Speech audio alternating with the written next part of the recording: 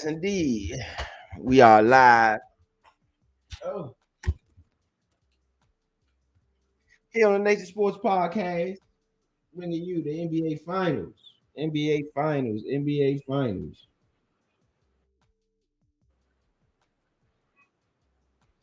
Y'all know what it do. Y'all know what it do. Y'all know what it do. NBA Finals here on the Nature Sports Podcast. We'll have Uptown Vito, Point B, Big Son, all will be in the building shortly. Yes, indeedy. Yes, indeedy. Shout out to everybody out there listening. Right now, we got a 9 to 19 10-point Dallas ball game in this one. Dallas definitely has taken over this game early. No Porzingis. No Porzingis. No Porzingis. Y'all know what it do. No Porzingis. Luka Doncic with the drive to the basket. Easy two. Easy two. Easy two. Easy two. Uh. Dallas with another score, 21-9. Dallas over Boston. 5:48 left in the first. Dallas is in big control of this one. Again, no Porzingis in this ball game for Dallas. They do not have Kristaps Porzingis.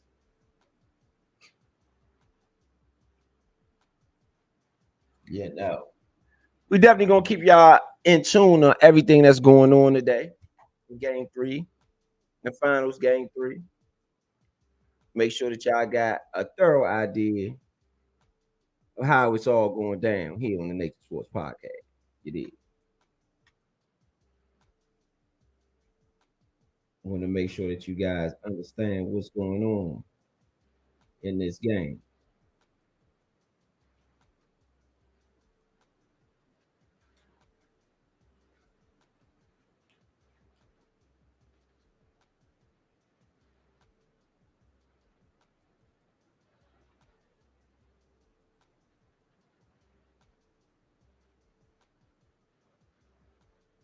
You got a 22-12 ball game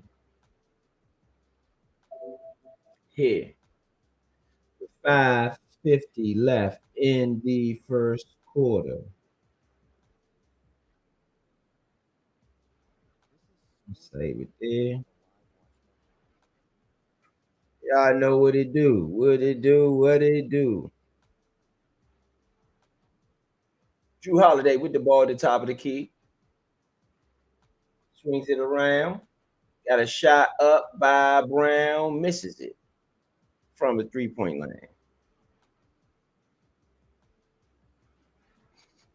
Oh, you got a good three coming back by Kyrie Irving for 3. Dallas fans going crazy out there, man. Dallas fans going crazy. Dallas up 12. Oh, you got a foul on a three-pointer. Looks like Kyrie with the foul on Jaylen Brown. 25-12 ball game. 25-12 ball game. You know. Yes, indeed, man. Shout out to everybody out there listening. This is Nature Sports Podcast, bringing you the NBA Finals. Y'all know what we do and how we do it. Yes, indeed.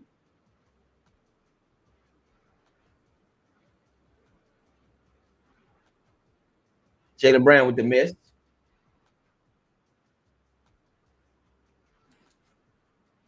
Shooting 2 free throws.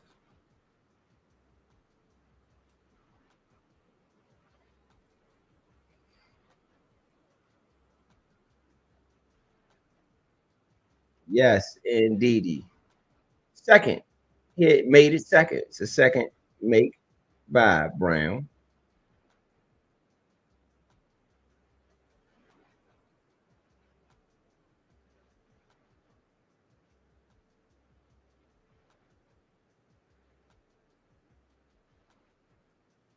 Shout out to everybody out there listening. Brown back at the free throw, shooting 2. Second free throw does drop for Brown on this.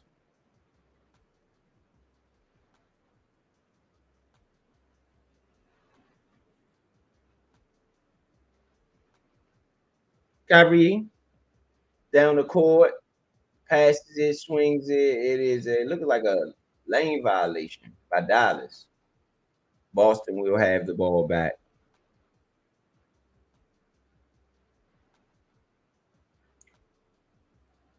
14-25, 4:13 left in the quarter. Tatum for three, miss, rebound, easy rebound for Keebler.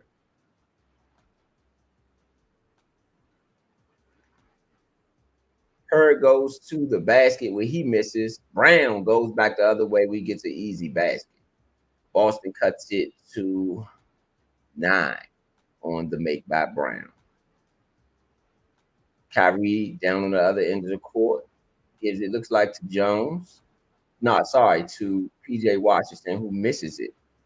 Hauser on the defense. Swings it to Brown. Pump fakes it, gives it back to Tatum. Tatum takes the three, misses it. Oh, he gets a good bounce, gets an easy roll. It looks like it went in. 19-25. Boston cuts it to 6 on the roll by Tatum. Y'all know what it is, man. It's the Next Sports Podcast. But y'all, the NBA Finals. That was NFL. NBA Finals. Terrible, terrible, terrible. I don't know. Boston looks like a different team without Porzingis. Will it be a factor? Will it be a factor? Who knows? It goes to say, goes to show that you can never be too sure. You can never be too sure. Got plenty of prop bets going on throughout the NBA final. Plenty of props, plenty of bets going on throughout the NBA finals. Plenty of bets going on throughout the NBA finals. I'll try to bring y'all some of them. Give you some of the updated lines. Try to bring y'all some of the updated lines.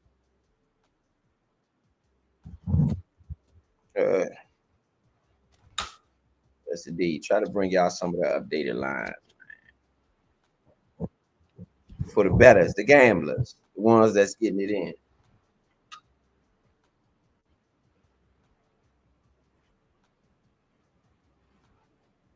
Again, no Porzingis in this game. Dallas has come out really strong. You know, Porzingis gave them a 2-game. Well, not really gave Boston a 2-game lead. I wouldn't say it was just Porzingis, but before he went out, he did come back and give them what he had. And I don't know what the injury is or what is going on with it, but apparently it's enough to keep him out of the NBA finals. So I would assume it's something kind of serious if you ain't playing in the finals.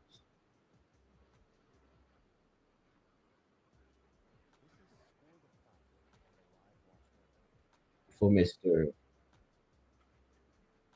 Chris Apps Porzingis. Got a TV timeout, TV break. Give y'all some of the updated lines during those TV breaks. Make sure we give y'all some of the what's going on in the world of gambling.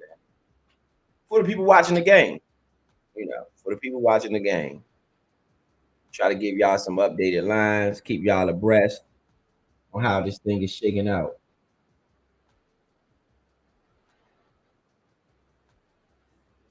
Keep y'all right abreast on how this thing is shaking out currently.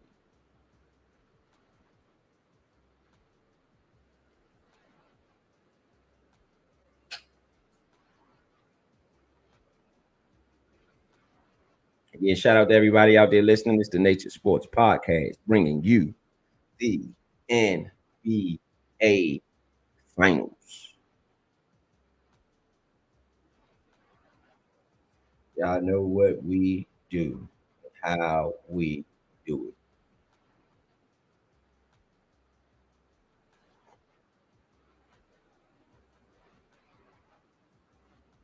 Yes, indeed.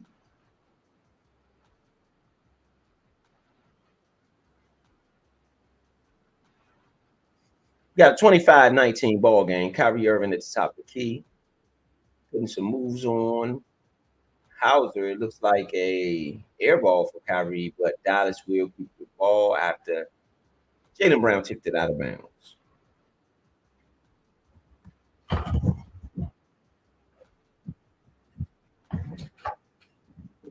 Yes, indeed. Of course, throughout commercial breaks, we will be bringing you Score the Fight. We have a big one. Big one. Score the Fight of the year so far. This weekend. Tank Davis. The fight we've all been waiting for. Many have been waiting for. Luka Doncic with the ball, swinging out to Keebler, who has his shot blocked. There's 2 seconds on the shot clock. He tried to get it himself, and it looks like he was stepping out of bounds after the block. Yes, it looks like he was stepping out of bounds. So that'll be a turnover for Dallas. Up by 6 in this one. Holiday with the ball. Swings it to Tatum. Looks like you have a 3-second violation on the Dallas Mavericks. Looks like on Keebler. There'll be technical foul for Boston. They'll be shooting 2.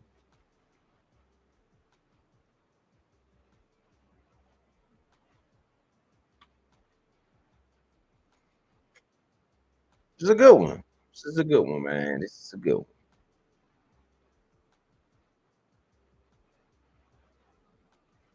This is a good one.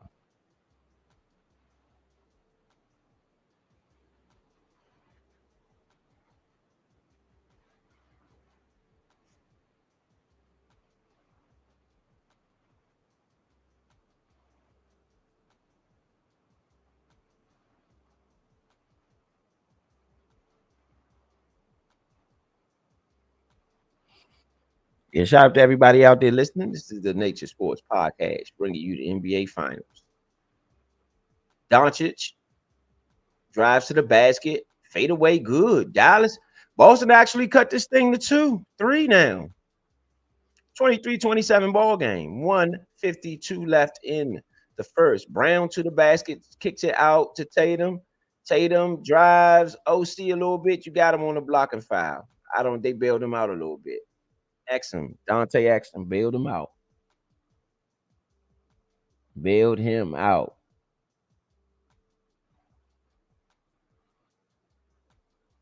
Because he was kind of OC on that one.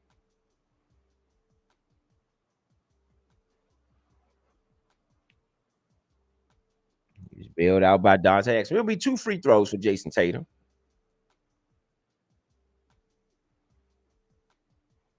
First one is good.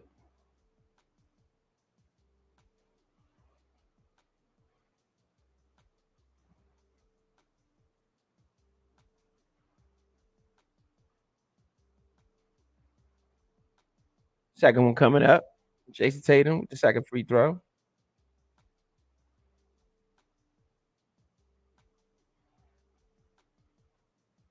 That is also good.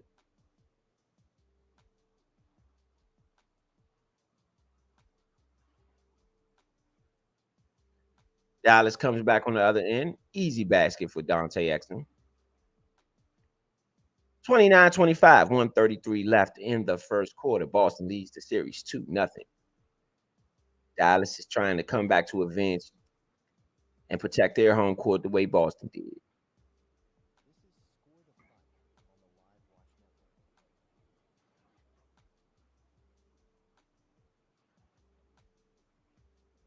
You had a miss by Hauser.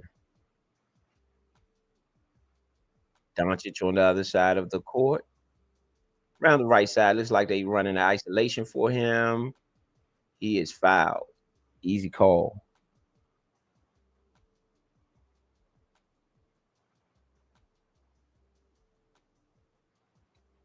Slick call right there.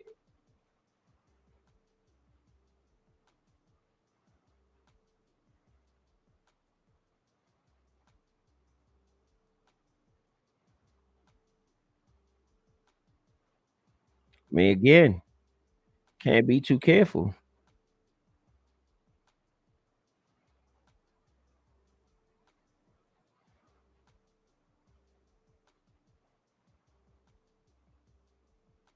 Second free throw coming up.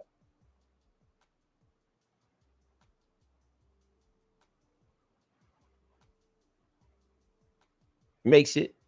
Got to balloon back to 6. The lead has ballooned back to 6.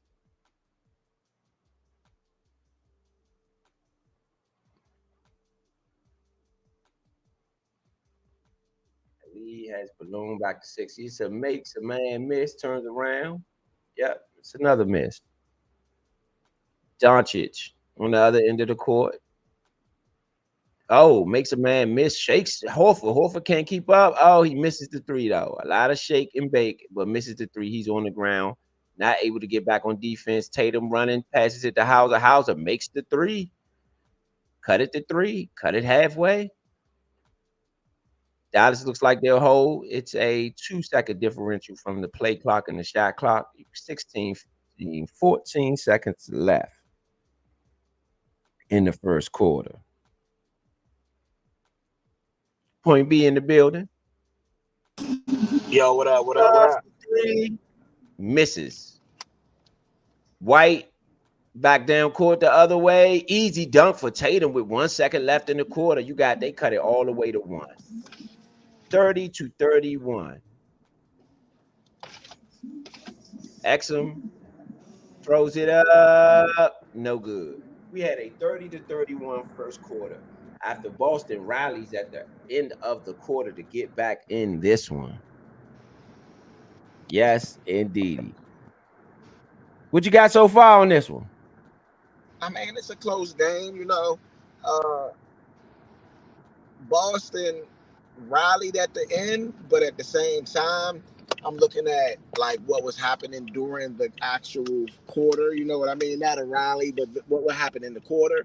And what happened in the quarter, I felt like Dallas kind of controlled it a bit. Um, a rally at the end isn't going to win you this game. This is a game that Dallas must win, so they're going to go at it with a lot of gusto. Right, right. Absolutely, absolutely, absolutely, absolutely. What about yourself? What you think so far? Um, I like what Dallas is doing. I do like what Dallas is doing. I think though that they gave them too much space at the end of that quarter. I think that they really should have took advantage of they should have really took advantage of the fact that Porzingis is not playing. Porzingis is hurt. Dallas has to win this game because I think they make the road a little too easy for Boston, knowing they could just got to get one to end them. Well, see, the But thing with is Porzingis that hurt, if they can win this one, I think they buy themselves some time where yeah, they desperately need. this is the thing. If Porzingis is hurt, right? If Porzingis does not play the rest of this series, does they still win? Do they still win without Porzingis? Um, I think it'll be difficult, but I do think they could do it. I think it'll be Uh, difficult, but I do think they could do it. I think they can win without Porzingis. I don't know. That's a tough ask right there. Is it a tough ask? Absolutely. But can they do it was the question. And yeah, that's true. That's true. Very true. Tough ask, absolutely. Tough ask. Definitely. Yeah. I mean, you know, More than a tough ask. when you think about it, I mean, they've been a better team with Porzingis, a lot better team with Porzingis. Right. And so when you think about that and you go into detail and say, is this going to be the best team with without their guy? That's that's been the mismatch. He's been the mismatch.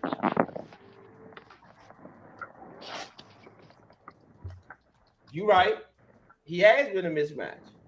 But again, I don't think it's a job that's too tough for them for them to be able to take. He said you don't think it's too tough of a job.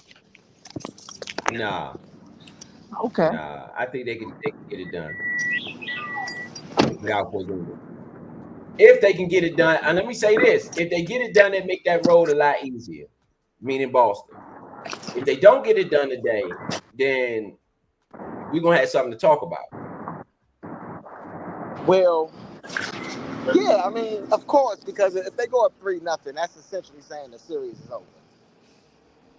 Right, right, right. That's why I said today is really a huge game for the when it comes to deciding the NBA champion this year. This is right now. This is the biggest game of the season for both teams. 31-30. Jaylen Brown ended. Boston ended the quarter on an 18-6 first on an 18-6 run. Al Horford for three with the miss. Rebound Dallas. Looks like Tim Hardaway Jr. Oh, is that Tim Hardaway Jr.? Yeah, it's Tim Hardaway Jr. getting a little wreck. He goes for three. Tim Hardaway Jr. misses it. Misses it. I'm voting for the kid. He misses it. Jaylen Brown at the top of the key. Picked off. Al Horford on the switch. Still at the top of the key. Al Horford. Sorry. Jaylen Brown loses the ball. Dallas gets it rolling around on the ground. Dallas comes away with it. 31-30, 10:59 left in the first. 10:59 left in the first. I think you're getting a little feedback on your end. And you had an easy make for. Sorry, no, nobody made it.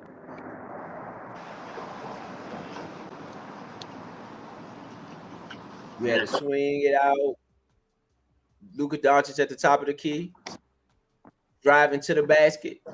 Pritchard with he swings it out, gives it back to Pritchard. Easy shot. Luka misses it. Shot clock violation. What's going on, fellas? What's going on? Big son in the building. Big son in the building. NBA Finals, baby.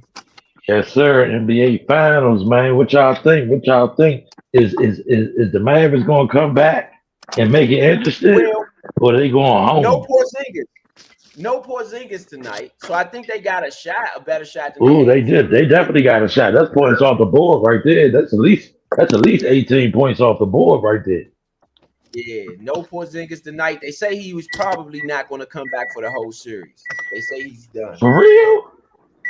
Oh man, I seen that plus 485. I should have took it today. I should have put $15 on that plus 485.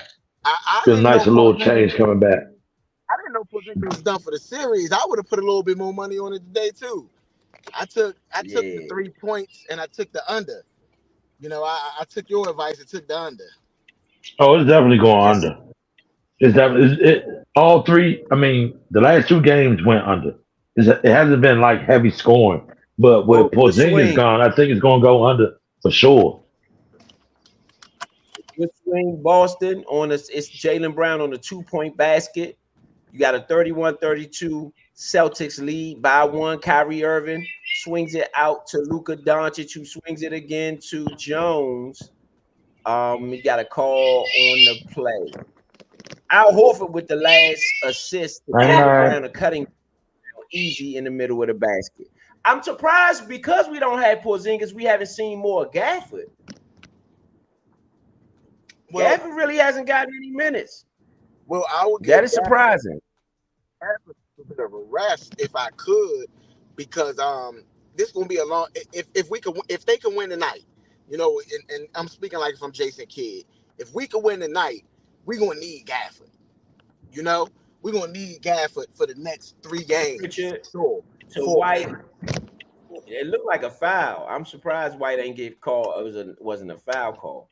White missed in the middle of the basket. Kyrie Irving drives down the lane, makes it easy 2.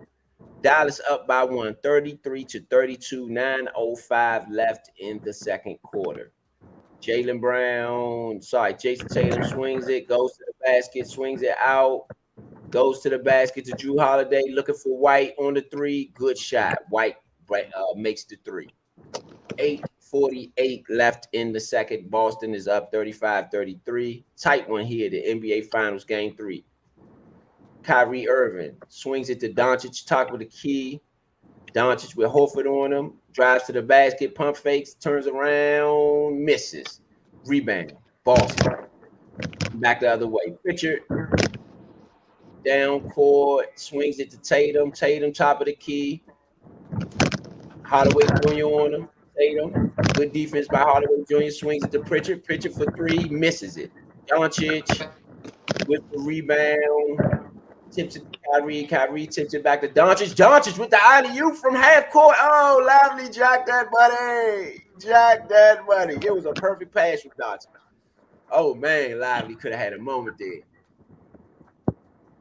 You have the ball batted out of bounds. Dallas ball. Yeah, man. I don't know. I think that without Porzingis, oh man, it was a beautiful pass from Doncic. A lively jack the dunk. He jacked the dunk. When y'all see that, y'all gonna be like, "What in the world?" He could have made a moment of in NBA in the finals history. He could have made a moment. That could have been a moment. He missed it. Well, I mean, it's a big when it's a big moment like that. You know what I mean? You have to take advantage of those moments because those are the moments that boost your team. That boosts the energy within your team. So you gotta Yeah, take advantage. Gotta take advantage of it. yeah. I agree, man. He jacked that money. Lively jacked that money. That might have been one of the biggest chokes in NBA history. And for one shot in NBA history. I mean, half court alley oop from half court, perfect on the money from Doncic, Yeah. and he missed the dunk. I And he think missed after the dunk. I think after this year, I think even if um they've been so there's been speculations about LeBron talk about he misses playing with Kyrie and all this and all that, right? If Right. LeBron joins, do you think they can win a championship? You said if LeBron, I couldn't hear you. If LeBron, what? If LeBron joins the Mavericks, do you think that they can win a championship? Oh yeah, absolutely. If they could get there now with what they have now, you add LeBron to what they have now, absolutely, absolutely. So you don't think LeBron takes away at all from what they have? No, no, no. I think he'll just make it better. I think that's a place he could go because you have Luka Doncic. He doesn't automatically have to be the one. So when he don't have to be the one, he's a much better two than one. And so when he don't have to be the one, now he could be the three, the third option. Oh, I think that's masterful. It really allows LeBron to play in his essence how he wants to play, which is get other guys involved, especially in his older age now. He don't want to be taking 25, 30 shots. He'd rather get other guys involved and pick his spots, play some good defense, good rebounds, mostly do his damage on the assist side. So do you think that he will just turn into a rebounder and a defender, a Dennis Rodman style player, of course with some assists, but do you think that he'll Well, turn into that? Yeah, I think that's more of a natural role for him anyway, in my opinion. Okay. I think that's a more natural role for him anyway. I think he's better in that role. Yeah, because I don't see Kyrie leaving Dallas after this. You know, I think that him and Doncic getting to the finals is showing that it's working. You had KD and Kyrie in Brooklyn together, and that didn't work. Right. So being this, I think that if Boston is able to win, Dallas does look for another, like another guy to be able to help on the defense, help score some points, facilitate a little bit, and I think that might be what. But I don't know if LeBron leaves LA. This just talking on a rumor mill a little bit. Does LeBron leave LA? I don't think so. Oh, he could though. Could he? I mean, could he leave LA? Yeah, effectively he could. If he wants to play with Bronny, will he go where Bronny goes? Could he? He could effectively go. Yeah, and it ain't no So problem do you about think Bron? LeBron making him a superstar. Do you think Bronny could go to the Mavericks? Do you think they got enough space for Bronny? Yeah, I mean, he can go to any team. No, They I'm want a saying player. like realistically, Bronny isn't going to start. Okay, realistically. So, do you think Bronny will be good with the Mavericks coming off the bench? Do you think he'll contribute or something like that? Because The if Mavericks don't some, have a bench right now, so anything could be good coming off the bench for them because they don't have a bench right now. Yes, in game 2, I think what did they have? 8 points off the whole bench the whole night. hey, Tatum to the basket, miss. Gafford is now entered the game. So let's see if this is a difference for Dallas. They are down by 2. To the basket, Doncic. Gafford with the foul call on look like Williams. Gafford with the foul call on the Doncic miss.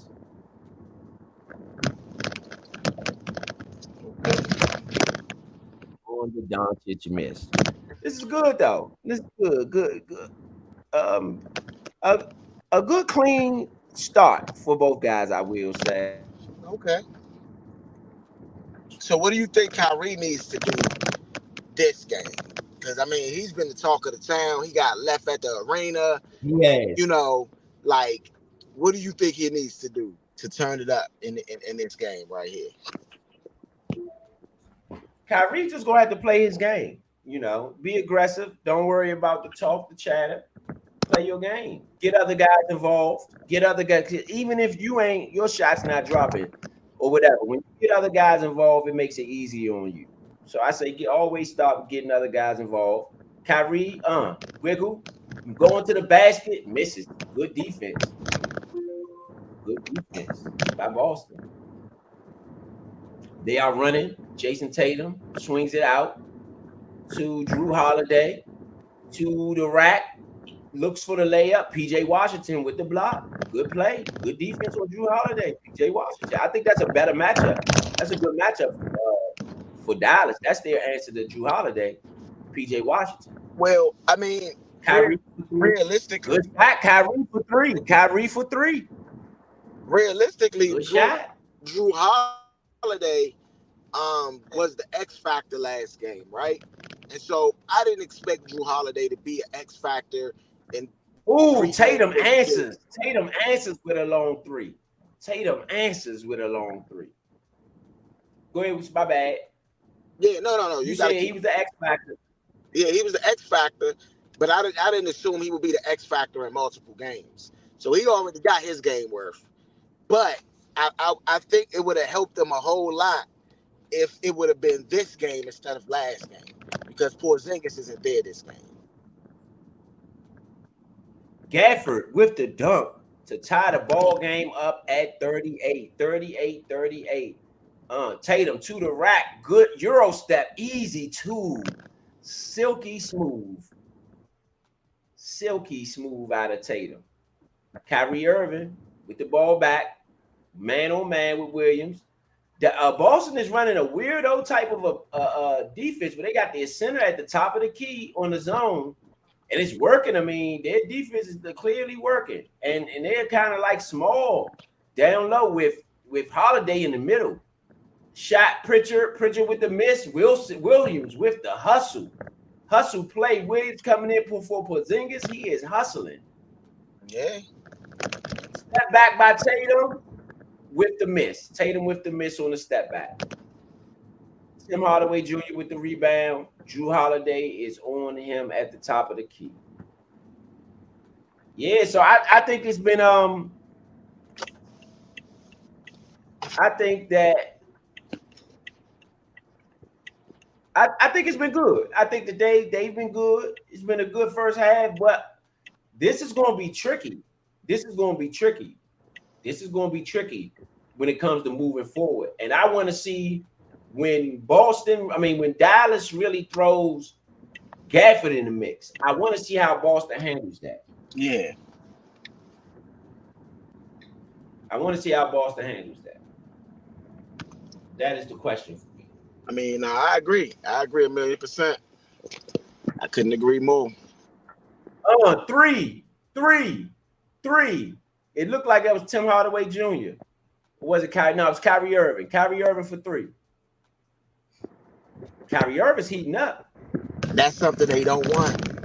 They don't want Kyrie to heat up. Up to Doncic.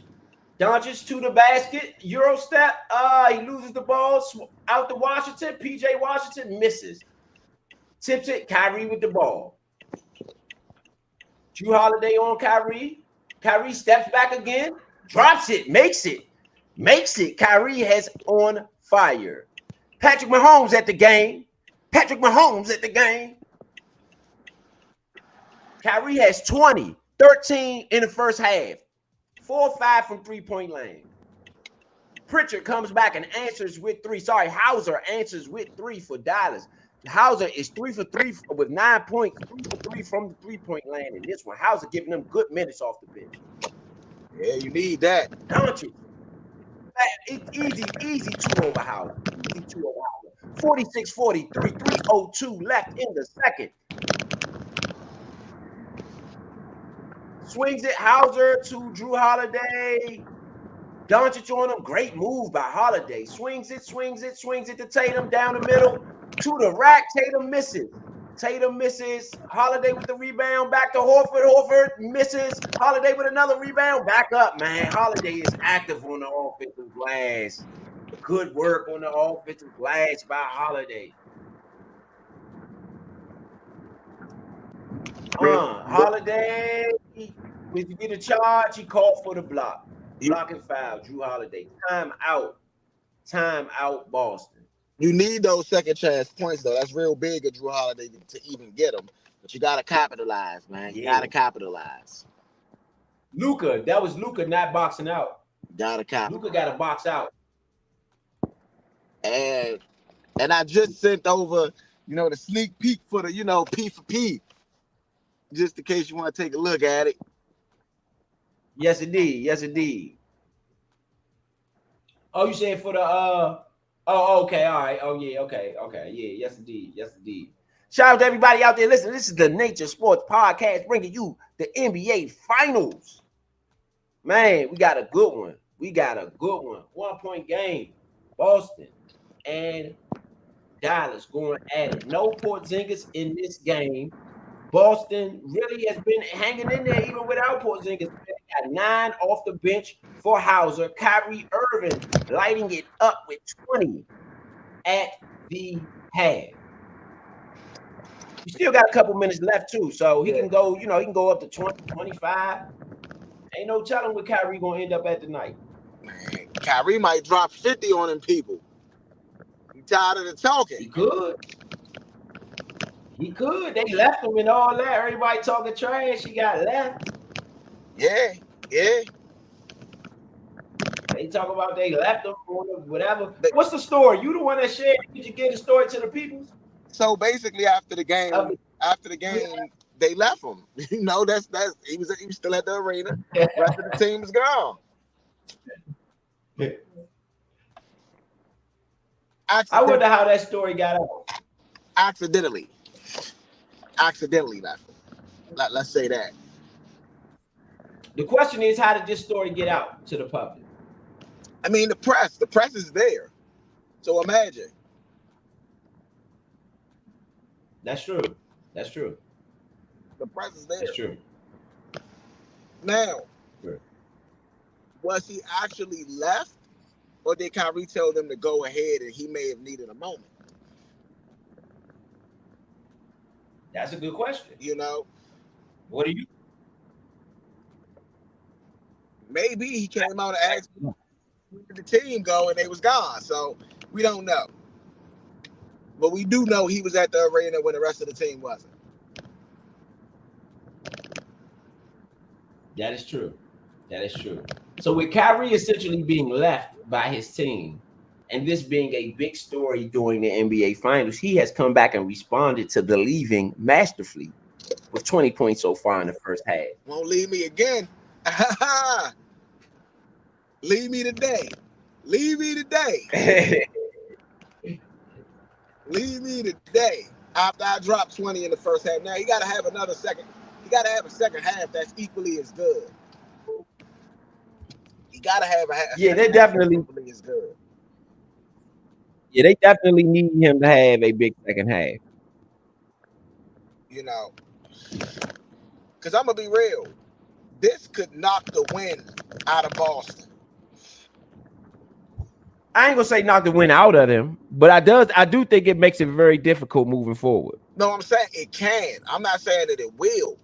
I'm saying you go out there, you go beat them on your home court, you do it in a convincing fashion, you could knock the win. Because right now, Boston, of course, has the momentum being up 2 games. So I agree with that. not only can you swing the momentum, but you can also knock the win out of the team, out of your opponent. I agree with that.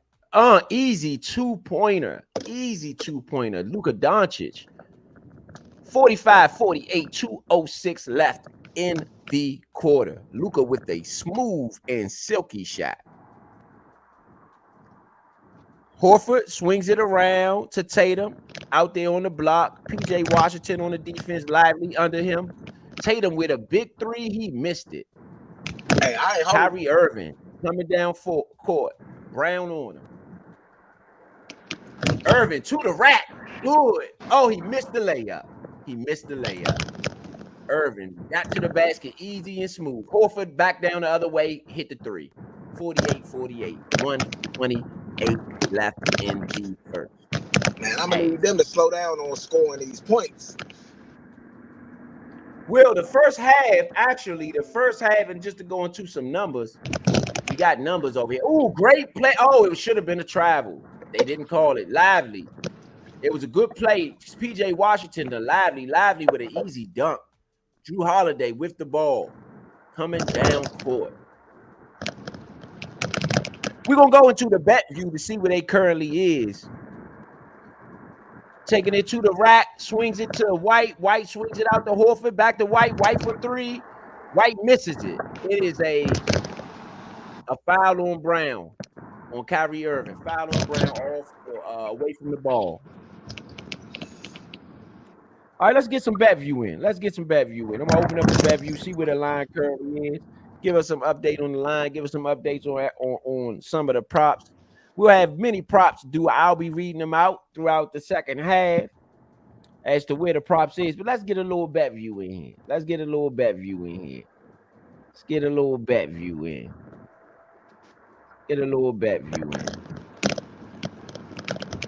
Luka, the post, swings it. PJ Washington, it took the ball from him. They took the ball. Brown on it, coming the other way. Tatum, easy 2. 50-50. 33 seconds left in the first. Oh, you got to travel. What's the call? Dallas. Oh, no. Oh, okay. Oh, Dallas didn't take out the right way. It's good to see Tim Hardaway Jr. getting some little bit of pat, man. I think that's Dallas. You got to give him a chance to play himself back into whatever slump he might be in or might not be in. But whatever he in, you got to give yourself a chance to play in it, play through it. And I don't think they really did that. Well, I think Tim Hardaway needs to defensively focus on Tatum. So based on the bet view, as you guys can see, we got the line right now in this one is 205. It has moved down. So if you bet the under, you're looking really good right now because the line has moved down to 205. The Celtics is plus 125 in this one. Shot it for 3. Washington with the rebound, going back to the rack. He is fouled as he goes up. It is 9 seconds left, 50-50. And Washington is fouled by Drew Holiday on the putback after the offensive rebound. Mavs minus 155, plus 125 for the Celtics. The Celtics has actually got the third quarter, though. They are, according to Vegas putting the money, is more money on it's good money on the Mavs for the third quarter. That's a decent bet, though. Plus 150, actually. Yeah. Minus 180. I bet under 214. Okay. In the first quarter, the over-under for the Celtics is 101.5 right now. And the over-under for the Mavericks is 103.5. So That if you bet the under coming into this game, you are looking really good. If you bet the under for the half, 107.5 is the under for the half. And it looks like you should have won your bet. It's 9.5 seconds left. Tatum with the ball coming up court, makes a man miss. Jones is on him. Tatum step back three, misses, rebound. Dallas, and they will let the clock roll out. You had a 51-50 ball game at the half. Yes, indeed. Yes, indeed. Team to make 17 3-point shot. The Celtics is minus 140. Dallas plus 110. Total game points. Ends in odds and evens. Odd minus 115 and even minus 115. This is crazy on some of these bets. Total points in the second half. Odd or even. Odd 115, even 115. Whatever bet that you want to make today, ladies and gentlemen, for these NBA finals, you are able to make almost. Total third quarter points ending odd or even. 115 odd, 115 even. First 3-point shot made in the third quarter. Between 10 minutes and 12. Minus 260 between 8 minutes and 9 minutes. Plus 185. Anything before 7, 25 plus 500. No 3-pointers made in the third plus 1,000. That's not going to So that's some of the bets we got. I don't got that happening. I don't got that happening. Boston shoot way too many threes not to make at least one of them. Yeah, I don't got that happening either. And Luka, I think a lot of threes for them not to make one. Yeah, I think they'll make a 3. Yeah, I think they'll make a 3. now if it was I think they'll make a if it 3. was an over under for 1-1-3, that's a good bet. The first basket made in the third quarter, 2-point shot or 3-point shot, minus 240 for the 2-pointer, 3-pointer, minus 200. That's a good bet, I think. Free throw, for a 3-point shot is plus 200. Free throws, plus 375. If it's a free throw. For the first point quarter, for the first points of the second half.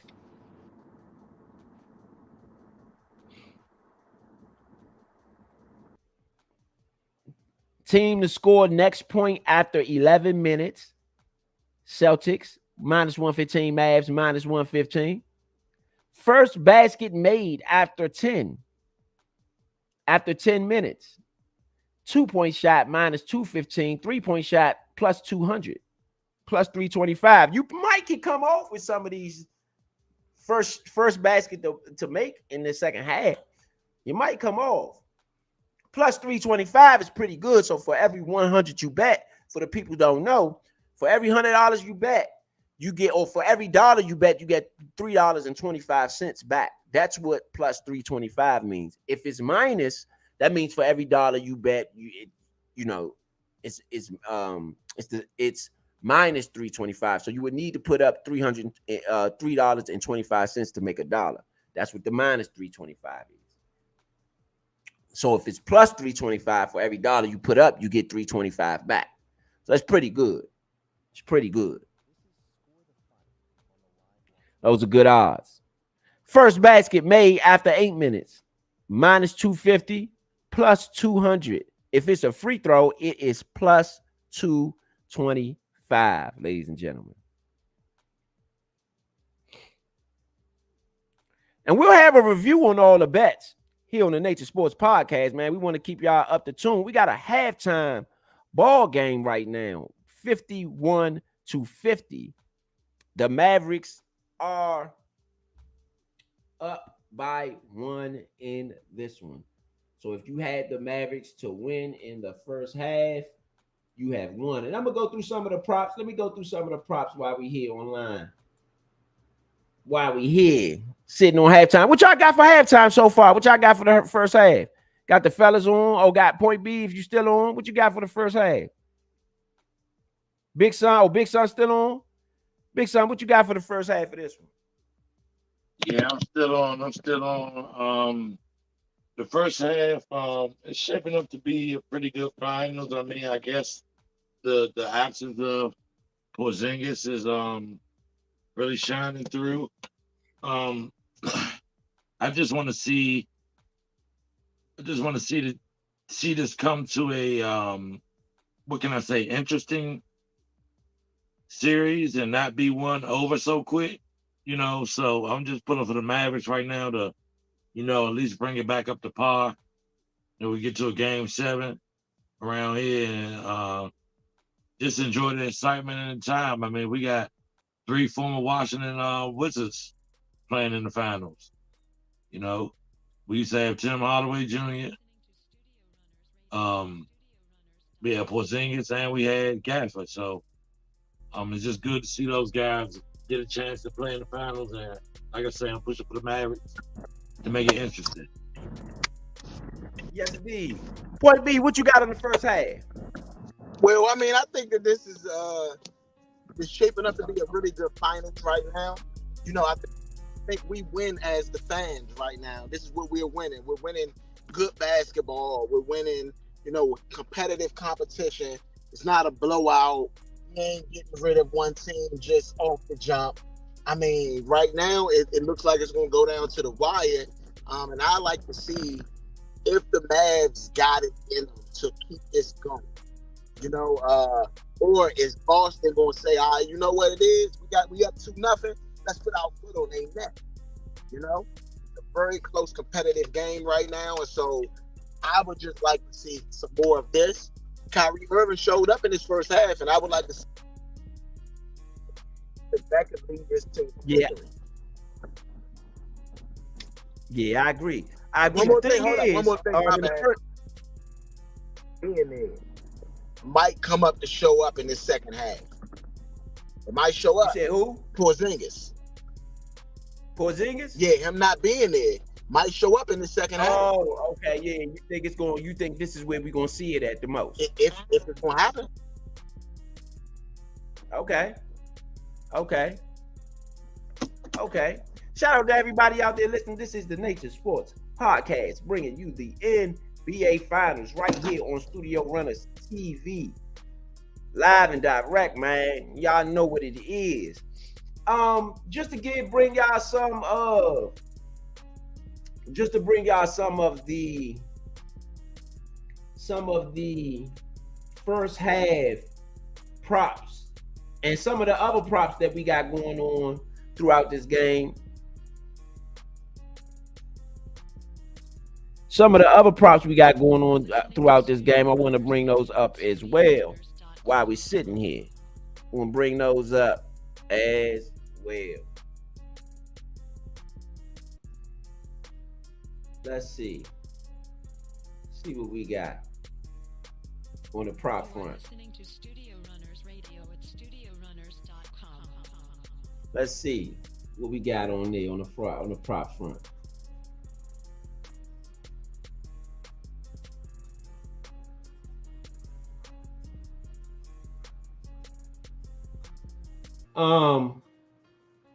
Again, shout out to everybody out there listening. This is the Nature Sports Podcast, bringing y'all the NBA Finals live and direct here on the Nature Sports Podcast.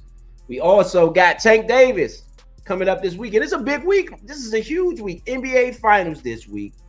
Tank Davis fights this weekend. We will be bringing you that live. Score the fight.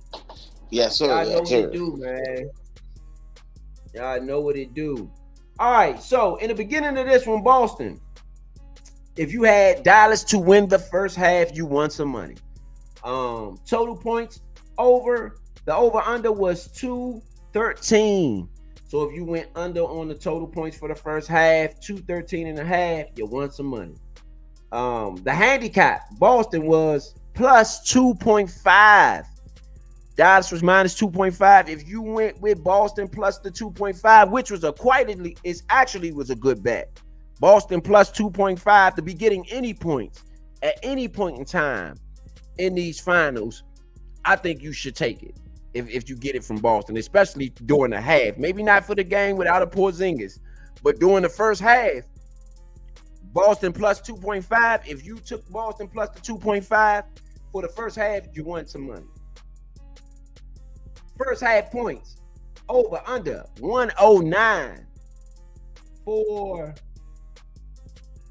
both teams together, 109. So if you pick the under in this one, you want some money. You want some money. All right, let's go ahead and keep it on moving down. First half winners. Sorry, first half Dallas points. Dallas points total. Sorry, the total points in this one, Dallas is at 107.5. And Boston is at 105.5. So if you pick either one of those, if you know, those are over under numbers right there. So you are looking really, really good if you went about it that way. Here on Studio Runners, man. Y'all know what it is. We bring y'all the NBA Finals only the way we can bring it to you. Live and direct. Live and direct. Live and direct. Only the way we can bring it to y'all, man. Only the way we can bring it to you. Live and direct. Yes, sir. Hey, Ro, question. Yeah. If Dallas wins this game, do you think Boston panics a little bit? Could be, yeah. Boston is known to panic a little bit. Sorry to say it like that, but they could. I'm not going to rule that out. I'm not saying it's a definite, but I'm not ruling it out either, because Boston has had their panicky moments this season. Okay. Do you think that it is a reason to panic? Do you think that they should be? Or do you think that that'll be a little bit? You missing Porzingis. And he was definitely the mismatch out there for you guys. You guys cruise into 2 easy wins at home with Porzingis on it. So for him to be out, you should be very cautious about how you approach these next 2 games. Okay. You should be very cautious. Absolutely. So we're gonna bring y'all some prop bets moving forward to just let y'all see which if you did bet on some of the props, what are you looking like right now on your bets? If you bet on some of the props, just pulling the stats up so that we can compare these stats to get these prop bets up. Rebounds, assists, points, combos. You got it pretty much everything. They gave you everything to bet from today if you are of the betting caliber. If you are of the betting caliber, you pretty much had everything to choose from in this one. Jason Tatum right now has 20 points in the first half. Al Horford has 8. Drew Holiday has 4. After the big first 2 games, Drew Holiday only ended up this first half with 4 points.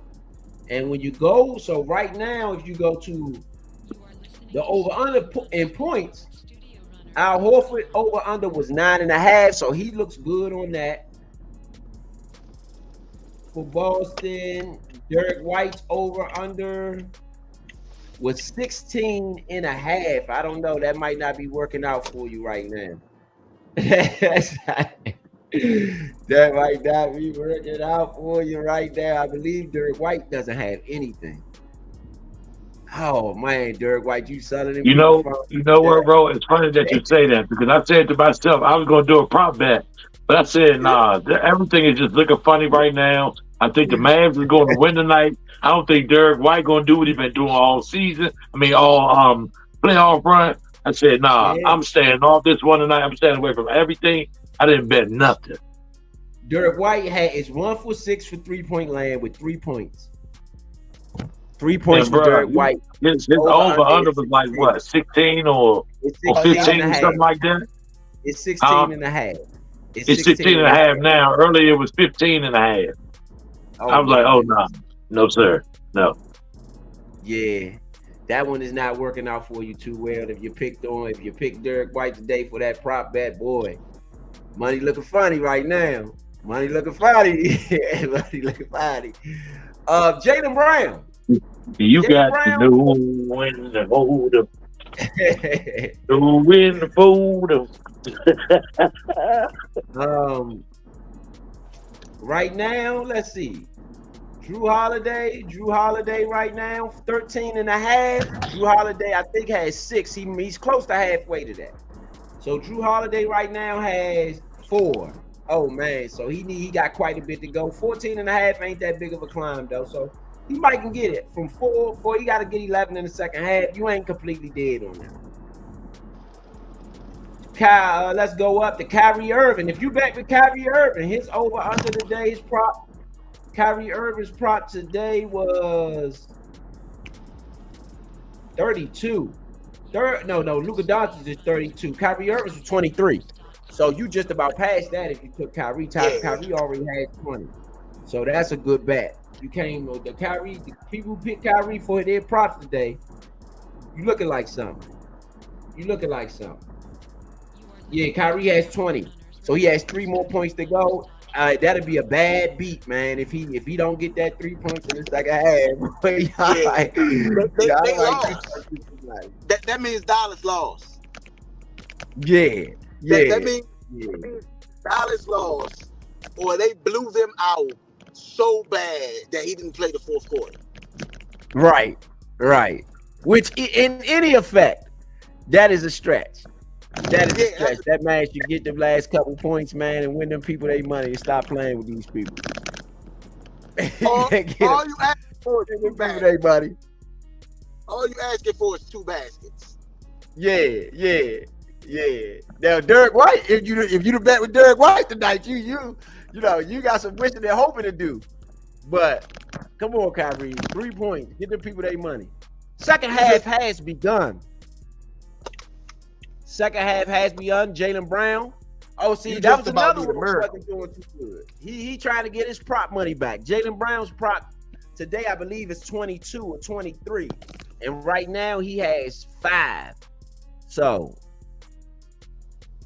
Jaylen Brown trying to get some of that money back. Daniel Gafford with an easy 2 on this one.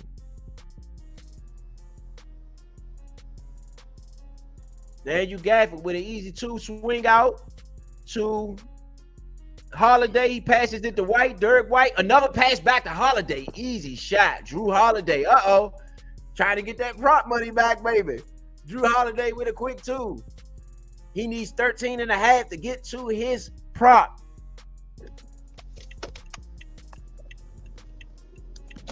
Daniel Gafford with another dunk. What did I say, though? I said, Gafford, I want to see how Boston did with Gafford. Gafford got 4 already in the second half.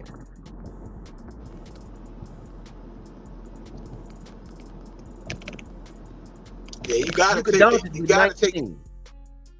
Tatum with an easy 2. Tatum with an easy 2. 56-55. 10-25 left in this one. Let's see if this line has moved. Let's go back to the bet view and see if the line has moved. It went up a little bit. 209.5 is up to 209.5 in this one. I need them to start playing some defense. Stop letting every team respond. And that go for both teams. Every time Dallas go make some baskets, what happened? Boston come make a basket. Every time Boston make a basket, what happened? Dallas come respond. Play some defense. Don't let that other team respond. You're trying to win. Yeah. If they make their own basket and create their own, but don't let them respond off of what you've done. Absolutely.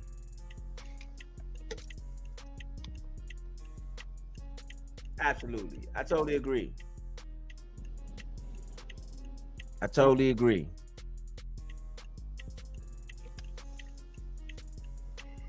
All right, let's see if this line moved. The line has moved to now Dallas is +3.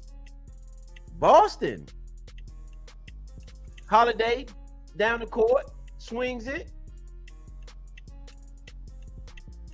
Jaylen Brown to the rack. Easy two. 58-57, 9:40 left in this one. Luka Doncic down court, makes a man miss. Luka Doncic still dribbling, drives to the rack, swings it to Jones. Jones was wide open. He swings it to Kyrie. Kyrie gets the basket though. Another, there go two. Kyrie only needs one to get his prop. 59-58. Dallas up by 1. We have a Dallas is +3 on the line here. And the line is up to 212. Move over under is 212. It's creeping on up, baby. Creeping on up. They trap Kyrie Irving. Keep on back down. Back to Kyrie. Kyrie turns the ball over. 61-59. Boston lead. Drew Holiday down court. Drew Holiday swings it to Brown. Brown wide open. Looks like they're getting a little lazy. Tatum for 3. Splash. Boston is up by 5. 8:44 left in the third quarter. Boston is up by 5. 64-59 on the Jason Tatum 3.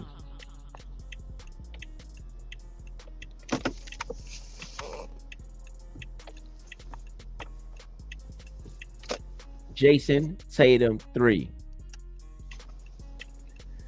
Oh man, it's getting spicy out there. It's getting spicy out there now. What they gonna do? Can Dallas respond? Has Boston got their footing? I mean, they ain't got no choice right now. They don't respond right here. That might be the end. Yeah, Dallas right now at home +2.5 on the line. +2.5. Over under 212. 212 is still under though. It's still under what your initial placement was. It looks like. I think your initial placement was 215. It's still projected to go under that at 212.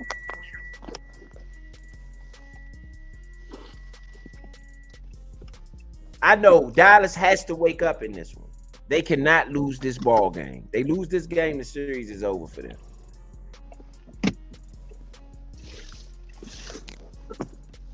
The series is over for them.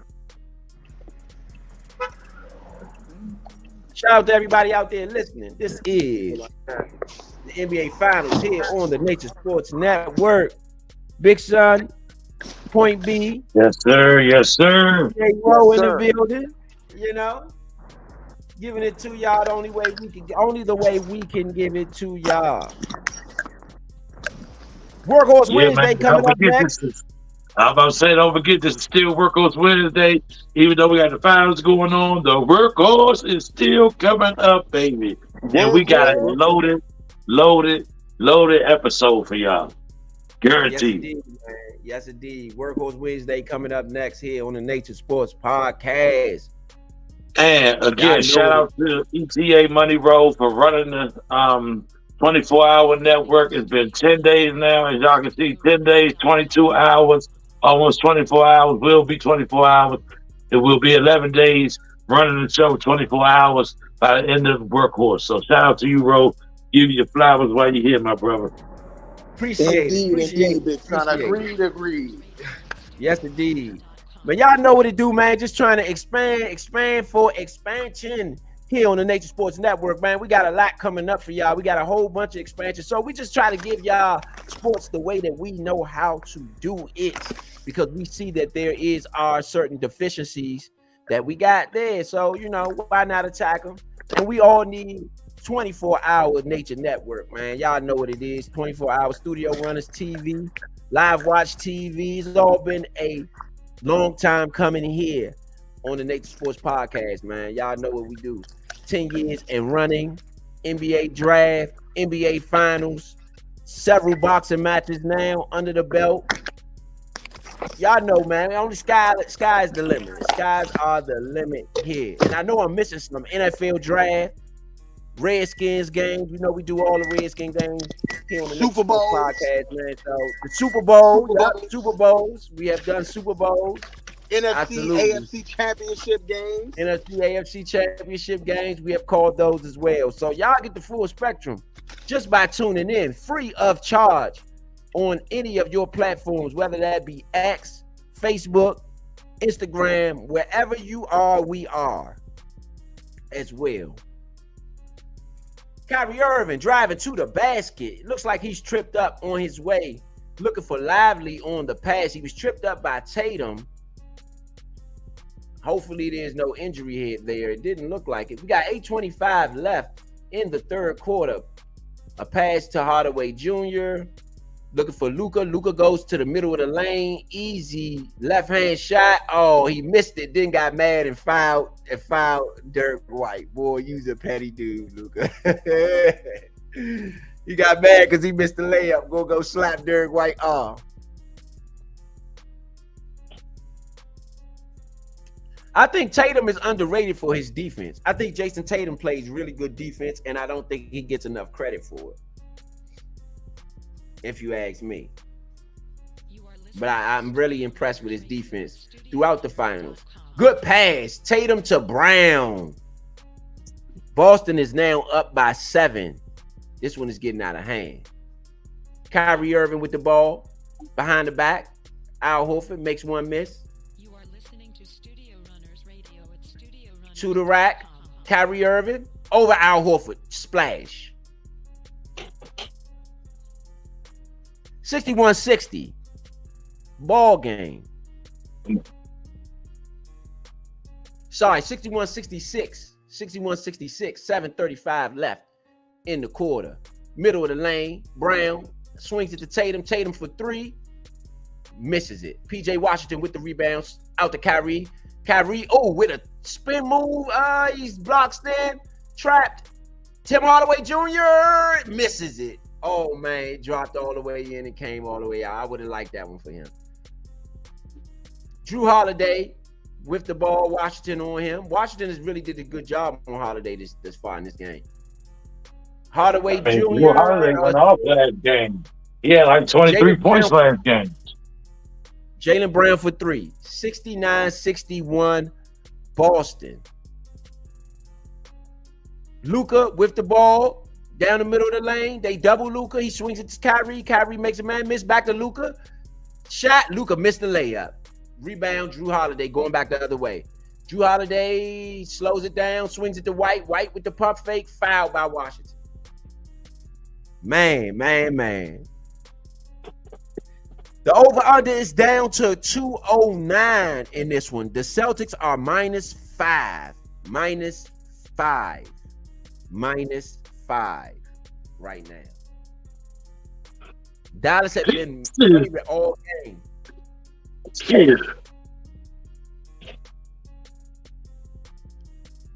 Swings to Drew Holiday, top of the key. Tatum, step back over Luka, miss. Rebound, Lively. Swing it, Hardaway Jr. to the rack. Oh, it was a block by Dirk White. Good defense. Back the other way, Tatum, easy dunk. Looking for the foul, he didn't get it. Luka Doncic, it's a 10-point Boston lead right now. 6 minutes left in the third quarter. 10-point Boston lead. This has gotten out of hand. Luka to the rack by over Horford. Good shot. Looks at the ref, looking for a foul. They're going to eventually get a tech. Somebody is. Everybody's looking for a foul. Just play the game. Luka Doncic has 23 points in this one. 9 for 20. 3 rebounds and 3 assists. Jason Tatum with the 3. Brick. Oh, Luka with the rebound. It's tipped out of bounds by Drew Holiday. Man, the game has gotten intense. The game has gotten real intense. Derek White with a good block of Tim Hardaway Jr. Tim Hardaway Jr. put it in his face, though. And it should have been a foul on the Tatum dunk on the other end. It should have been a foul. Clearly, he was hit on the hand by PJ Washington as he goes in the dunk. They did not give him the and one. It should have been. Kyrie Irving brings the ball up court for the Mavericks. 5:22 left in the third. Kyrie to the rack. Up the top, he misses it. Rebound Lively, back out to Doncic. Doncic to the rack, easy lane. Finally can get one. After 4 straight misses by Doncic, he finally gets the basket. Drew Holiday on the other end, 65-71. Boston up in this one.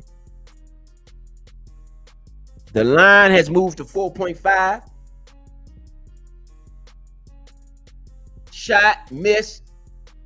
Doncic with the rebound and the ball going the other way.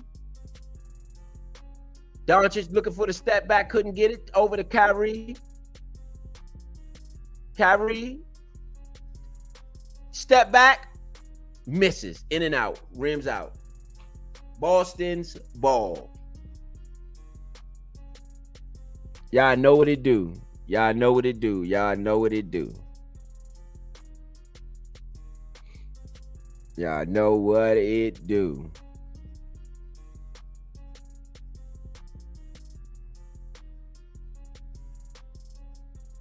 Yes, indeed.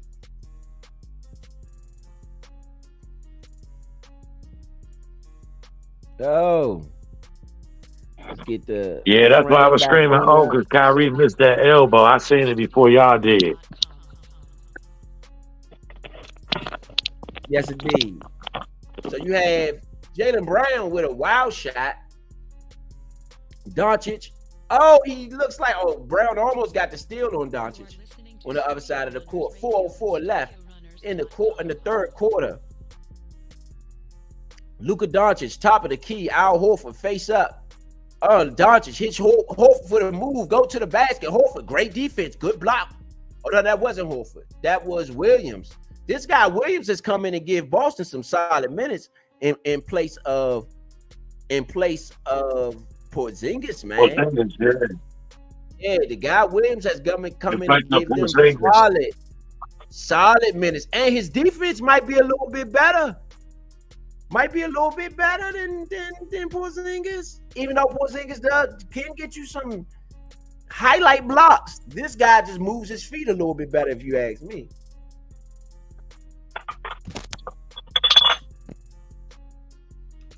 That just means he's a little bit more athletic than Porzingis. But the thing you like about Porzingis, he bring that athleticism on the offensive side too. Yes, he does. Not just the defensive. You know. Yes, he does. I do agree with that. I think he's truly about to be missed if he's not coming back. Tillman. I'm saying Williams, Xavier Tillman Sr. I said Williams. Apologies. Jason Tatum has 27 points in 30 minutes in this NBA Finals. His prop number. What was Jason Tatum's over under, Ro? His prop number, Jason Tatum's over under was 27. Wow. He scored that joint. Yeah. He's over.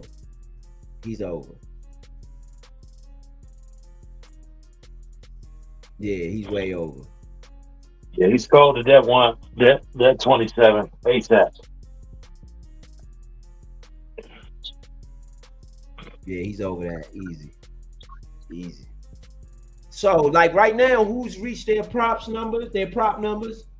Jaylen Brown's prop number is 23.5. I don't know that he gets there.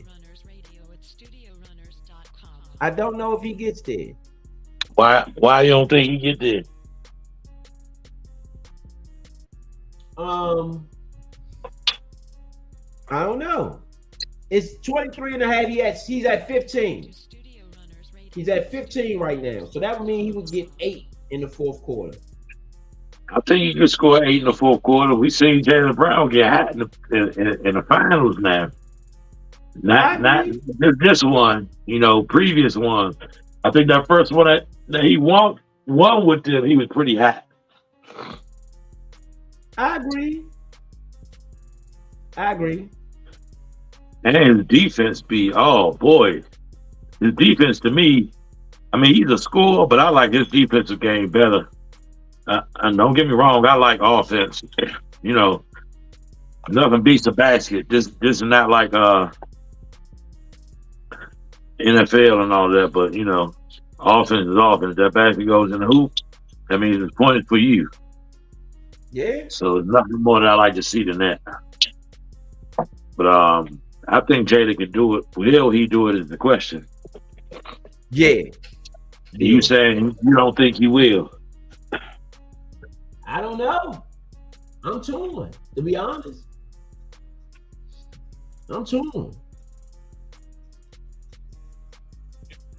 Yeah, Brown 23. Brown's number is 23. So I don't know if he gets there 23 and a half. What's your prediction? Does he get there? Do we get to the 23 and a So that half? You think he means get it? so he's at 15 right now.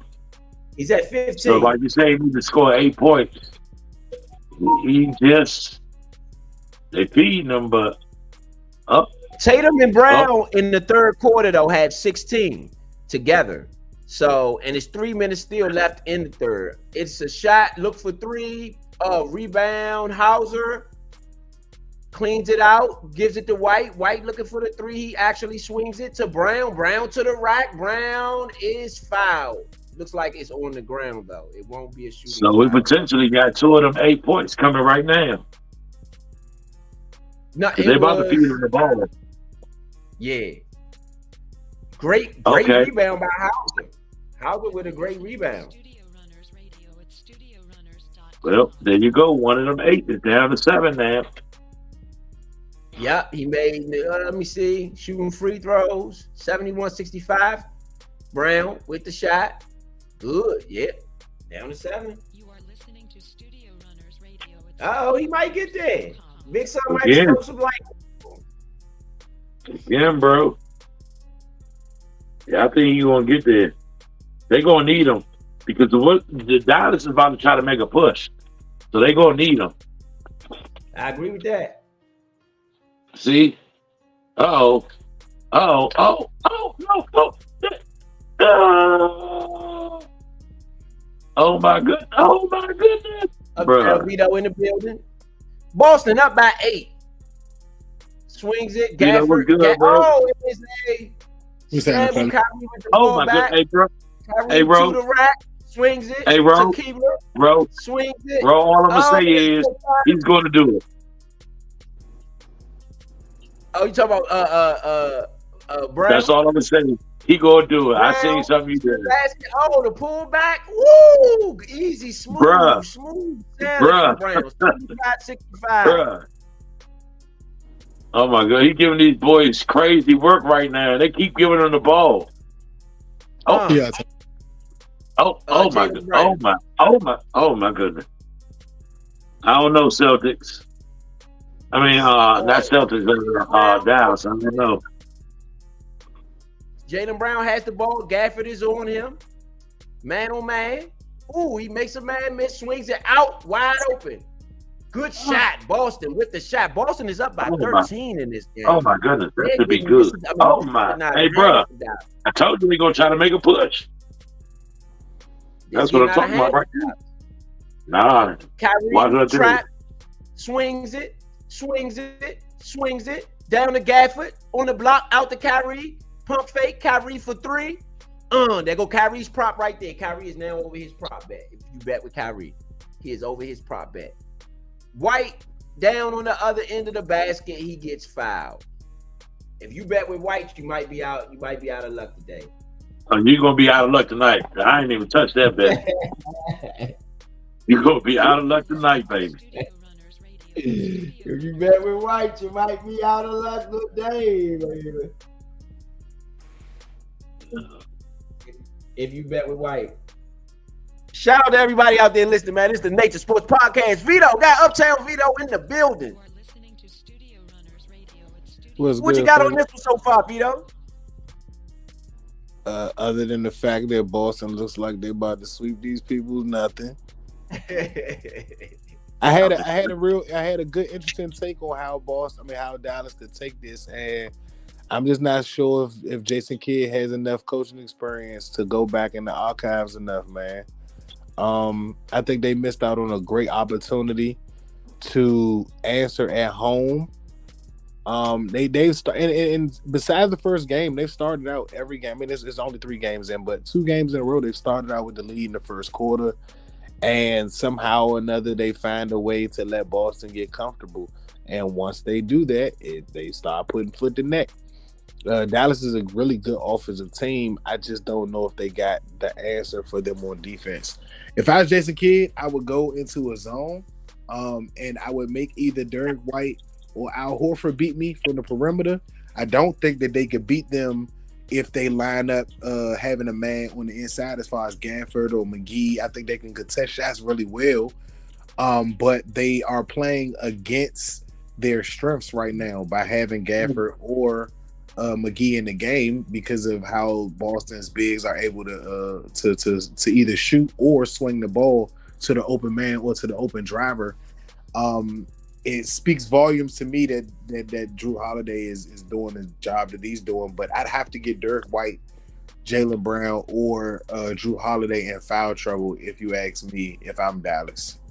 And the 19, what was that? 85, 86 Magic Johnson championship when he won Rookie of the Year. That's 70. That's 80. That's 1980. Is 80 like straight up 80? Derek White for the roll around three. Derek White for a three off the backboard. He got lucky with that one. It went in though. All right, at 80. I mean, but even still, I would use that. I would have used that strategy. I would have had Kyrie bring the ball up.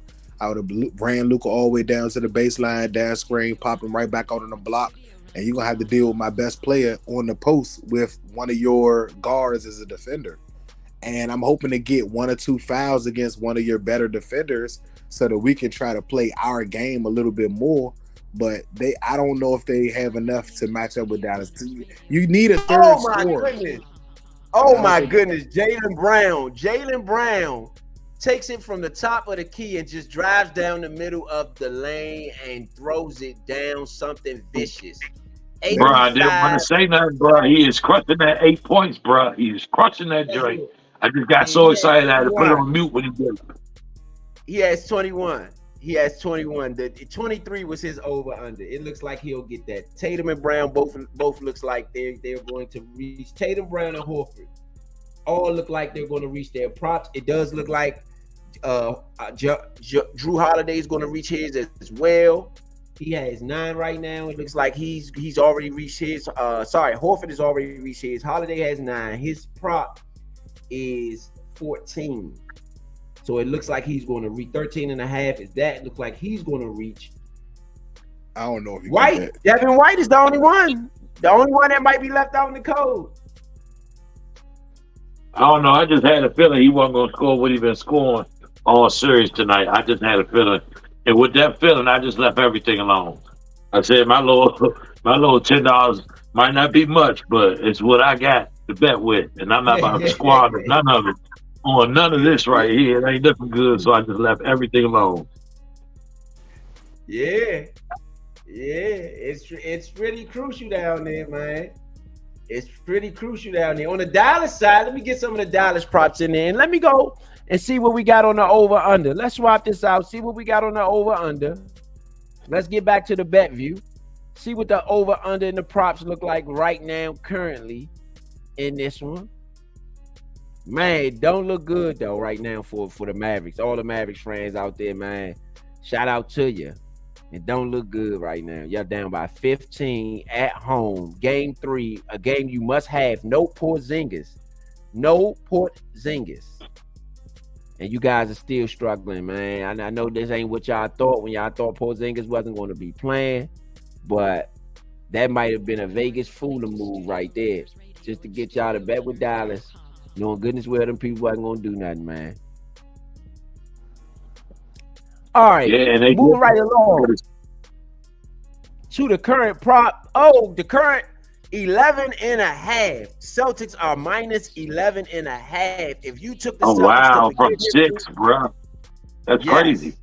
Big jump. Minus 11 and a half. That line has moved something terrible. 206.0 is the over-under for this one as well. The line has moved minus 11 and a half. is the new prop. It's going under though. 206. You think it's going under 206? Yeah. I don't know. That's okay. It started at 215. That's the original line in this game. 215 is the original line. It's about So to be right the fourth now, quarter. yeah, it's about to be the fourth quarter. It's beginning of the fourth. 85-70 is the score. You got Dallas scoring 30 points. They're gonna have to if they plan on getting back in this game. And they gotta play better defense. They gotta play better defense as well. Hey, fellas, can I ask something right quick? Man, my nephew is a NBA fanatic. He just loves basketball. I'll just say basketball fanatic, not just NBA. Any type of ball, he love it. So he asked me a question the other day, and mind y'all, just to give y'all a little thought process of where his mind is, that he's 9 years old, right? He said, Uncle Derek, who is the better point guard in the NBA between Magic Johnson and Steph Curry? He said, I think Magic Johnson. I said, you think Magic Johnson over Steph Curry? He said, no, I think Steph Curry can shoot. He said, but Magic Johnson got 5 rings. Hey, yeah. He said he got 5 championships. I was like, oh. I was like, that's interesting, nephew. To be honest, I always thought they had 3 or 4. So my nephew shined some light on me. So who do y'all think is the better point guard, Magic or Steph? Steph Curry. Your nephew is tripping. You give Steph Curry any of those teams that Magic is on, and they got way more rings because nobody shooter from 35 feet back then. Not only is that, Steph is actually a really good point guard, but the fact that his assist turnover ratio is actually higher than Magic Johnson's as well. Interesting fact. All right. You're talking about a player who is also not 6'9". Not short. He's 6'4", so that's good height as well.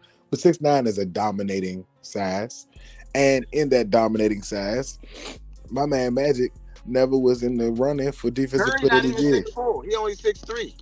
He's 6'4". He's taller than Chris Paul. If you go look him up, he's gonna be 6'4". Chris Paul is 6'3". Right. Based on that, I'm just telling you what they got listed. I'm just telling you what they got listed. Chris Paul is 6'1", 6'2", 6'1" probably. Look at NBA.com. It tells you Steph Curry is 6'3". Brown hits another 3. You can look at the picture. The line is now ballooned to 17. Yeah, standing beside each other. Derek White hit another 3. Boston is up by either 21 points. The height, him being shorter only makes my argument even better. Magic Johnson doesn't have any defensive player of the year awards. He's not even ranked in the top 10 of any of those discussions. So their defenses both go the same way. Steph averages more steals than Magic did. And that's not by a lot. So there's not really anything for me to name the defensive stats. But you got the better record in the whole NBA. And if you leave KD on their team, that's equivalent to how good those Magic Johnson teams were. How many assists do Steph average a game? Probably roughly about 5. I can go look it up though. Yeah. Boston is up by 21 points. Boston is up by 21 points. Magic throughout 8 minutes 54 left in the first half. I mean, sorry, in the second half. 6.4, huh? Okay. Magic for his career, which is 13 seasons. How many seasons Steph played? Steph is in his hold on. 1, 2, 3, 4, 5, 6, 7, 8, 9, 10, 11, 12, 13, 15. 15. Yeah. Okay. Magic 14. Okay. The Magic 13 seasons, Magic averaged 11.2 assists, 7.2 rebounds, 19.5. And how many times has Steph only averaged 19 points in the season? But that's high consistency, isn't that? Of what? Those 5 extra assists? Yeah, that's 5 extra baskets. Okay, 5 extra backs. My man has averaged 22, 24, 23, 30, 25, 26, 27, 20, 32, Yep. 35, 29, What's 26. his average over his career though? You know, the average over the career Hold on that one second. he's had 14 years, so it should be a nice average. Hold on. 26. No, that's this season. Hold on. 1 second. I gotta go to another one. Gotcha. Boop, boop, boop. Boom.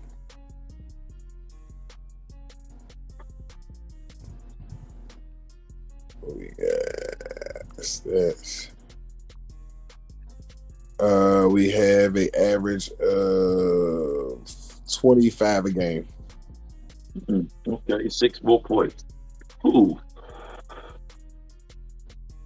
Magic got 3 MVP finals MVPs. 3 of them. Won 3 MVPs on top of that. And got a selected 11 All-Star games. My argument would be Magic. I'm riding with my nephew. Steph is also the only unequivocally under no one else voted for anybody else MVP. He's the only player to ever do that, even over my man Mike. And Steph got MVP how many times? Once? Twice. He got it back to back. But he got it undeniably. Like he got it like nobody. No, I don't think he had it back to back, but I think he has it once. Yeah, he has it once. But he's the only one that no one voted against. There's nobody to vote against for anybody else for the number 1 spot. Hey, that's a valid argument. I can't argue there. I mean, I'm just riding with Magic. I mean, I see a great resume here in front of me. There's nothing wrong with that. He still got a year less than Steph. Steph's still going. And again, you can't take away the 6.4 assists that Steph got. So the buckets that Magic traded off, he gave up in points. And it's just a change in the game. Magic created the show or gave the Showtime buzz for the Lakers, which they definitely needed. I won't take anything away from his career. His career was absolutely marvelous. Battled against Larry Bird. Can you tell me anybody else you heard Magic battle against? Just in your notes. You said Isaiah Thomas. No. I asked Big Stuff. See, come on, bro. No, my bad. I was about to say. I only other guy that was about to be my argument. The only other guy I can really say is Isaiah. I don't really know nobody else. But I could name to you at least 5 people that Steph got to go against just in the West. I didn't got to name the East. I could go in the East too. There's far more point guard competition for Steph Curry to go against than Magic Johnson had to go against. Back then. Yes. Let's check it out.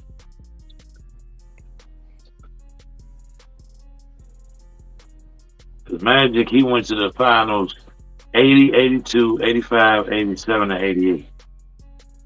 I mean, he won the finals in years. Let's see. Oh, me and Ro talked about this the last show. I mean, arguably Boston and LA was the only 2 teams that existed at those times. They almost won. If the one didn't win, the other one was winning outside of that. That's how undiverse the league was as far as winners. But again, not taking nothing away from that. I'm just pointing towards the players. I was pointing towards the players and stuff like that. Like there's not. You got Muggsy Bogues checking Magic. You got 5'8.5", 5'7", 5'6", 5'8", checking 6'9". Doesn't even equate to even making an argument for a game right there. That's a free game for Magic. All right. You go to when Boston had it. Dennis Johnson 6'2". Really, really good defensive team. They ended up having to put somebody else on Magic and tried to cover Magic with McKay, with everybody else, which again would be an argument for you with Magic, with how good he was, and I'd never take that away. But I'm just saying the point guards, you have to move it to somebody else, because then like Drew Holiday is checking Luka Doncic today. Derek White is switching off on Luka Doncic. Stockton. He didn't have to deal with Stockton. John Stockton didn't even get into the league until the late 80s. But he was almost he was in there. Wasn't that late? He only 2 years younger than Magic. It wasn't that late. Yeah, Stockton was around. All right, so y'all mentioning Stockton in defense in the same argument. Stockton was good at steals. Stockton was No, one of you the said top point five. He's the point number guard. You one. said He's the point number. He's the guard. number. You said the He's the point number guard he one. had to He is deal with. point. He's a point guard. All right, I got you. Big Sam, I love doing stuff like this. I'm on it right now. So, Magic Johnson versus John Stockton. My stat Wishcon will bring it up in 1 second. Give me 1 second. I have that for you in 2 seconds. Stockton was cooking though. Boston up by 14 right now, 91-77. Oh wow! And Dallas making a run. They cut it to 11. Emmitt Smith in the building in Dallas. Emmitt Smith, Steve Nash in the building. Emmitt Smith. I mean, you got some guys who came down there to die. Patrick Mahomes, he from Texas Tech. You got some guys who came down there to support the Mavericks today, man. Shout out to all the people who came down there to Dallas to support them. All right, so here's the thing. Oh my God! Also, if y'all want to go check it out, Land of Basketball is a wonderful place to go get your stats, especially comparison of two players against each other. These are their games against each other. All right. Now, the overall record for their games against each other, Magic is the winner by 12 games, 24-12. And Stockton has, they 4-3 in the playoffs. So he's got one series above John Stockton. Actually, they only played in the playoffs against each other. They 4-3. So that was their record. They went to a 7-game series when they played. Or it would have had to be because the series would have been longer than that. So they played one series and went to 7 games. Let me see. Yep, 7 games in the playoffs. Okay. Magic won, like I said, 24 of those. Stockton won 12. So here you go, Big Sam. The averages would be 21 for Magic, 12 for John Stockton. 6 boards for Magic, 2 for John Stockton. 11 assists for Magic, 12 assists for John Stockton. 1.4 steals for Magic, 2.3 for John Stockton. All right, game high. We ain't gonna go to game highs. We're gonna go games with better stats than the other player. Magic Johnson, out of the 36 games, 27 games, he had more points than John Stockton. They both had the same points in 3 of those games. 30 games out of the 36 games, he had more rebounds. John Stockton only beat him 19 times with more assists and 20 times with more steals. And he beat Magic Johnson out on blocks. He had more blocks than Magic Johnson in 5 games. Right. Again, right. If we talking about assists, I would put John Stockton in that conversation. But John Stockton was the head of the pick and roll. He was not the scorer in the pick and roll. Chris Paul's numbers in the pick and roll would be probably arguably be better than John Stockton as far as the scoring in it. His scoring ability was better. Not better than John Stockton, but John Stockton wouldn't take the shot. He would always pass the ball either way. That's how he led the league in historically in assists, because he would always give the ball up. Now, again, don't get me wrong. That's a masterful passer, and he always made the right read.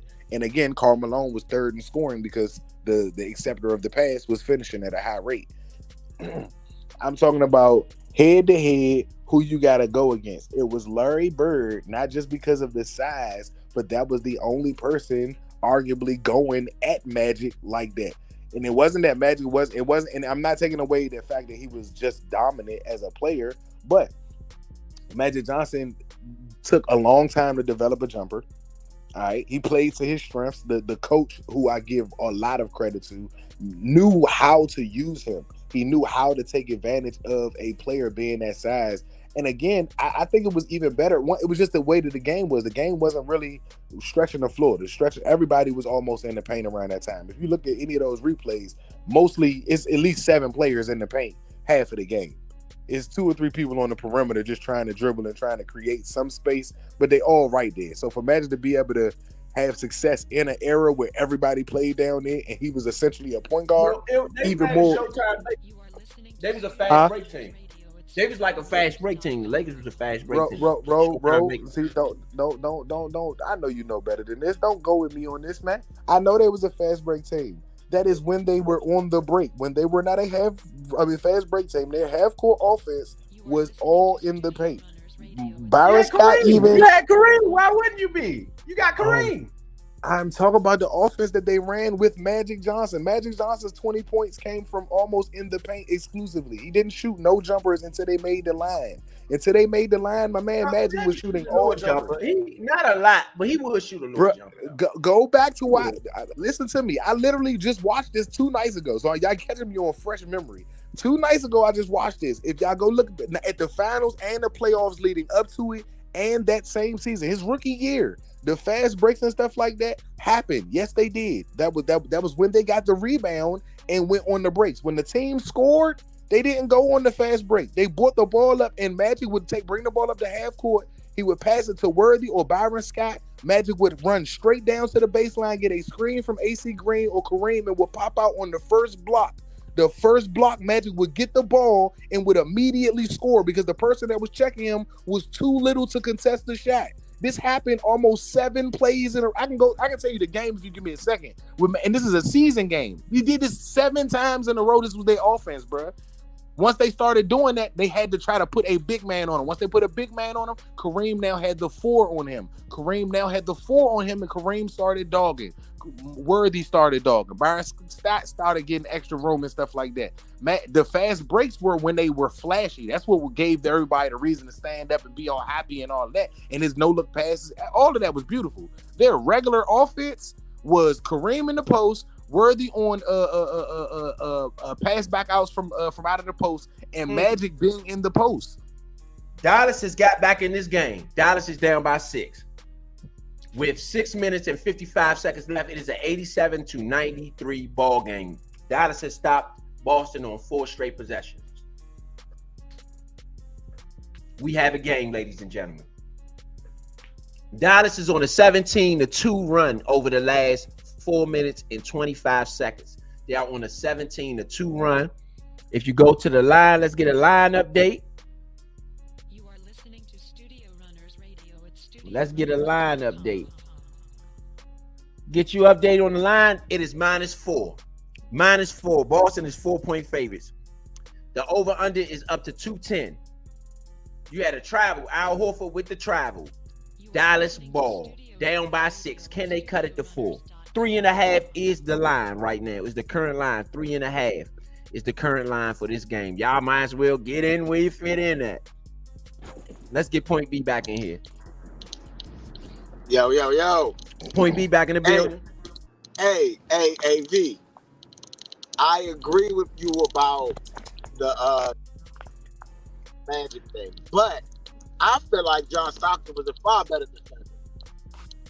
My opinion. I do agree with Magic Johnson being a better player, and from what it sounds like, relatively dominated that series.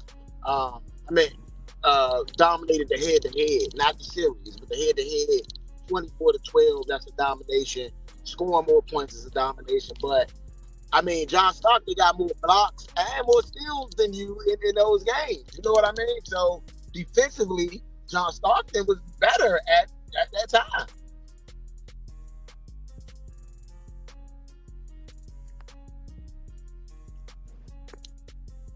Did you hear me? Kyrie Irving with the at the line, he hits 1. Dallas is down by 5 now. He hits 2. Dallas is down by 4.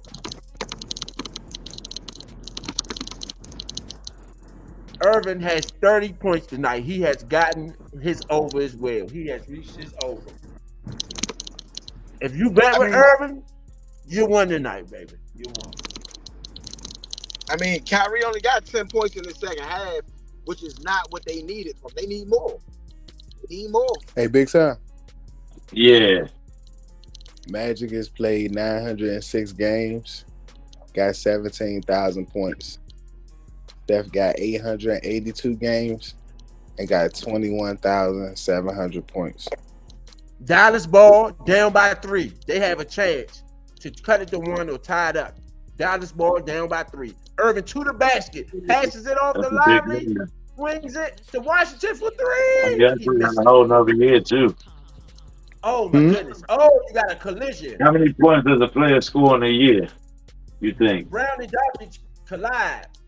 How much points? Swing it out. Uh-huh. Drew Holiday for 3. Drew Holiday misses. Dallas ball with a chance to cut it to either tied or either cut it to 1.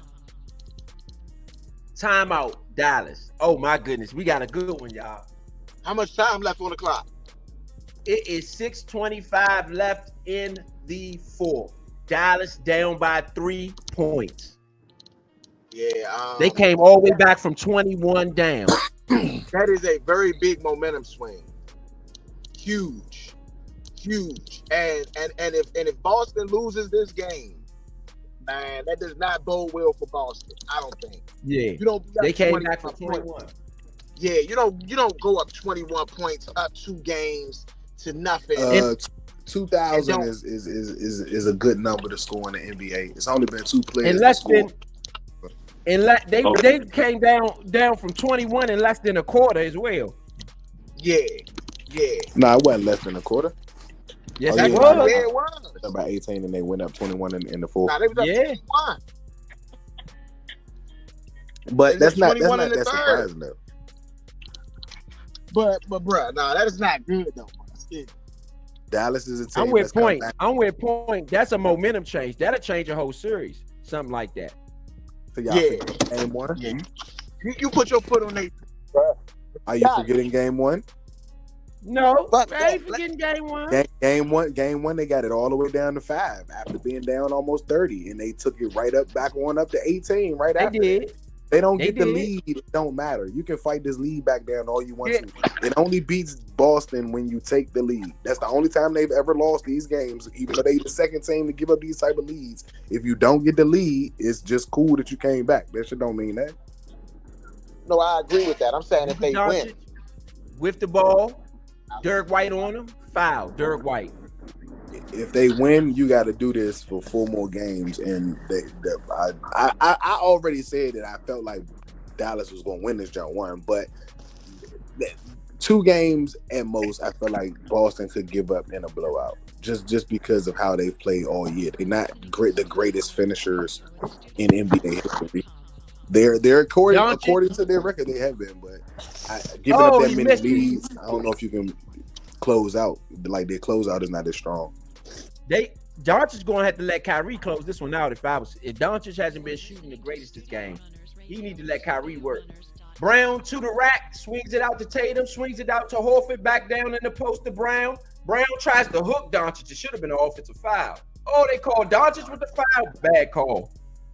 It should have been an offensive foul. Brown had the good hook on Doncic. He had the good hook. I mean, don't get cold, man. Yeah, he had the good hook. He hooked them, boy. That's the Captain Hook. Captain Hook.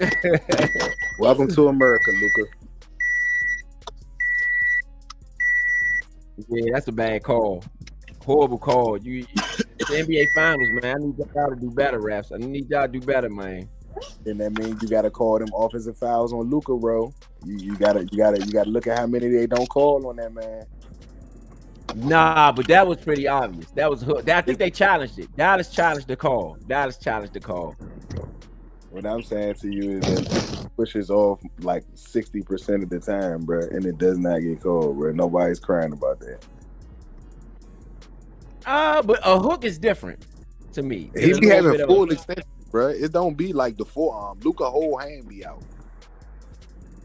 That is an offensive Yeah. foul to anybody else that does it, bro. He does not get it. And Luka They act have, just they have act a like he whole was, they have a whole 10-minute YouTube video of this season alone. Not even any other season before this. Just this season alone of offensive fouls that were not called, and he was getting foul calls on these. Like he was getting defensive foul calls. that play. He looked like Alpha Morris on the 4th and inches, falling forward, not line. No job. Like he dipped his head down. Like, what are you doing, bro? What are you doing? Well, Alpha Morris did play for the Texans. He might have got it from him. I mean, for Dallas, the Cowboys. Oh man. Oh, that's still. It's. I don't know what's going on out here. Let's work. Oh my goodness. You got a 3-point ball game. Boston got the ball back They did not take it back the call. Brown swings it off to Horford for three. Horford misses. Dallas they got to score here. Dallas has had the ball with 3 chances to cut this into a 1-point game or cut this 3. Kyrie Irving for the shot, he misses again. Boston gives it back. They give it back to Boston. See, that was another bad call. It's another bad call. Another bad call. Another bad call. Yeah, Luka's upset about that. They got Luka for another foul.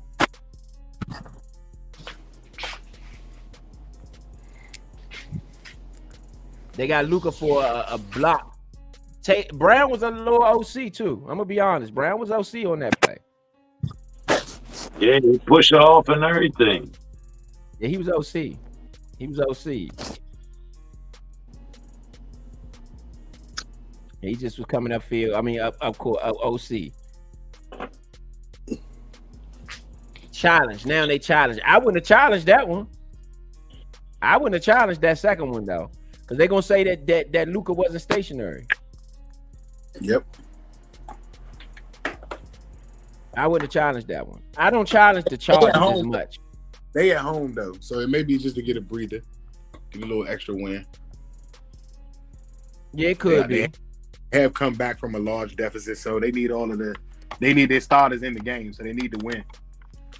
They could be buying time. I agree. They could very well be buying time.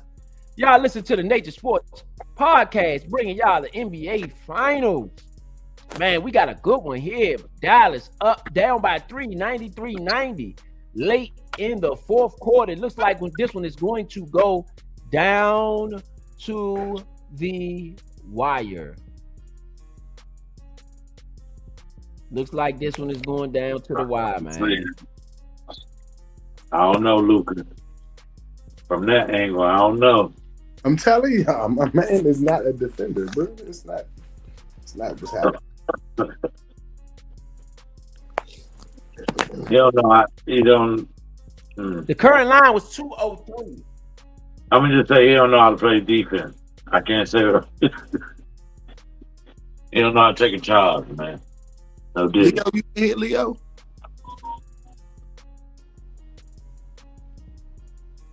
You said I couldn't hear you. Nah, I thought Leo was in. I didn't hear. Oh, okay. Nah, I see your message, Brody. I ain't know if you was in yet. No. I'm in. Nah, what I was saying is I agree with you on the Magic Johnson take being better than Stockton, but I do feel like Stockton was a better defense. You are listening to Studio Runners Radio at StudioRunners.com. Matchup. You know, Stockton was decent on the defensive end. Solid. I mean, he did what he could. I don't think they. I'm gonna be real. When you're a point guard, you're not expected to get a lot of blocks and a lot of, it's about the steals. And if you one of the top steals guy at the point guard position, that means you're one of the best, at that position. For sure. But that's what I said. I'm talking about. So in my comparison to the Magic, John, like I said, between both of them, I grew up in the era with Magic. You know what I'm saying? So I understand what Big Son take is. And out of all of the players that I've ever heard, before I ever said I wanted to be like Michael Jordan, I don't know nobody that I knew that didn't want to be like Magic Johnson. And that's just a fact. You know what I'm saying? Magic is still a legend to this day. I'm actually even happier to know that I liked him as a kid and he's a part of the Redskins, to be honest. But my take on that was just to say that there wasn't a lot of competition. Like when the rival for Magic Johnson is a small forward and is considered the better player in that generation, and Larry Bird, there's no other point guard that you really mention in the conversation with Magic Johnson. Today with Stephen Curry, there's a ton of point guards that you could say are either competitive, just as good.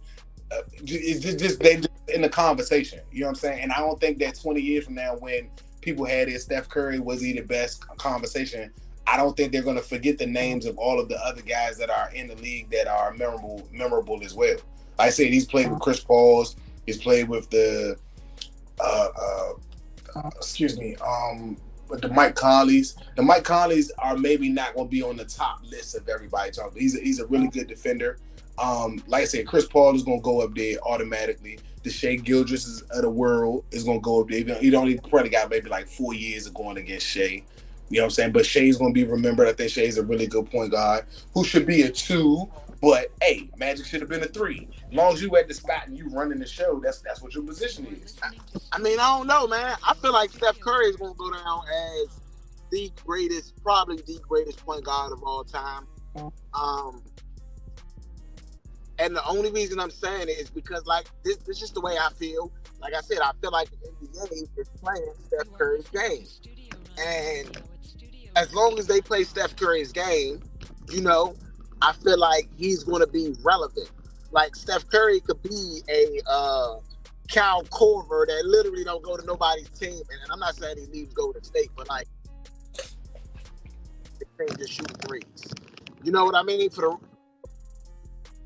the Cal Korver, you know what I mean? But I don't know if you'll be able to see that from any other point guard.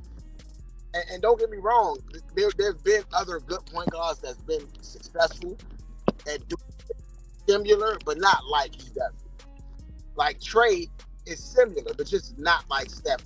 You know what I mean? Ooh, White. Derek White with a dagger. A dagger, 98, 92. Derek White with a big three, man. Big three. Big shot, Derek White. Kyrie comes back on the other end. He's fouled by Drew Holiday. I think that might be Drew Holiday 6.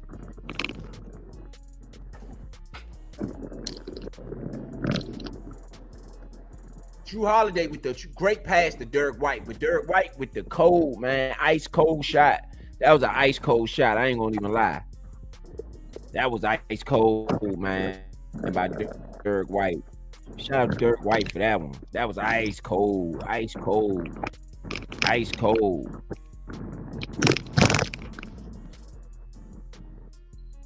Y'all are listening to the Nature Sports Podcast. We bringing y'all the NBA Finals. Game 3, man. Game 3. Try to get my bull back up. Game 3, man. White. You got a 93-98 ball game on this one.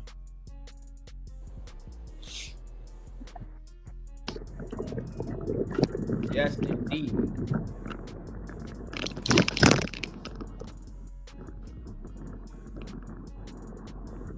Kyrie at the line, he makes one 4-point ball game. We got a 4-point ball game.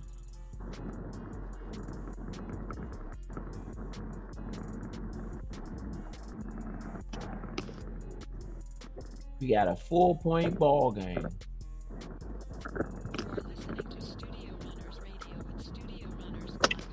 Boston comes down, makes it easy too.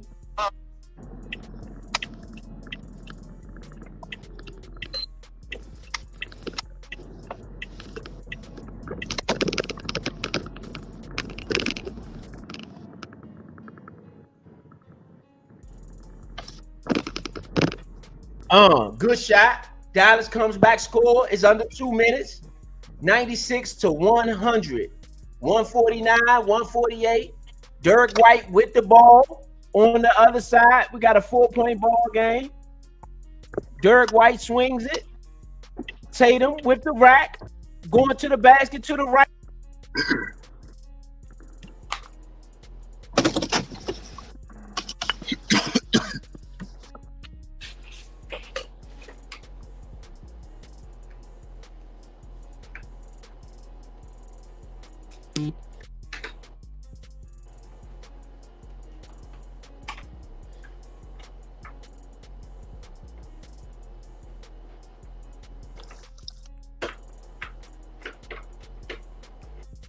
Did we lose, bro?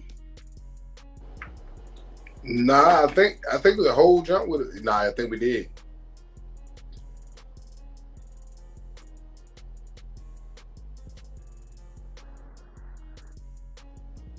Can we get a play-by-play of Chan? If anybody else is like right by the screen, you know? Yeah, I got the play-by-play. I'm a little fast though. I'm a little heavy, maybe a lot of heavy, But look like Jalen came down. He shot the two with hard coverage on him. They came down. It was a scuffle for the ball.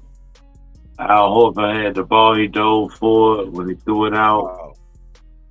he threw it back to Maverick. 102, 102, That Maverick got the 102, ball back. 98. Oh, 102, 98. Al Horford passed the ball out of bounds. Yeah, oh yeah, my bad, big son. Yeah, you had it. You had it. All right. Kyrie got the You ball. do it Dallas anything. down by 4.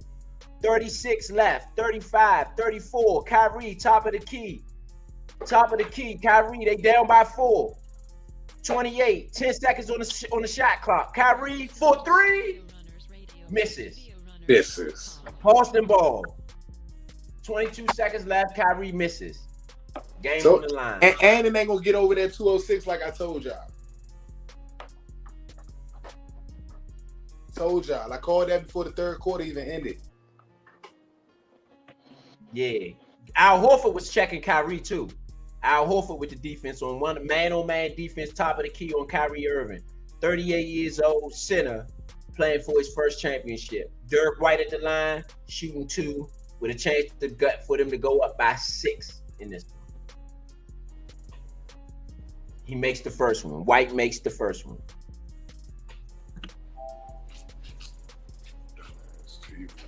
White makes the first one.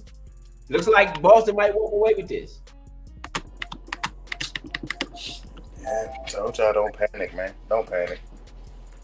Until Boston give up that lead, there's nothing to worry about, man. It looked like Boston will walk away with this one. It is a 6-point ball game, 22 seconds left in the fourth quarter. I ain't gonna get my Dallas need 3. Let me ask y'all this. Do y'all think Luka should have took that shot? No, he been off. I mean, maybe, but Kyrie not on the team for nothing, bro. This has been the Jaylen Brown show in the second half. Just for everybody out there watching and listening. This has been the Jaylen Brown show in the second half. Jaylen Brown has 30 points right now. He Tatum tried to has foul 20 on now. purpose and they didn't call it. Yes. I know y'all just saying that. I know y'all just saying Derek White tried to foul Tim Hardaway Jr. Yeah. Gave up a free 3 and all that. Look at this. Luka Doncic right now has 27. Kyrie Irving has 35. And PJ Washington has 12. Derek Lively has 11. Nobody else has over 6 points. Gaffer has 6. All right, so That's I it. need for 2 more. Long as they don't score 2 more points, just let the 2 more points not go. I can get the 206. I hit that. Come on, Jason, you can miss It's it. 10 seconds left. All right, Okay. Inbounds to Tim Hardaway Jr. He's open. He misses. That's it. They got the ball. They ball. Foul on Tatum. Tatum has a chance to score. Oh, you 2 behind. more. You behind. All right. Yeah. Tatum is 2 for 2. at the line shooting 2 with a chance. You back. It's 106.98. That should have been a foul, though. You're right, because he grabbed him. He literally grabbed him in front of the ref, though. Should have been a foul. Oh, yes. Oh, they're going to foul, though. I'm going to miss out on this 206. I would have got this right. Damn, Luka fouled out. I can see that. Luka going to have to do something about that defense. And I don't know if it's his knee or not. Like, his knee might be really affecting him and stuff like that, but he's going to have to work on that defense next year. PJ Washington, they fouled. Yes. I got it. That's 205 total, bro. I was right about the 206. Yeah, it's at right now. It's at I'm at 204. Game over. 106.99. Oh, yeah, final. Yeah. Well, I'm at least give the fans the last little bit of side of it. PJ Washington at the line with 10 seconds left. 2 for 2. Misses it. I called all that out. That's what I said. Misses it. Luka ended up with fouled out 27, 6 and 6. Yeah. So I Yeah, should have thought let him lay about it this. out. Oh my goodness. I should have Boston suggested. up You know what? 3, He might get swept because nothing. if Luka is the new LeBron or like the second coming of LeBron, then he got to get swept in this finals because that's what happened to him Yeah. against San Antonio. That's what it looked like. They about to get swept. You are listening I don't think that they get out of. 38. I don't think that Dallas makes it back to Boston. Yeah, I ain't no don't think sense of Dallas going back makes there it just to lose. Yeah, I don't Ain't think no they make sense it of back. taking I that don't think trip. they make it back at all though. I think this might end next game. This might end next game. You are listening to Studio Runners Radio at Studio. I don't think they make it back at all. I mean, you don't think Dallas get their fans? You know what I'm saying? Because they charge them a lot of money to come in here tonight. You don't think they give them?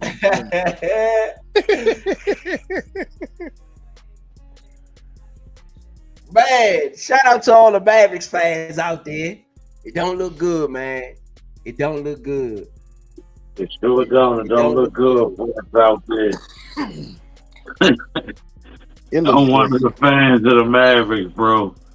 And it don't look good for us out there. It's real sickening. It looks Yeah. great. For a It Duke don't fan, look I'm ecstatic. All right, I'm ecstatic because I'm tired of us getting a bad rap about our pros. You know what I'm saying? So my man Jason and Kyrie is definitely due. You know what I'm saying? Kyrie got his. Jason is probably the better. He's probably the better Duke player, bro. Even over Kyrie, not better player 1-on-1, but team player. Jason Tatum's a dog, bro. No question. And mind you, like I said, he haven't even had his best game yet, y'all. I agree with that. Today might have been his best game, but I'm like, as far as like a game like Jaylen Brown he haven't even had his like, and it may be because because Dallas is trying to, make sure that Tatum don't get off. I do think they're doing a good job at that, but they're up 3-0 and he hasn't had a 30, 35 point game yet. Yeah. Yeah, something wrong. That means that Dallas is just outmatched in some way. I think that they really need a third scorer. Like that, Boston has 4 or 5 people. Like their starting 5 could start for anybody right now in the league, bro. You know what I'm saying? So we're talking about Al Horford at 38 checking Kyrie Irving. Like that's not even some. Like, he was checking Luka Doncic the first game. You know what I'm saying? Right after the go big got done up with the step back for them to win, Horford took that assignment in the first game against Doncic and stopped him. Like at 38 years old, you got to think that if our oldest player is playing top end defense, none of us can put up any less effort than that. Mm-hmm. You know what I'm saying? So like, I think everybody just locked in, bro, and that's what it takes to win a championship. Like especially at the right time. I personally would have liked Minnesota in this matchup. I think it would have been a way better matchup. But it's not about what I like. It's about the teams that made it. And Dallas deserves to get there. They came back. They played really well. They've been playing. They haven't been playing too bad in this finals. It just looks like too much of a mismatch at certain points. Yeah, I agree with that too. I think the late start of Kyrie coming alive, if he would have been playing at this level the whole series, I think it would have been, easier for them to climb back into it. They wouldn't have went down so hard. I know Doncic is the, man, but Kyrie should have been the veteran leader to show them, hey, look, this is what we got to do to win this shit. Somebody's got to be willing to sit on the bench for a little while. I think it's too late now because you're literally in the last game. You know what I'm saying? I mean, maybe because there is a game left, you can try something, but you got to go in that locker room and see that these guys got 4 more games in them, because you got to win 4 games in order to win this championship. You can't win 1 game and then, all right, everything's back. We can't even look at it as a 1 game at a time because we put ourselves in a complete hole. I got to look at those guys in their face.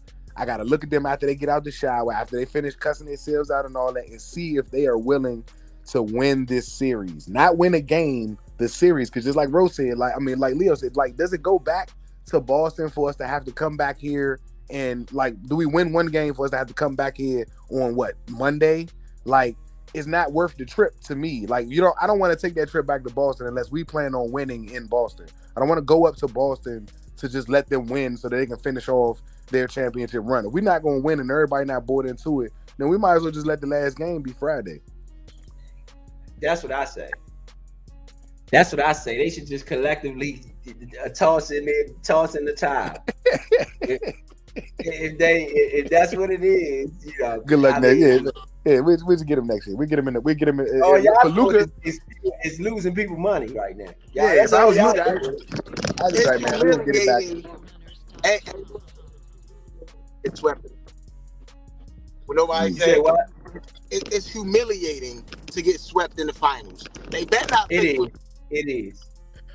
I don't know if it would be humiliating if I'm Dallas. I feel you. I'm not disagreeing with you 100%. I'm more so saying that when you are outmatched, it's hard for like the Cleveland team, Cleveland against San Antonio. No, everybody, and this is 20 years later. Everybody, majority, except for LeBron haters, and I'll put myself on the list of LeBron haters, even though I don't feel like I'm a hater, but I'll put myself on the list of that.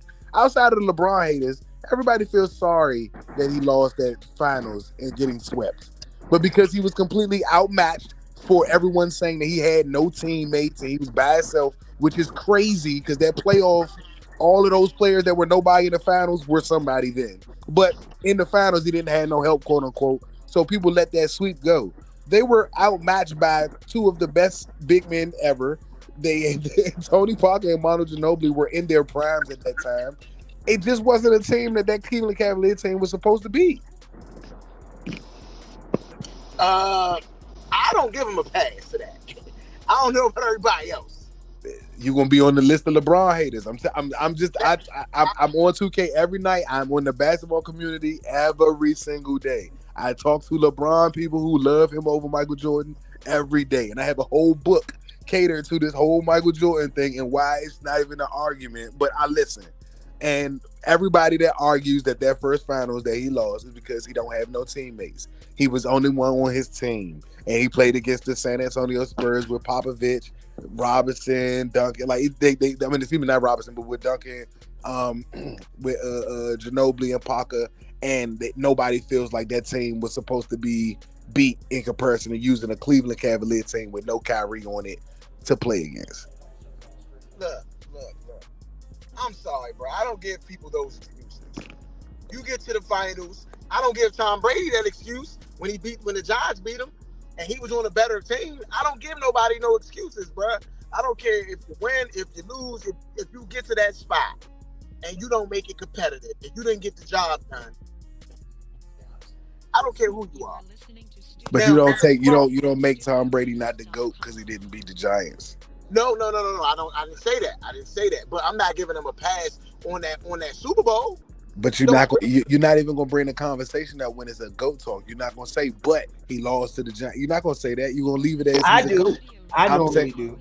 I'm saying for you're gonna be considered. I said that in the beginning, y'all. I'm not taking away nothing with that y'all saying. I'm saying that y'all gonna be considered LeBron haters. I stated this in the beginning that anybody that has this that's not a LeBron fan is gonna be put in this category. I talk to these people every day. Anybody that don't agree with LeBron being the god of the NBA comes off as a LeBron hater to LeBron haters.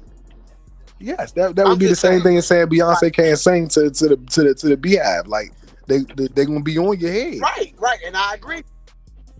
It don't mean you're wrong. It just means that their fan base they're gonna have a lot to say about that. Yeah, and I don't care. I still feel like Steph Curry the greatest player playing right now. And you know what LeBron has tell me? I can agree with that. I'm saying Steph Curry got the same amount of rings. Curry beat LeBron more times than LeBron beat Steph Curry in the finals. Steph Curry, they're playing Steph Curry's game.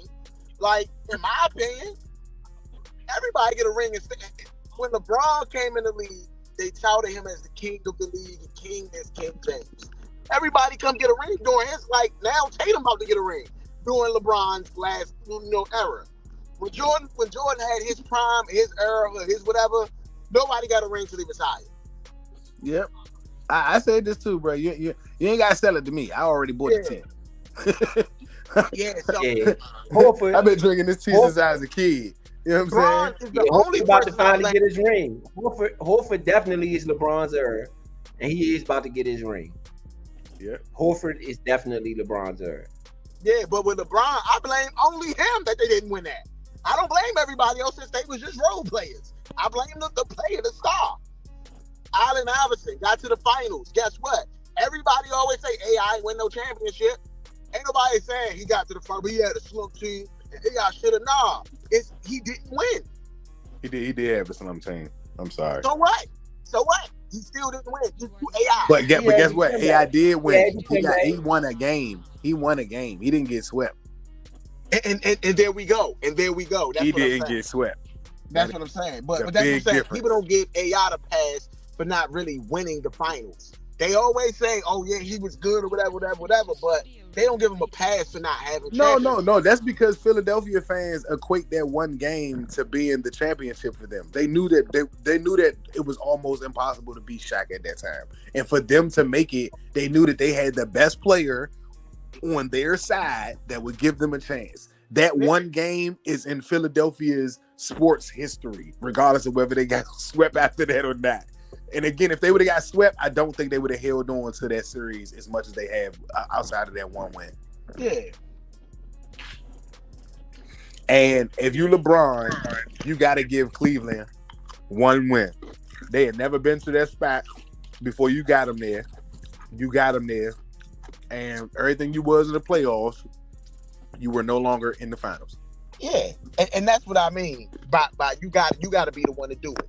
Like right now, Luka and Kyrie, ain't nobody else talking about Derek Lively when they say get you in the championship. You know what I mean? Mm-hmm. Nobody cares that Tim Hardaway Jr. You know what? Like nobody cares about that. They're gonna say Luka. They're gonna say Kyrie. Mm-hmm. You know, and so that's the burden of you being a superstar. The burden. I agree with that part. Mm-hmm. You know, you get the glory when you win, though, right? Yes. You get all the glory when you win. Nobody. So let me ask y'all: if y'all are Jason Kidd, what are you saying to the team? I already said it. I said I'm getting rid of all you locker room. When I walk in the locker room, bro, this is real shit. When I walk in the locker room, I am looking at everyone's eyes. I'm talking about deep in your eyes, like we might go together. No homo, none of that. But I'm looking in your eyes. I need to see the man. I need to see the character behind the man. I need to see that you feel like, regardless of how this game went or how this series has gone so far, that we can win. If I see that in my best players and I see that in my worst players, I am going out there and I'm trying to put something together where we win this series. I, as a coach, it's my responsibility to go home and do as much homework as I can, to talk to my staff as much as I can, to see what we can do to try to get this to go. Hey, bruh, my fault. I'm sorry. My bad, y'all. Right now, DC Council budget changes is more housing vouchers, restored money for a new jail, and open sports betting to more companies. That is what DC Council's budget changes are currently as we speak. That's another story for another time, but I wanted to mention that to y'all. But yes, I got to see the eyes of my players. If my players show me that we can win or that they feel like we can win, hey, man, we just missed a shot, or hey, we almost had this. Like, if I get that energy from them, I'm doing the most I can to try to come up with the best I can to see if we can win this game on Friday. If not, then go out there, compete a little bit, put up 3 good quarters, and let Boston celebrate in the fourth quarter, and come back next year, see if we can do it then. But I just feel like anybody will tell you this in all the sports, the finals or the championship is not the easiest game to get to. So you have to do what you have to do to try to win when you're there. Because again, we're just talking about AI. He never made it back. My thing is, that's true. I'm gonna tell you for me how I'm looking at this. If I'm Jason Kidd, if I'm Jason Kidd, I'm telling my team, hey, we just got to get one. We got to win one. Because if you win one, if you can, that puts you in a situation where if you win two, you only one game down, and you could tie it up with another win. So you got to get one. And so that's really what I'm concentrating on if I'm Jason Kidd. I'm not taking this 2 or 3 games. I'm not looking ahead, talk about we need 4 to win, 4 in a row. I'm not even looking at it like that. I'm looking at it, let's win this next game that we play and keep our season alive. Yeah, you're doing that for if I'm Jason Kidd, that's how I'm looking at it. It's one game, it's one game series. Every game is lose or go home at this point. So it's a one game series for your season, every game for here on out. So that's why I don't give up. I just look at it like, okay, it's a one game series. I'm not even thinking about how many games we got to win. It's a one game series. If I want to continue my season, we got to win. But when Braun and them did it, they did it from 3-1 though, right? They did it from 3-0 too, I think. Nah, they did it from 3-1. No, it was 3-1. It's having that game. When you don't have that one game, like having that that's one why game. I just concentrate. Right. You still got to win 4 no matter how you trying to sell it. And I think those guys know that too. That's why I said you got to look in their eyes. That 3-1 is different than 3-0. 3-0, we haven't even figured out how to beat them yet. We already the 3-1. We already know we can beat them. It's just something that we doing that we messing up. We can physically go back to the one game that we beat them and say, all right, this is what we did to win. Right now, we in 2 games we've been down by equivalent to 18 to almost 30 points and have come back within single digits and can't get it done. Who is to say that Boston is just not holding their energy until we make a run and then just saving it to finish us off? Like, that's what I'm saying. Just to me, and I'm not saying you're wrong at all. It's just to me, I feel like I need to see my guys believe that they can do it, even though we haven't done it yet. I need to see them, because if not, I'm telling you, it's over before you even started. If they're down, if you walk into that locker room right now and they down and they feel like they had it but they couldn't get it, it's because they've already been right here in this situation with this team, and they just can't find a way to get over the top when the game counts. In the first half, I don't count no lead in the first half in no sport, because you got to finish the game. It's not like I wish I could, but it's not like it used to be. And 20-point leads were safe back in my day. There's 1 or 2, maybe 3 teams every blue moon that's coming back from 20 points. Any sport, anybody back when I was coming up, you down by 20 points, the game is essentially over. We know how to close out a game, or our era knew how to close out games majority of the time. Now, I don't know if it's the entertainment part where these comebacks seem like, because I don't know where guys are not. How do you go down 20 points and don't get frustrated, where you can just keep it calm, and as long as we score this one bucket and make it stop, we're back in it? It's hard to do that sometimes. I know for me, when I was ever dominant in any sport, when I boxed, when I played tennis, like I was really good at both of those when I was younger, and I had leads in both of those in different times. In tennis, I had a couple of tournaments where I was up in plenty of games where I was getting ready to win the whole set. In my last year playing tennis, I got my ass whooped by a girl at that. I don't think I ever told y'all that story, but I got my butt kicked. No, hey, look, she was a tennis player my entire time in high school. She was always playing. So while I was playing every other sport and all that, she was always a tennis player. We had a little tournament in the summertime and stuff like that. We had doubles, we had singles. I'm doing good, bro. I'm kicking butt. I'm thinking I'm the hot stuff because I'm figuring my football stuff is helping me out. I'm fasting.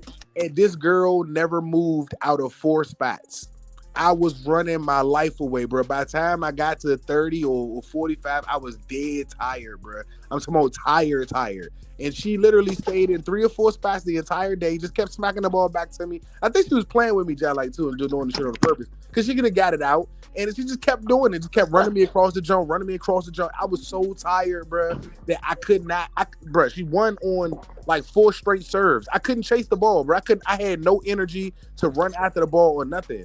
That is just the experience of one player over the other. I was just trying to use pure athleticism, and she used skill. And sometimes the skill and the technique is going to beat that when you just feel like I got it.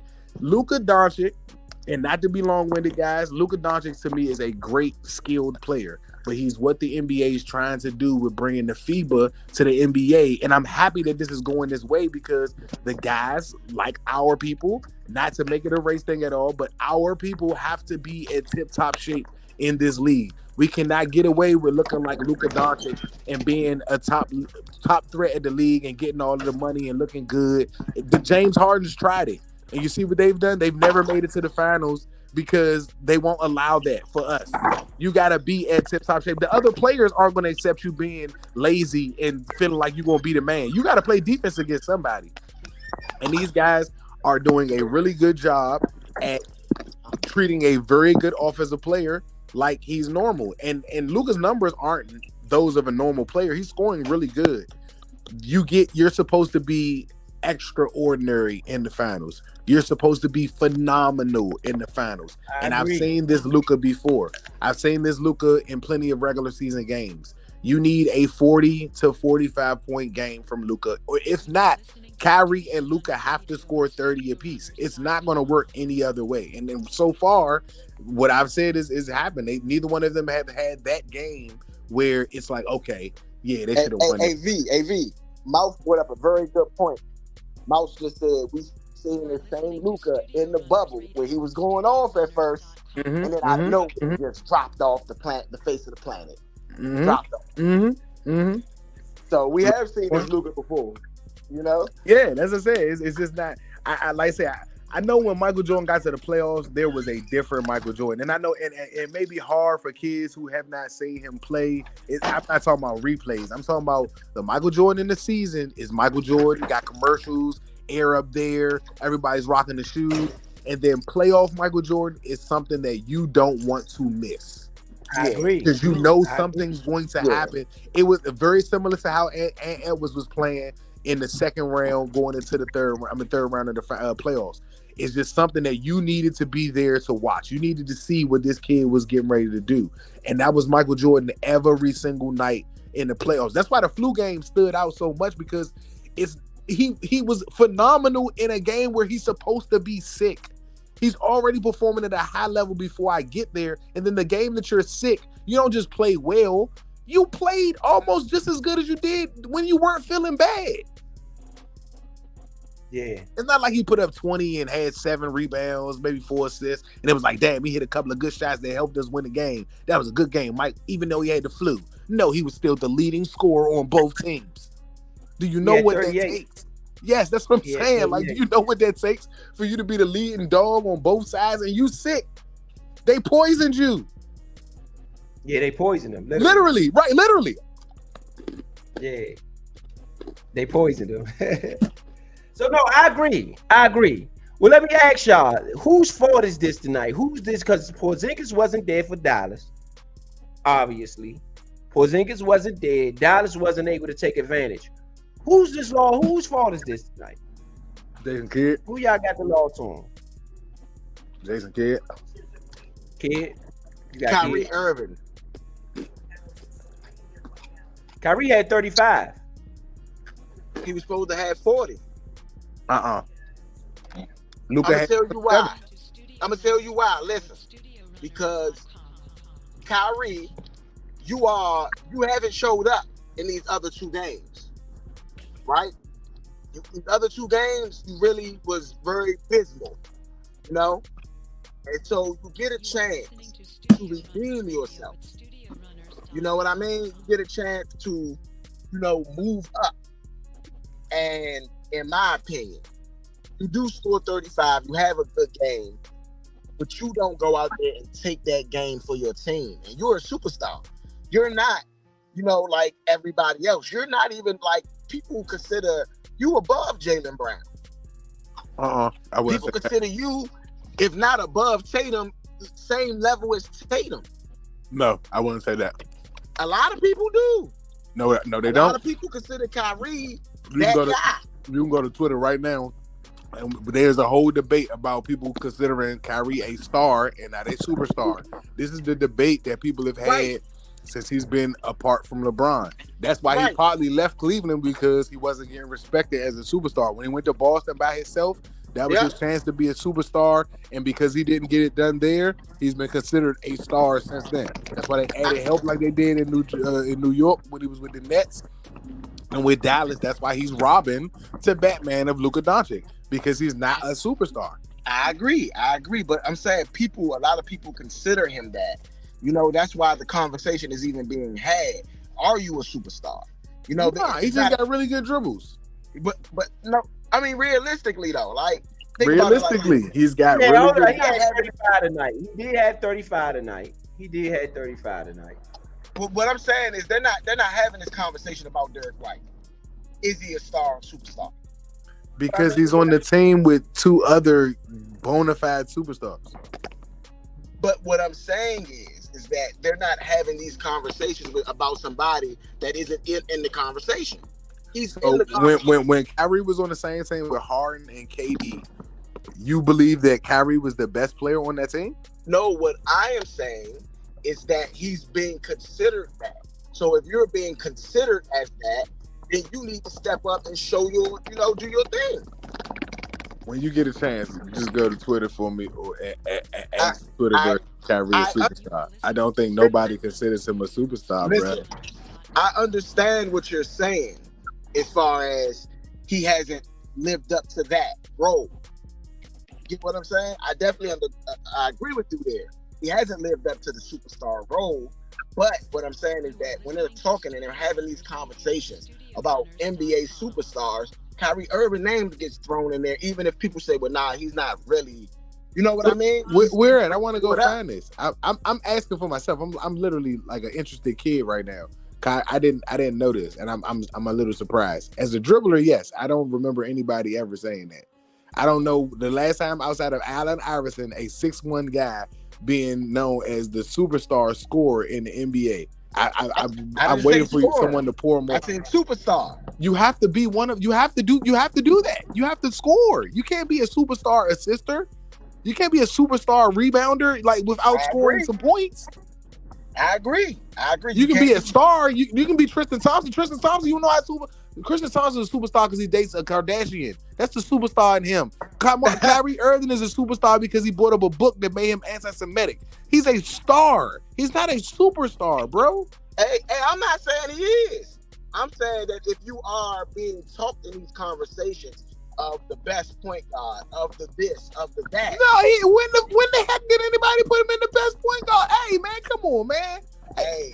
Can you gotta find this. I'm starting to think you're making this up right now. No, what I'm saying is over the years, this is what his conversations has been. Like you said, you said you've seen on Twitter, they consistently say he's not a superstar. Yes, right? He's a star. Yeah, that's right. What I'm saying. Like he's a known name. He's a really good player in the NBA. He is known for a bunch of things. When you talk about separation or handles or can he getting open to create your own shot. Yes, he's an elite talent at that. But there are things that stop him from being a superstar. I mean, I agree. I would say that. I can agree about that. But what I'm saying is that players that aren't even talked about in that light is what I'm saying. Players that aren't even highly touted like that aren't. Jalen Brunson is somebody who's short. Just to answer my bad point, just to answer Vito's question as far as. And Jalen Brunson's a superstar. Jalen Brunson's a superstar. That's what I'm talking about. As you said, before this year, I wouldn't have called him a superstar. You want to know why I called him a superstar this year? Because in the playoffs, my man had 40 every single night. He outscored everybody else in the NBA for 2 weeks. That's why I brought him up, bro. That is a superstar player. Julius Randle got put out because he was injured, and your man went the frick off. Nobody else did that in the NBA. Nobody. The Luka Doncic, like I said, if Jalen Brunson was with Dallas again as he was before, and on the side with Kyrie, and Luka was putting up this mess, Jalen Brunson could have got you 25 a game. And what he was scoring when he was with Dallas, it would have been considered a superstar game for him because it would have been more than what he was doing at the time that he was with Dallas. If he would have gave up 40 and he was with Dallas like he'd been doing with New York, it would be a superstar performance. Kyrie, even with the Cavaliers, gave up star performances that last 5 minutes. He was a superstar in 3 games in that series. But again, the reason why he left is because he felt he's even said it himself. Once he realized that LeBron was really him, and he was like, "Dang, I thought that it was just people saying stuff. I was ready to take on these roles, and I didn't understand what he was going through because you're not a superstar." And I hate saying that. That's why I said that Jason Tatum to me is the better Duke player. No, I was just addressing the scoring option. You said the shorter guys. It's two. It's Trae Young. Trae Young is a shorter guy, like under 6 feet or around 6 feet, 6'1", who's the number one scoring option. Trae Young and Jalen Brunson. For us to see a superstar performance, the NBA don't even respect him enough to put him on the USA team. So we're not even bringing him up. Jalen Brunson is a legit pick. Trae Young is not. Okay, I'm sorry. Just because he can shoot far don't mean you nothing. Said number one scoring option. I'm just saying he's the number one scoring option with his team. No, he's not. DeJounte Murray was this year. Have you watched it? Come on, y'all. He was hurt this year. He was hurt this year. Yes, he was hurt this year. AV, I want he's you the to number one Google scoring option on Atlanta Hawks. He averaged 20 points a game. Murray is not even up there at all when it comes to points per game. Listen, I want you to Google is Kyrie a superstar and then see all of the conversation. What you're Damian saying Lillard. Right. Lillard is another one. Damian Lillard is a superstar. What you're saying, B, is right about him not being the superstar because he has not lived up. But there is the conversation, and that's what I'm saying. And DeJounte Murray averaged 23 this year, bro. Whenever you're ready, we can do this all day, my brother. 22.5 to be exact, I think. I could be wrong, but I know he averaged more than Trae Young did. Let me see. He doesn't average more for Trae Young than in his career. Trae Young was hurt though. Trae Young missed a lot of games. All right, we Julius Randle missed the games. He missed a lot of games. He missed a lot of games this year. All right, for somebody who had a whole offseason all because they ain't playing the Olympics, we're giving excuses for injuries. The Ball brother is out on an injury. You want to bring up Trae Young was hurt this year. That's the only reason. If he didn't average whatever, DeJounte Murray was brought over there because they don't have another scoring option, and he was the better scoring option. Guess what? When they were talking about trading somebody this year to the Lakers, it was not Trae Young. It was it was Trae Young. It wasn't DeJounte Murray. Atlanta's trying to keep him, and they're trying to shop Trae Young. Ain't nobody shopping though, Trae Young. So you think I'm lying? Please go look that up for me. I'm not making this up, bro. I don't have no reason to make this up. I seen it too. I seen the rumors. The Atlanta Hawks are looking into trading Trae Young, not DeJounte Murray.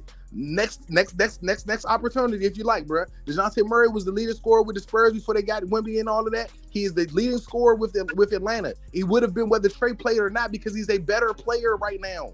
Trae Young for his career is averaging 25 points a game. And let's find out what Murray is averaging. For his career, he's averaging 25. This is his highest. This is his 25 and 10.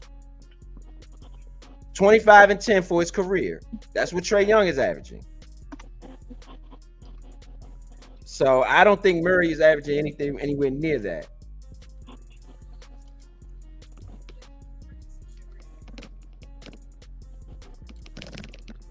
So that's all I'm saying. For his career, he's averaging 22. Well, no, that's this season. Hold on. I'm going to go to his career. This is his highest scoring season, sir. Yeah, for his career, he's averaging 22 points a game. So Trae Young is the scoring. He's been starting. He averages a dip. He wasn't starting. He started 3 years. Started 2 years in San Antonio, 1 year in Atlanta. And all 3 years, he's been a 20-plus scorer. Once he goes to the one, and Trae Young isn't the one anymore, his points per game will go up. I think I'm gonna give Trae Young the edge only because of like I guess history. I would say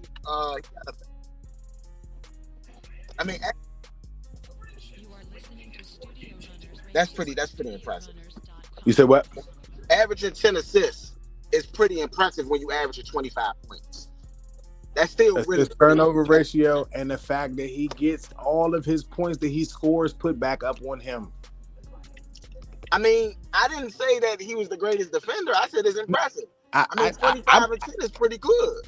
Would you not like that stat line every game? Not if my point guard is giving up 18 to 25 points himself. That it X's out the points that you scored. The 10 assists is great. I won't take that away from y'all. But if John Wall was scoring 20 and getting his assists, and he was giving up 20 to 30 points a game, he wouldn't be DeJounte good to Murray y'all. only has one season where he's averaged over 20 a game. The No, last three he you're has. tripping, bro. You're tripping, brother. I'm looking right at it. Before Right. that, he averaged 15. He's played I'm 67 looking at games, it right averaged now, bro. 15. What season are you talking about, sir?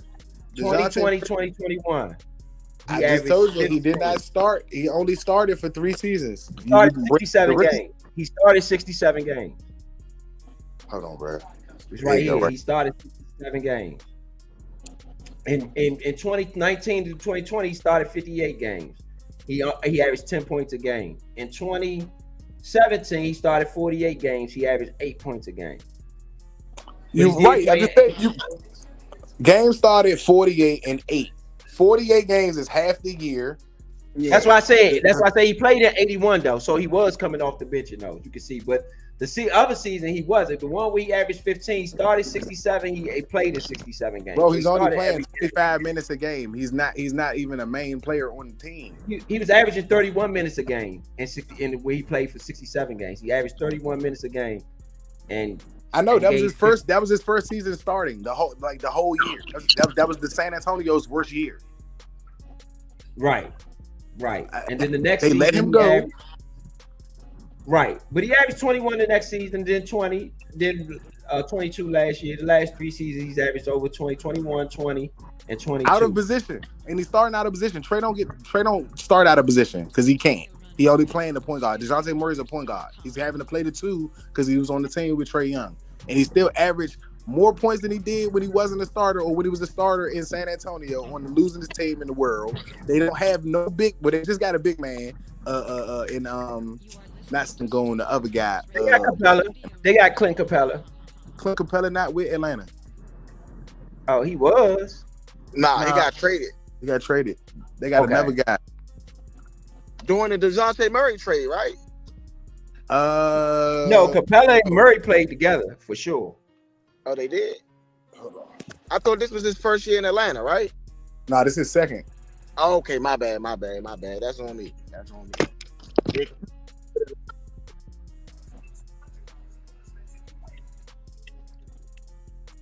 Capella's still with the Hawks. Yes? Yeah. Was he hurt? I don't know. I'm looking real quick. They said he's played 73 games. Yeah. Capella's viable. Clint Capella's viable. He is not, but all right. 10 and 10 is not viable. All right, it's not. You're Derek Lively. He's been battling some injuries too. 73 games, you missed 9 games, bro. I ain't trying to hear that. You are an alley-oop guy like Derek Lively and DeAndre Jordan. Those guys are not basketball players to me, Jeff. You fit a role. You fit a role. Like it's nothing wrong with that. I'm not saying that you got one. Those guys are defenders. Like not. I ain't gonna say Derek Lively. I'll say Capella and DeAndre Jordan are defenders first. The lob just adds to the fact that you got to at least pay attention to where they are on the floor. So I don't think that anybody looks for them to be 20, 30 point scorers a game. So I'm not saying Capella's trash for that because he does change shots and play a lot of defense for you. So I give you that. Yeah. But anybody that plays defense to me is going to be better than the offensive player. So like James Harden, Paul George is going to be better than James Harden, even though James Harden had 3 or 4 really, really good scoring seasons. And if your offense is that good, like a Harden's is or a Steph Curry in those particular years where the defense doesn't get a chance to take advantage of you because of how much you cause offensive problems for their defense, then I'll consider that good. Trae Young doesn't do that the way that Steph Curry does. He is definitely the Harold Miner to me right now to the Michael Jordan of Steph Curry, in my opinion. And don't get me wrong, he's way better than Harold Miner. I'm not saying Trae Young is Harold Miner in the complete sense, but just in comparison to what Steph Curry is, he's like a Harold Miner. Steph Curry don't get scored on as much as Trae Young does because Steph can score 9 points in 5 seconds. Trae Young can score that same 9 points, but I'm not sure if it's the same way. Because he can shoot from that far, he's not as accurate as Steph is. He's not as deadly as Steph is until he be locked in. You know what I'm saying? So it's a different way that they transition points. And he does play point guard, to me, a little bit more of the natural way a point guard plays it rather than Steph. Steph is trying to score and trying to spread the floor and bring you out to 30 feet so that other things can happen. And Trae Young is looking for his players and stuff like that a lot more. So they do play a little bit different. And because that's why I said that me and your point, Leo, was a little bit different when you was like they playing Steph ball. Like, because they shooting threes don't mean they playing Steph ball. Like, you got to get out further to play Steph ball, and it's not that many teams that even have a further option to play that type of basketball. No, what I'm saying about Steph ball is I feel like not positionless basketball, right? A lot of people. The positionless basketball will go towards LeBron, in my opinion, rather than Steph. Steph only got one position. No, what I'm saying is that people. You breaking up? Downtown. Can you hear me now? Yeah. Yeah. What I'm saying is that the style of play far more than it is any team that LeBron's played with. I feel like actually LeBron adapted Steph Curry's style of play when he was in Cleveland. So you forgot all about Gilbert Arenas? No, but think about when Gilbert Arenas was playing, right? Okay. Nobody had a shot. You said who? None of them had a jumper. None of them really had a. Gortat had. You know what I mean? You breaking up. Who you say didn't have a shot? Huh? What big man had a shot? What big man had a shot? Gil. Yeah, with Gil. Antoine Jameson is 6'9". Or you needed a center. It's got to be a center, or is Jameson don't count? Jameson was a 4 his whole career. Jameson's been a jump shooter damn near his whole career. All right. I can say Jameson is decent, but it wasn't. Antoine Walker was a 4. It wasn't the whole team, though. Is what I'm saying. Antoine Walker.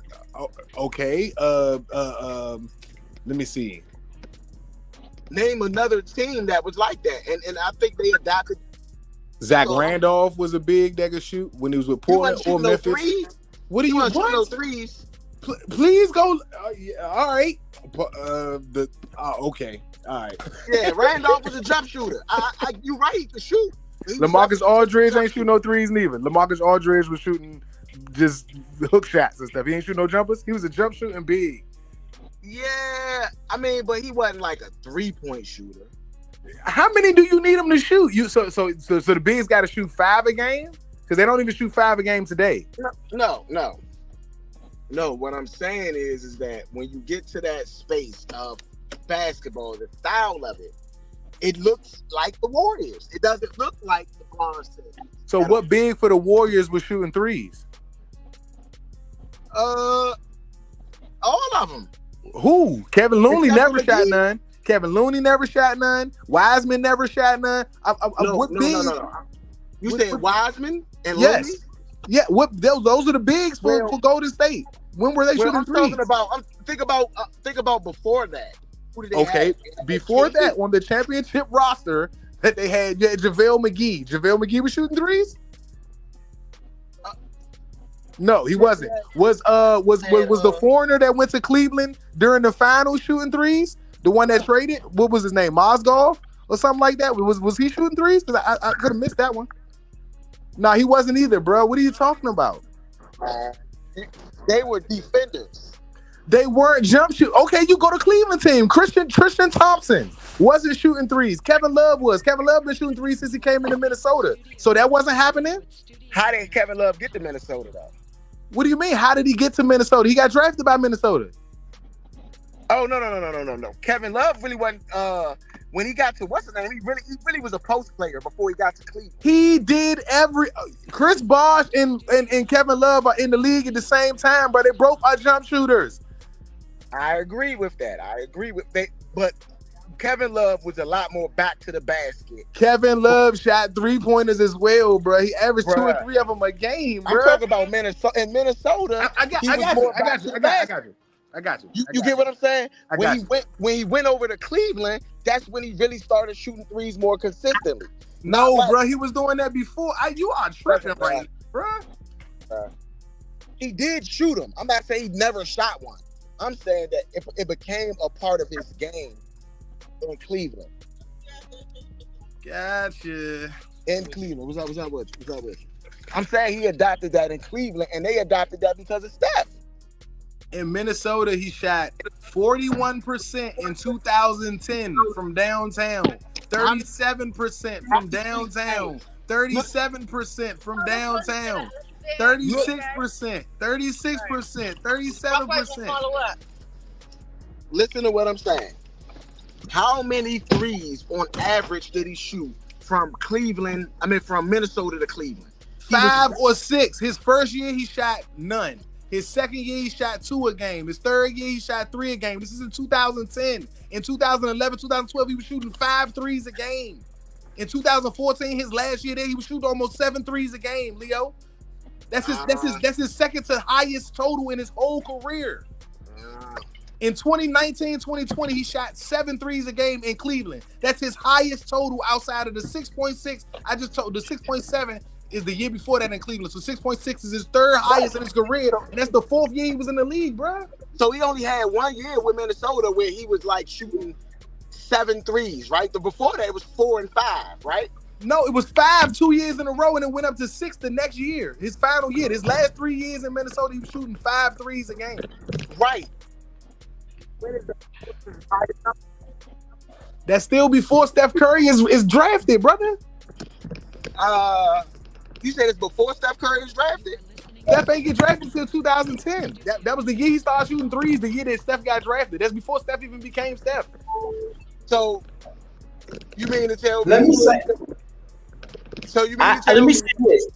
I do think that the NBA do mimics the pace of the Golden State Warriors. Even if it's not the 3-point shooting, they do mimic the pace.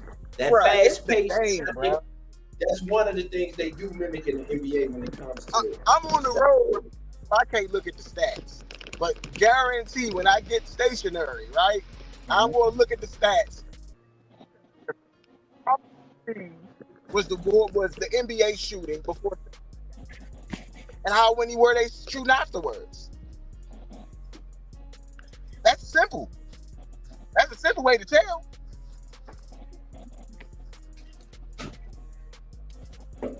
What impact the person got? Nah, I mean, Steph and them brought another part of the game. They brought a lot of that pace. I think it's pace. The pace they played at, I had never seen before them. You know what I mean? It's the pace. They was like the Chip Kelly of the NBA, in my opinion. 2007, 2008, Rashard Lewis had 226 threes. Antoine Walker in 2001 had 222 threes. That's a power forward. He had 221 the year before that in 2000, 10 years before a nigga was drafted. How many other players? But what I'm saying is, Hold on. Julius Randle plays the 4 today, right? And big men are supposed to shoot more threes. He still is 5 threes under Rashard Lewis from 15 years ago, Leo. Rashard Lewis was 3-point shooter. He was the 3-point shooter. how many of those players are like? Because you got to remember, you got Steph, you got Clay, and you got Draymond that was shooting a couple threes as well. Draymond some shit from out there. Whether you make them or not don't matter. It's just as long as you shoot them. Bruh. I'm just asking the question so we know how to go about this. You know, I'm a searcher, so I just want to know how we going about this before I make my argument. Are you adding misses and makes, or whether they good at this, or whether they just shooting the ball? Because Cliff Robinson was shooting them in the '90s, baby, and he wasn't that good at shooting them jumps all the time. But you're talking about one player. I'm talking. He's about a big. I can keep going on. Sam Perkins was a center. I can keep doing this all day, bro. On every team, I can name somebody that was a big that was shooting. What I'm saying is the whole team that plays that way. Bro, you can't name the Rockets. The Rockets don't. All of their teammates don't shoot threes. The Rockets had one of the lowest, and Detroit Pistons don't shoot threes like that. I can name teams that don't play this way, bro. No, I can name teams today that don't have a player on their team with 150 threes. I can name a player on both of those teams without 150 three-pointer attempts. Does that help what you're arguing right now? Listen, how many teams can you name that does have that though? I'm naming players that did that back before the Steph Curry even came about, and you telling me that it's another reason why that's the case. You're naming a player. I just named to you more than one player. I named to you 5 players, and you just gave me another scenario. Antoine Walker and Rashard Lewis played at this around the same time. Those are 2 different players. Bro, I said style of Bro. Every that is team since the Warriors. 3-point line has been added into the NBA has had somebody trying to shoot threes, brother. Okay, before he came in, but you before can't just Steph say, came in, so you trying to tell me that the whole Hibachi Jones didn't do nothing to the league? Nobody was shooting threes, and Derrick Rose was not a 3-point shooter like that. Ask bro, before he got to the league, he wasn't a 3-point shooter like that. He was even shooting threes in Chicago. Yeah, because of what Gilbert Arenas was doing in Washington, it changed up stuff. Before Steph Curry got to the league, I'm confused on how Steph Curry changed this. He was not the first person doing this at that level. At that, listen. For one thing, ain't nobody been at Steph Curry's level of shooting threes. Nobody. What? Not Reggie Miller. Not Ray Allen. Not none of them. He's the best shooter ever. Steph Curry is. That's the truth. I agree with that. Steph Curry is the best shooter ever. For sure. Nobody in their right mind that was coached before, even with Steph Curry, because Stephen Curry is the only one that's allowed this. Even when Mark Jackson was there, Steph didn't have more 3-pointer attempts than he had field goals. You're never going to have that in the entire world ever happen again, where a player has more field goals from downtown than they do shooting 2-pointers. Hey, bro. And look, Steve Kerr, you just named him. Steve Kerr.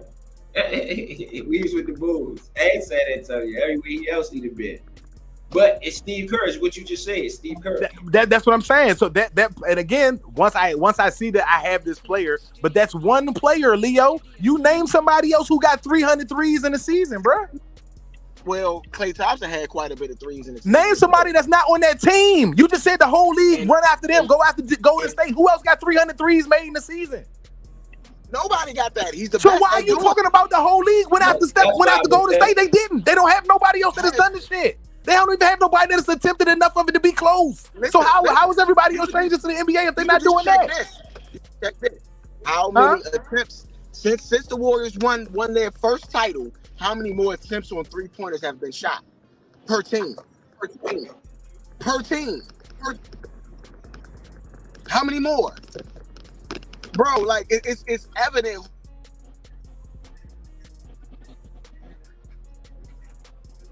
Hey Leo, you know before the 3-point line was added to the league, the jump of 3-point shots to 2-point shots went up too.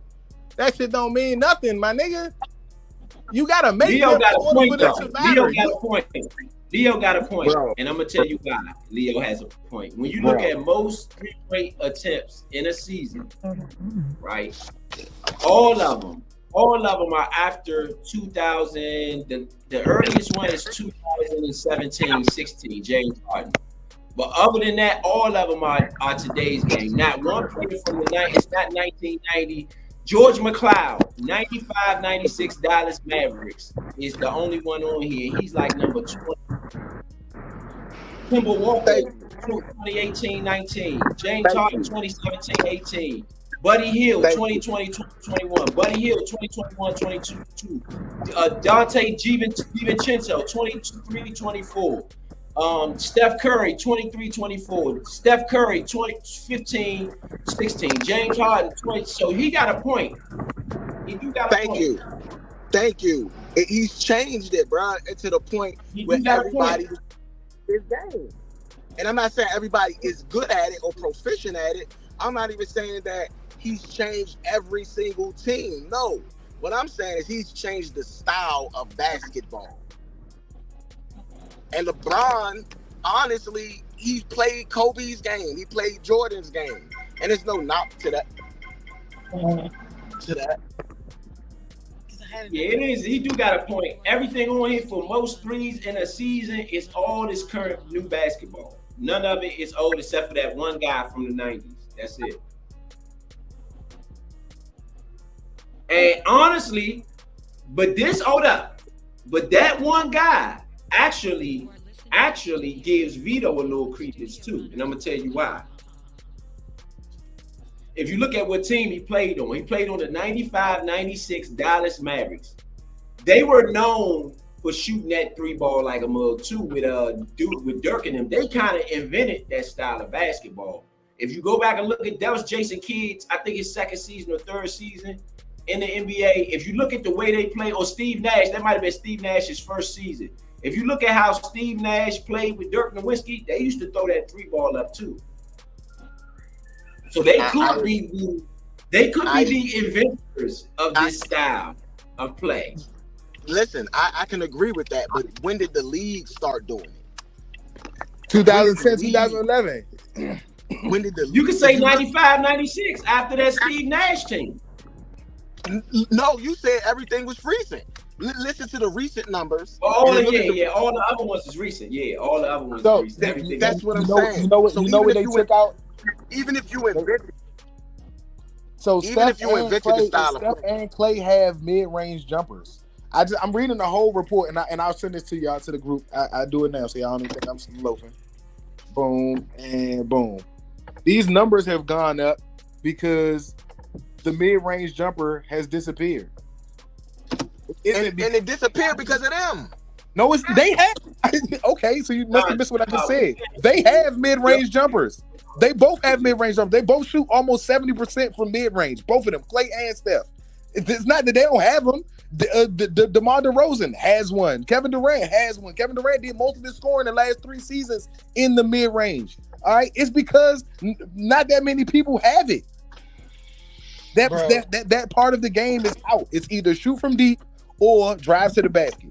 The pull up and shoot a mid-range jumper isn't in the game no more. It's not like the threes is added and the rest of the game is still there. That part of the game is gone. And they just said right here that during the 2015-2016 that only 6 teams took a third of their shots from 3-point range. Last season, so this is even after the 2010 season when it went up from 22% over the last 10 years, it's gone to 39%. That's a bunch of shots that people aren't taking from a whole nother area of the floor. But in 2015-2016, only 6 teams took at least a third of their shots from 3-point range. The last season, which is in 2021 from this article, 28 of 30 teams did this. Only teams shooting under 33% were the Wizards and San Antonio. With their most prolific mid-range shooter having moved to other teams, it's very possible the Wizards and the Spurs see significant jumps in their 3-point rates this season. The 11th straight jump in 3-point rate appears likely, but how far it goes and how did we get here? Here are some numbers and notes details to know what's going on with the 3-point revolution. So it's pushing the league forward. It's a copycat league, but there are certain inflection points and teams that push the envelope in regards to the 3-point rate. Here are the teams that broke barriers, becoming the first to cross certain thresholds in regards to 3-point percentage of their shots that came from 3-point range with their coach and where they rank offensively in parentheses. So it goes from 87 to 88 with Casey Jones being first and 10%. New York, Rick Pitino was 9th. Multiple teams in 94 and 95 was Rick Pitino. Yeah, as a player in New York, it was the Knicks. I ain't know that. That's some history for you. The Rockets in 94-95 with Rudy Tomjanovich as the coach. The Celtics in 02-03. Orlando Magic, that Rashard Lewis team in 2009-2010 was 35%, 40% being the Rockets in 16 and 17, and 50% being the Rockets in 17 and 18. The Warriors aren't even on that list. The 3 seasons with a shorter 3-point line, I ain't gonna read that part because that's about shorter 3-point lines.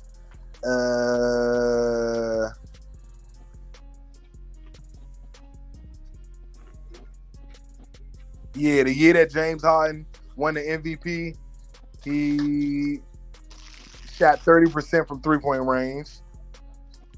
Not his percentage, but how much he shot. His total amount of shots was 30% from 3. Over the last 20 years, the team that saw the biggest year-to-year jump in 3-point rate was the 2007-2008 Magic in Van Gundy's first season in Orlando. The Magic took 32.2 percentages of their shots from 3-point land, which was up from 15.8 the year before. This is in 07, 08, before Steph.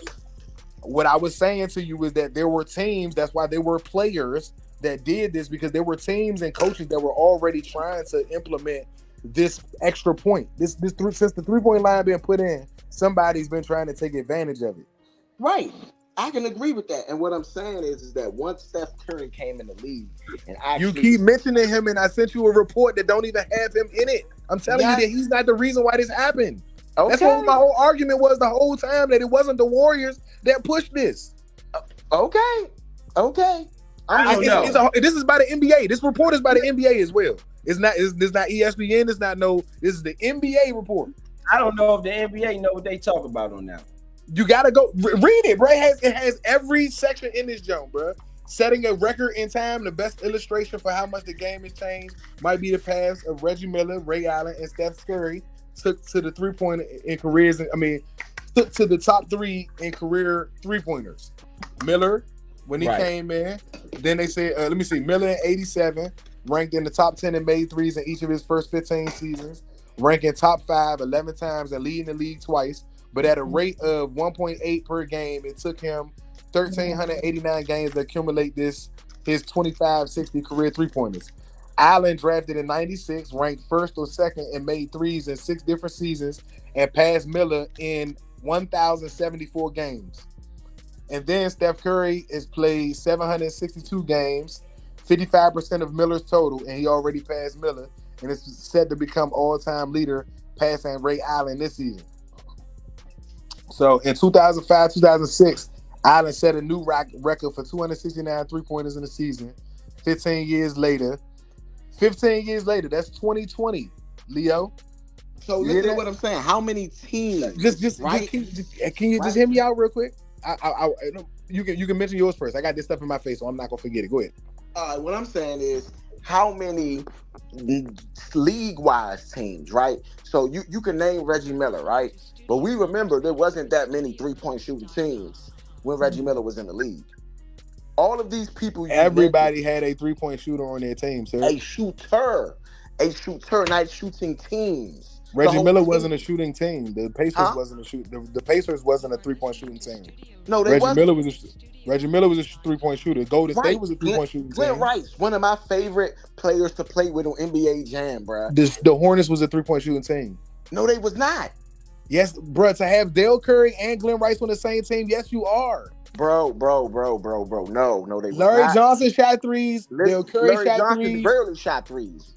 But he did. But because whether he barely or didn't, bro, don't mean that he didn't shoot them. What I'm saying is that wasn't a part of their system. So how many people on the Warriors shot 5 threes a game outside of Steph and Clay?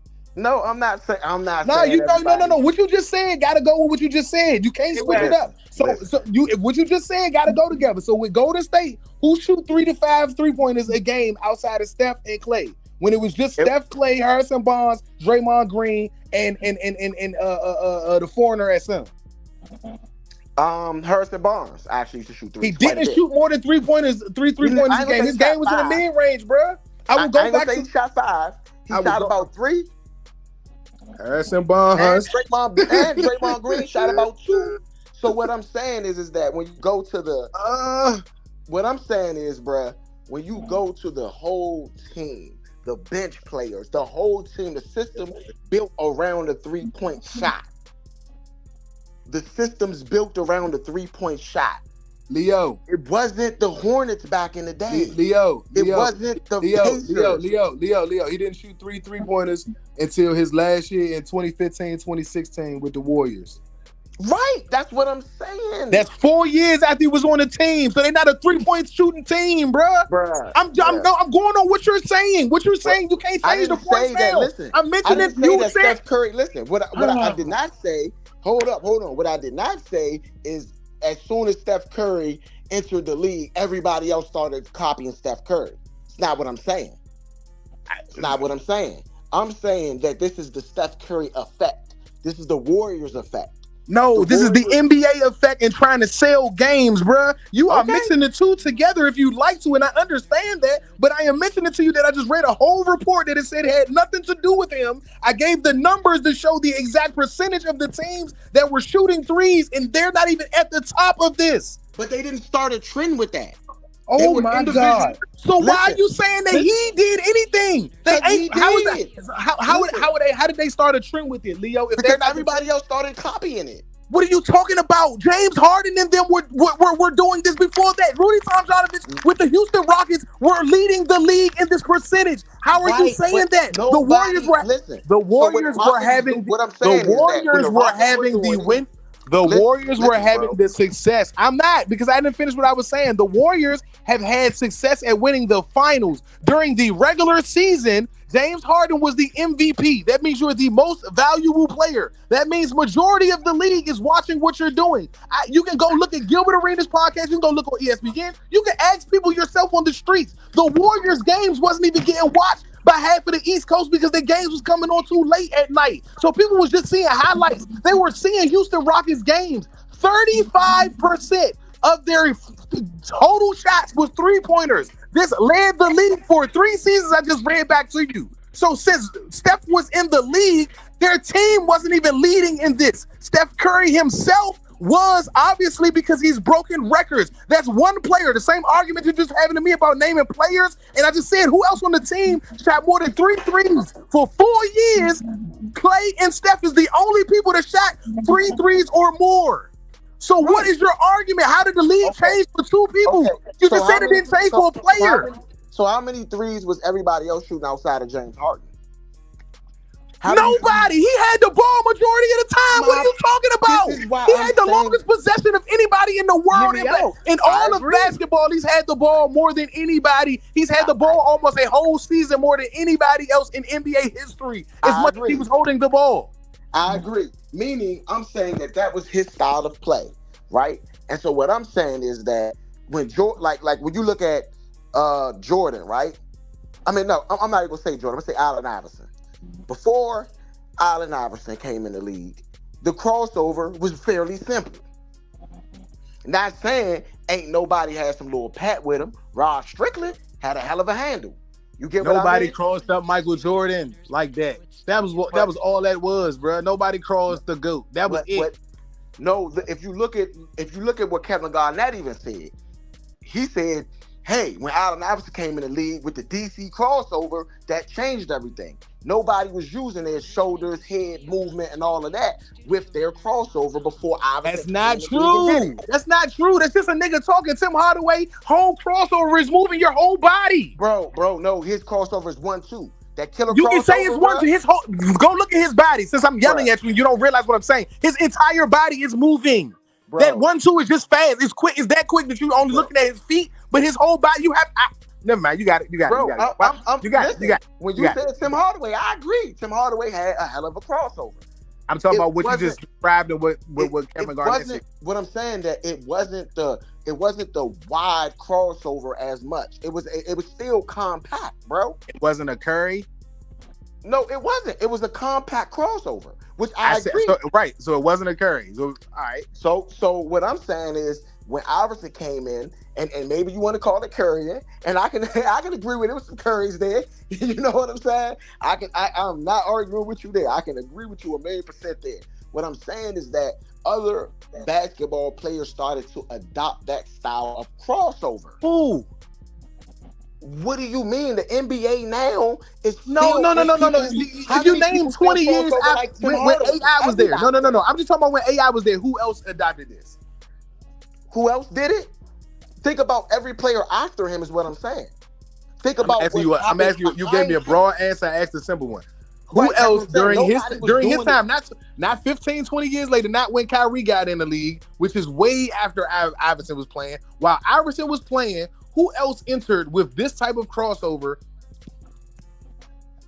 within 5 seasons? You ain't got to go there for just within 5 years. Who else was doing dribbles like this or crossing over like this? Kobe Bryant. No, he wasn't. Yes, he was. No, he wasn't. You look at early Kobe, and then you look at Kobe 2 years later, his crossover. You could see it widened up, bruh. You can look at this. These are facts, bro. You can look at this yourself. You want to know who the NBA games? The tight handle guy, the tight handle guys that you named were all guys that were 6 feet, 6'1", and did not have long arm ranges. Rod Strickland as well, another guy without a long arm range. You didn't name their big guy dribbling like that. Antoine Walker before Kobe Bryant.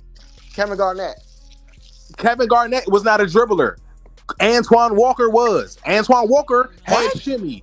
Go look him up because I don't know what basketball y'all niggas was watching before knowing this, bro. Antoine Walker had shimmy, bro, and dribbles a lot. I don't know where before Paul Pierce was even a Boston guy. Back when they got Raja Bell, or not Raja Bell. His name was Raja. Was number 7. It was a foreigner that they picked up. Antoine Walker came in the next pick with them and way outshined that Bam. Was dogging. Had his own shoes and everything with Adidas. Antoine Walker was crazy with it, bro. I have no idea how you don't know this. That Antoine was a dribbler and everything. Like, they crazy that you didn't know this. That's crazy. Lamar Odom, a 6'11" guy from Rhode Island, with dribble. The reason why his dribble looked like he got shimmy and all that is because you dribbling 7.3 feet out to the left or to the right when you taking a dribble. You can't dribble tight that tall, bro. Your arms won't allow it. Bruh, what I'm saying is that there were several. The crossover changed. That's all I'm saying. It changed. Okay. Before and after Iverson, it changed. Can you argue that? I'll just say okay. I'll just say okay. So you don't think that it changed after Iverson? No, bruh, because I don't. I really don't. I disagree. How about you, Ro? Do you think that the crossover changed after Iverson? Yeah, I think not. I ain't gonna say this just the crossover, right? So my take on Iverson is different. Iverson was so little that he was just able to do things that people his size everybody couldn't do the things that he did because he was that size. He had his own style of playing. However, I think what did change after Iverson is the NBA players didn't mind being themselves, tattoos, and because there wasn't a lot of tattoos. Yeah, that's true. There wasn't a lot of people with tattoos, so tattoos and cornrows, and he brought more of a street sort of a thing to it. Whereas though you didn't have that at first. He took away to all of the formal. You didn't have to wear. You said what? Okay. Yeah, right. Exactly. He took away the exactly. I'm saying that I've only seen the NBA change in my lifetime. See, V, you're a little older than me, right? So I respect the fact that y'all a little older than me, that y'all seen an era of Jordan that I didn't get to see. Y'all seen an era of Magic Johnson and Larry Bird that I didn't get to see. You know what I'm saying? Y'all seen the tail ends of like Kareem Abdul-Jabbar and some people like that, right? Most I got the tail end of the Magics and stuff like that. Like as far as understanding basketball, I was alive to see them play, but by the time I understood basketball, they were getting older. If I'm gonna be honest with you, even though I'm an '81 baby, I would say that first playoff year in the championship that Detroit won, 87, 88, or was that 88, 89? I think that was 87, 88. That was my first year like really being into basketball and like paying attention. Like I can remember games and stuff like that. So I would go from there up. Like I said, I watched basketball before that, but I can't really claim like knowing a lot about it outside. I go back and watch. I go back and watch it. I go back and watch old games for sure because it's players that I didn't know about. Like my brother played college basketball during that time. There's a lot of players that he played with that ended up in the league and stuff like that. So I always talk to my nephews because I try to be a historian when I be talking to my nephews because I know that watching the game now, it's players that I like now, and I go back and look at players that my brother will talk about or my uncle will talk about because I know that it was some dogs today that I look at and be like, man, nah, that's hard to get. Like Jared Jack, one of my favorite players ever, even though he don't get a lot of credit and shit like that. But I just love how he played. Him and Randy Foyd when they was at Villanova, like, man, dogs. But hey, bro, if I go back and look at certain players to see how they played and stuff like that, but watching the era when I watched it, that's what I said. Like my favorite player, Charles Barkley, all the time. My second favorite player, Olajuwon. You know what I'm saying? As far as centers, he's my favorite center out of all centers, even though I love Shaq, but Olajuwon is just a dog. And the reason why I think Michael Jordan is the best is because I watched him dog everybody that I thought was great. Like everybody that I thought was good. And I used to hate Michael Jordan, bro. I'm not gonna hold you. I used to hate him. So what I'm saying is, bro, is that my era of basketball is just a couple years behind yours, because my really earliest memories would probably be like the Bulls in the '91 finals. You know, I remember started watching sports around that time because the Redskins, we won the Super Bowl. You know what I'm saying? Respect. Certain things like that. I remember It's a that great time. sport year. Great sport year. Yeah, I remember that time, right? So when I say when I remember, as a matter of fact, I remember watching in 1990 the Giants win the Super Bowl before we won it. You get what I mean? So I remember that as well. Great Super Bowl too. So I would say that I was very young at that time. I really didn't understand it, but I remember watching it. You get what I'm saying? And as I grew into understand it, I've only seen the NBA really change with the entrance of Allen Iverson. And it's not, and I'm not just saying Allen Iverson, I'm gonna say the '96 draft, because a lot of those players, Stephon Marbury, a lot of those players had a different swag and style. And the person that ushered it in the most, in my opinion, and that would be Allen Iverson. Not They Kobe. did. That was his story. That was the best, one of the best, not draft, but all American teams of all time in college. Was that Ray Allen, Allen Iverson, Tim Duncan, Marcus Camby. So I seen the NBA change in '96. You know what I mean? And don't get me wrong, Penny Hardaway and Shaq was in the league before them, and they played like a Showtime's Lakers style, up tempo, fast pace, flashy offense. And so I do remember that, but I remember it changing for real when Iverson came in the league. You get what I'm saying? And I just look at it; it hasn't changed really very much since, because they what changed do you think? Even though they were in Iverson's, the style was changing, right? It was still Jordan's league. It was still a jump shot league.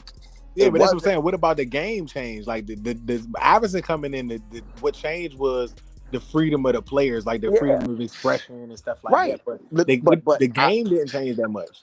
It didn't change that much, but the dribbling enhanced. It was only one player. No, Stephon Marbury too. Stephon Marbury never dribbled like that. Stephon Marbury way of dribbling never had to change based on the league. Like the league didn't change his dribbles. Him and Kenny Anderson were pat guys before any rule. They never, no rules would have made their game change. Yes. In my opinion. I'm not saying the they rules. both had pat without the rules changing or without the without development, like the development of the game. You know what I mean? That's what I'm saying. The development of it. Isaiah Thomas style dribbling. That's what I say. I'm not sure if you with Kenny Anderson, bro. Like it's just to me, it's players that are like AI. There is no player to me like AI before AI got there. No, but it's not that hard. It's not hard to find comparisons to certain players for most guys. The guys that you can't find comparisons to are just the special guys. Kobe even has a comparison. He only has a comparison because I got to watch it for most of my life first, and that'd be Michael Jordan. But outside of Michael Jordan, he has no other comparison. To another person. I'm gonna say this though. I'm gonna say this though. If KG called it the DC crossover, if that's what he called it, he's 100% on point, because people around that time, believe it or not, if AI did get it, AI got it from playing out here, because people. No, he got it from his teammate on Georgetown. Yeah, that's where he got it from, because people out here was playing like that. That crossover is a DC crossover. Yeah, no, his teammate is the inventor of that jump. They play down. They play down the I wouldn't say that it was. Youngers out there. It's a whole documentary on the jump, bro. It's a whole documentary on the jump. They play down the Kenner League. I'm telling you what from the jump. It's a whole documentary, a 30 for 30 on this jump for not AI, for the DC crossover. It's a whole 30. I know. I'm saying though, bro. I have been seeing people do that crossover since the 80s, and so I've been seeing it for a long. I don't know if it's a lot of people out here who was doing it. Put it like that. I've been seeing it on the street. Like V said, currying. It was a lot of that would have been considered currying in the early NBA.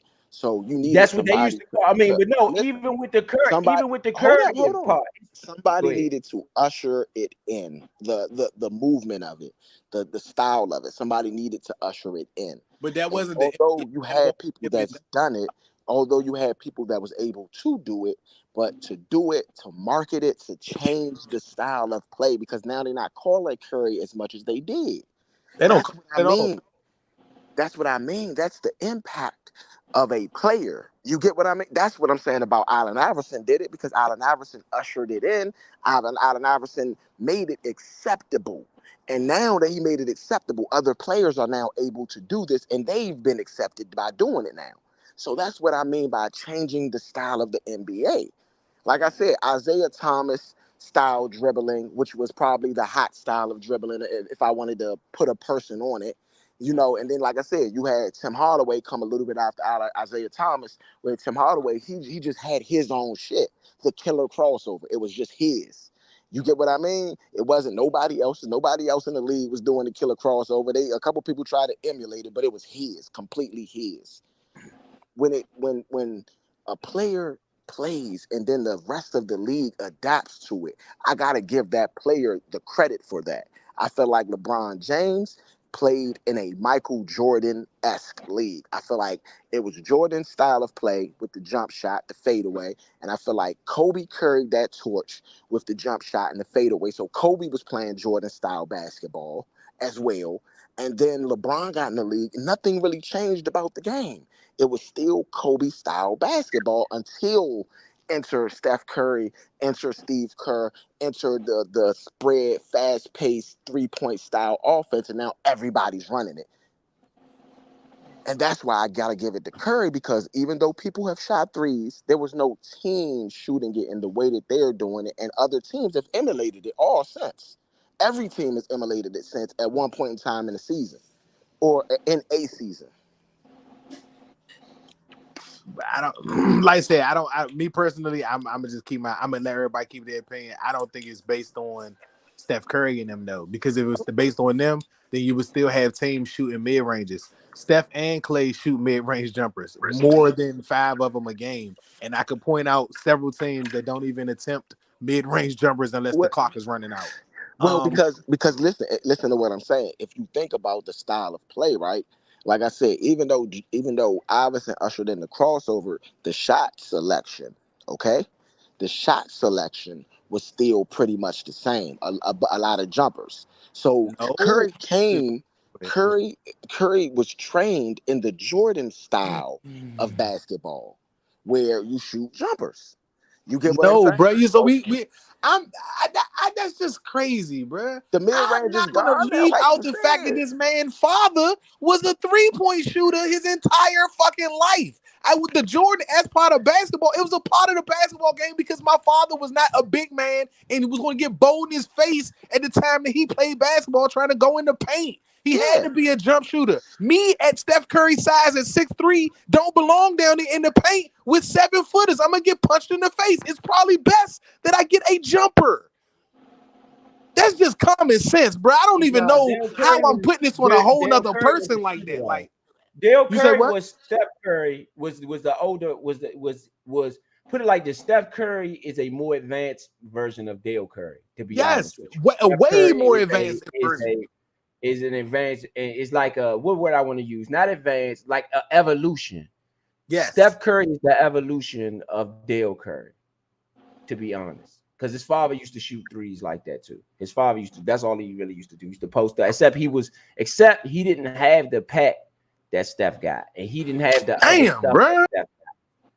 But he definitely shoot the three. He definitely could shoot the three. The way Steph shot the three, for sure. Dale Curry could shoot that three. Dale Curry could shoot that three. Yeah, hello? Yeah. Yeah, my bad. Yeah. Yeah. Dale Curry Just my definitely opinion. shoot that Hey V, three. listen, what I'm saying is this my opinion. In my opinion, you V, gotta he give. gone. I think he'll be right back. Oh Oh, yeah, all there you right. go. All What I'm right. saying Nah, with go ahead. V, Go ahead. with V, this is, I mean, I'm saying this is addressed to the people that feel like V, and I'm not knocking that. A lot of people don't say it's Steph Curry. Me personally, I say it's Steph Curry. You know, and I that was could what my be wrong. argument was, is because, like I said, I only even have Right. this new view of this because I really like. So me personally, I would bring up a little bit of a personal point.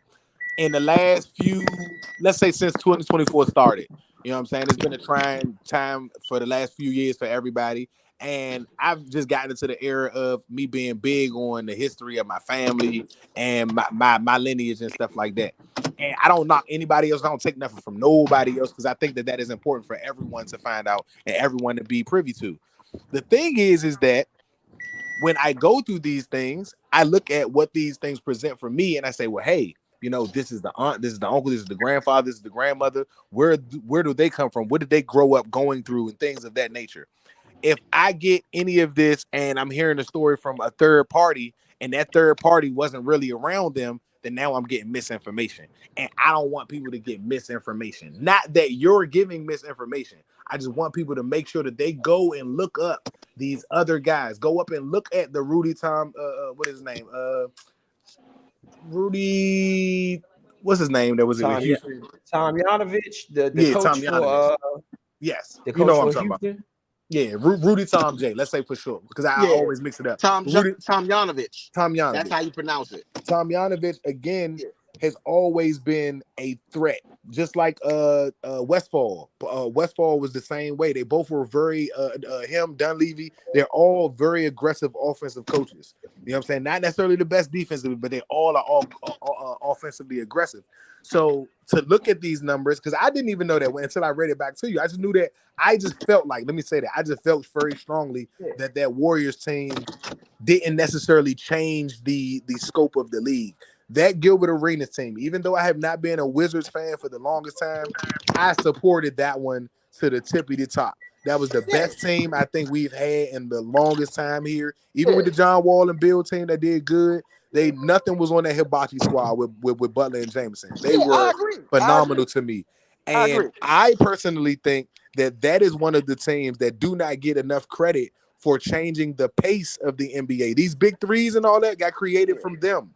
They were the yeah, first big three since the superstars and all that retired and everybody had to start over. They were the essential big three. They led the league 3 seasons in a row with those three. Their three total points per game, I think, added up to like 72 to 78 points a game, which was the league high for 3 years in a row. If it wasn't for Derrick Rose one year and LeBron traveling through them, the Wizards probably go to the Eastern Conference Finals all 3 seasons. yeah. No, I agree. Listen to what I'm saying. I agree with that. There has been teams that have done what the Warriors or what the Warriors tried to do or what the Warriors implemented. Right. What I'm saying is that there's always people that's done what other people hasn't done before. Like Kareem Abdul-Jabbar scored more than 37. What was it? Will 36. Chamberlain scored more than 37 points per game. But when Jordan did it, it was different. And I feel like you got certain times when it's different and it catches on, right? So we've had great Yeah, WNBA Will players. averaged 50 points in one season. One season, he Yeah, averaged Yeah. that's what I'm 50 saying. points That's per that's game. what I'm saying. So But the when lack people, of the lack of stat keeping back then is why he's not at the top of the yeah, because I don't even understand how he's not leading in most categories. Yeah, exactly. yeah. So what I'm saying is that when you think about Wilt, right? He had his time, and guess what? The NBA patterned the NBA after somebody like Wilt, after somebody like Bill Russell, them big, tall, go down low, Kareem Abdul-Jabbar, the big man. You know what I mean? We had the big man era, right? And so when in that big man era, this was the style of play. It was get the ball in the post, let the big man do his thing. So even if you watch the Lakers show, right? The joint, and you see in the beginning of it what Kareem Abdul-Jabbar saying, like, For give me the real, for ball real. down low, give me the ball down low, get out the way. And I feel like when Jordan came, Jordan changed the game a little bit because he added and they were always shooting jump shots in the NBA. It's not like Jordan invented it, no. Jordan, But that triangle Jordan offense changed that with mix up. Jordan Yeah, with Jordan's jump shot, You get what I'm saying? That changed the game. Everybody got to shoot a jump shot now. Everybody, guess what? Want to be like Mike? What was we doing? Shooting jump shots. Niggas couldn't dunk. You know what I'm saying? That it So was different though. It was yeah, different. it was Everybody, different. It was because people shot jumpers before that. They had to shoot yeah, jumpers before that. yeah, But the and it was often. I go ahead, go ahead. yeah. So for me, right? That's when I like my lifespan entered the NBA, right? But me, like you, V, I go back, I watch the games. I'm a historian, so I like going back and watching the old Lakers Celtics finals. I like watching Larry Bird. I was not a big Larry Bird fan as a kid, but Larry Bird, because I seen the late Larry, the hurt Larry, the Larry that wasn't telling I'm a dash this way and shoot a jumper in your face. I didn't see that Larry like as a kid. I got to see that Larry as an adult, and I got to see how great he was. You get what I'm saying? So now that I see that, it's different. So when I put people on certain levels, right, I didn't see people shooting 3 pointers like they shooting now until after Steph Curry came in the league. And that's just how I feel. I did not. I didn't see it. I seen some 3-point shooters. Yeah, I seen Ray Allen play. That's Yeah, lazy I basketball. seen. Yeah, I seen Reggie Miller play. I seen Dale Curry play. You know what I mean? I seen Steph Father play. So yes, I understand what you're saying, but when Steph Curry and the Warriors started winning basketball games, shooting the three primarily, you get what I mean? I seen the whole NBA change. I see 2K change. I see college basketball change. I see these kids in high school change. I see them all shooting threes like Steph Curry. And No, so but for me, that's where I'm getting lost at because you keep for, saying like Steph Curry as if he's the only person that shot threes. The only way you can name it a Steph Curry shot is if yeah, you are shooting 40 feet out or if you're catching and shooting. Like somebody threw the ball to you, as soon as you touched it, you shot the ball. Other than yes, that, bro. bro, they're What just I'm 3 that's point what I'm shooting. no. Listen, hear me out. That's what I'm saying. Like These are how not the type of no, shots that people are taking, though, bro. let me hear what let me understand. Let me explain this. Yes, those are the shots people can take in the NBA because guess what? The NBA they would not allow motherfuckers to just shoot He like don't Steph believe Curry that. from 40 He feet, don't believe that. right? Right? He don't know nothing about that. He don't. I don't know enough about what. I'm pretty sure I know. And I'm just looking at it like the fact that all that turning around after your shoe, all of that extra the stuff that Steph Curry was doing, it has been emulated more and more and more and more. And now you have people taking in the NBA 40-foot threes. And that is a direct, like LeBron wasn't shooting from out there for real. Like LeBron's shooting from out there now. He wasn't doing that. And it's not because he got older and he can't just, you know what I mean? It's because that's how the game is. Dame Lillard. Dame Lillard is accepted because somebody like Steph Curry opened the door for people doing it. That's crazy. That's crazy. I'm just being That is real. blasphemy that you say. Oh my I, god. I I'm think putting it on mute. My bad. Go ahead, finish. No, no, I no, no, think no, no, no, Dame, no. Don't say nothing about. no, listen, I think Dame has, don't get me wrong. I'm not saying that Steph involved did anything with Dame's game because I think Dame already had that element. But I say I'm seeing it on a grander scale, and I've only seen it on a grander scale after Steph Curry was successful doing it, and that's what I mean by changed. Was did Dame Lillard do it? Can we give that credit to Dame Lillard saying that he's the reason why people are shooting the deep three the way that they are?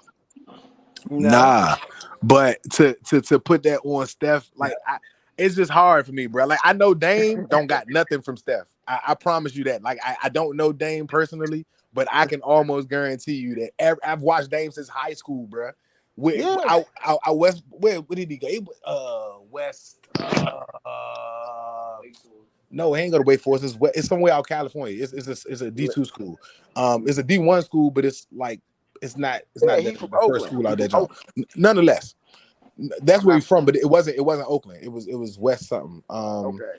But I get to you in a second. Whatever wherever it was though, bro. My man Clutch has been on Dame time since high Yeah, school, bro. yes. Same Okay, time. he went to the college that he went to so that he I'm could not. play the same way that he plays in the NBA. That's exactly Yes, why he went to bro. college that he went to. Yeah, He didn't go I to agree. college because he didn't. It was because he knew that his game was not going. It was going to get him put on the bench in college. He went to the college that he went to because the coach. He wanted the coach to trust him, and he wanted to show the coach that he could play at a high, take high level shots and be counted on. In Yes. his draft profile, if y'all go look up the draft with Dame Lillard's draft, he is one of the only players I've ever seen drafted and the highlights show missed shots. He simply got drafted on his abilities to take the tough shots, to be the one that would take the pressure and handle whatever would come with taking the final shot. He was shooting deep shots for no reason in college. He was shooting 30 footers for no Yeah. reason in college. It Yes. had nothing to do with Steph. It had for him trying to build up what he was going to be once he got to the league. Once put in scenarios, he shot these same shots. If he would have missed them, Portland would have just lived with that, and I guess, you know what I'm saying, took whatever came with it. But because he You do made under, them, he you was do able to make understand. a name for himself. You do understand that Steph Curry was drafted 3 years before Dame Lillard, though. Sure do. But you do remember that I said to you that it took for Mark Jackson no longer to be with the Warriors for Steph Curry to be the Steph that everybody's talking about. Yes. No, but he was still shooting long, just not as No, long. no. Oh my. All right. I'm gonna stop this. If I'm not mistaken, I'm gonna stop this. did he not shoot as long threes as well when Mark Jackson was there? A couple of them, just not at the frequency, right? Definitely wasn't at the frequency. Definitely wasn't at the distance. You're bugging. Now when Monte's coming. Yeah, you're tripping. He wasn't even close to the number one. He was still learning how to dribble.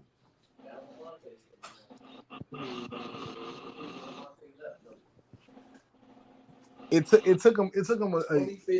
I know. I said that. This is 5 years after he's drafted.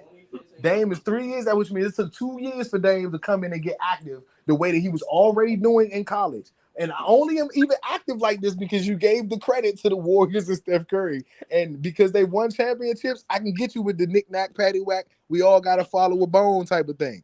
But I'm just saying that on a list that I've sent you all and that I was reading from, they have never even been the leading team in this percentage. Steph Curry shoots the threes, Klay shoots the threes. They don't have nobody else shooting threes at this level, at this regard. Even when KD was there, KD predominantly scored in the mid-range. But nah, they did usher in something. I can't lie. I'm just They saying, ushered bro. in something. They ushered in what? Yeah. Numbers. Numbers don't lie to us, people. What? They ushered in what? Steph shoots 8 threes a game. Klay shoots It's 6. no That's 14. coincidence They were in shooting the 22 as three-point era. The number 1 3 guy is the one winning championship. That's what I'm saying. You said what? In the 3-point era, the number 1 3 guy is the one who's winning championships. It's I not the got a question. 3-point era. The 3-pointer has been around before this. It's not the 3-point era. Let's make sure we saying the right shit.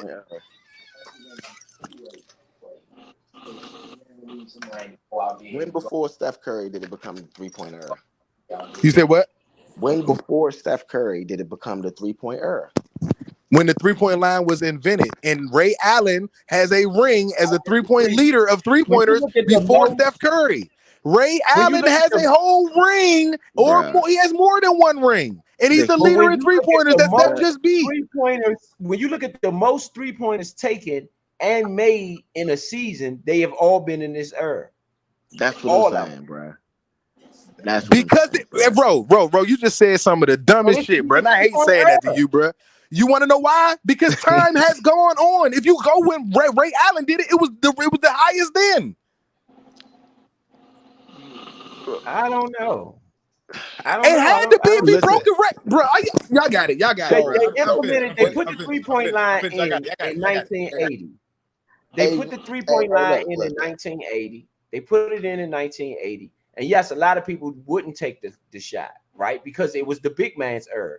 The big man's era was Kareem and Wilt Chamberlain, and them ushered in the big man's era, which went into Hakeem Olajuwon and David Robinson, which ultimately Ray Allen didn't play in the big man era. Ultimately went into Shaq, And then it became about the gods, which was Jordan. Jordan ushered in the new era, which came a little bit before Shaq, which was the gods, where it had to be about your gods.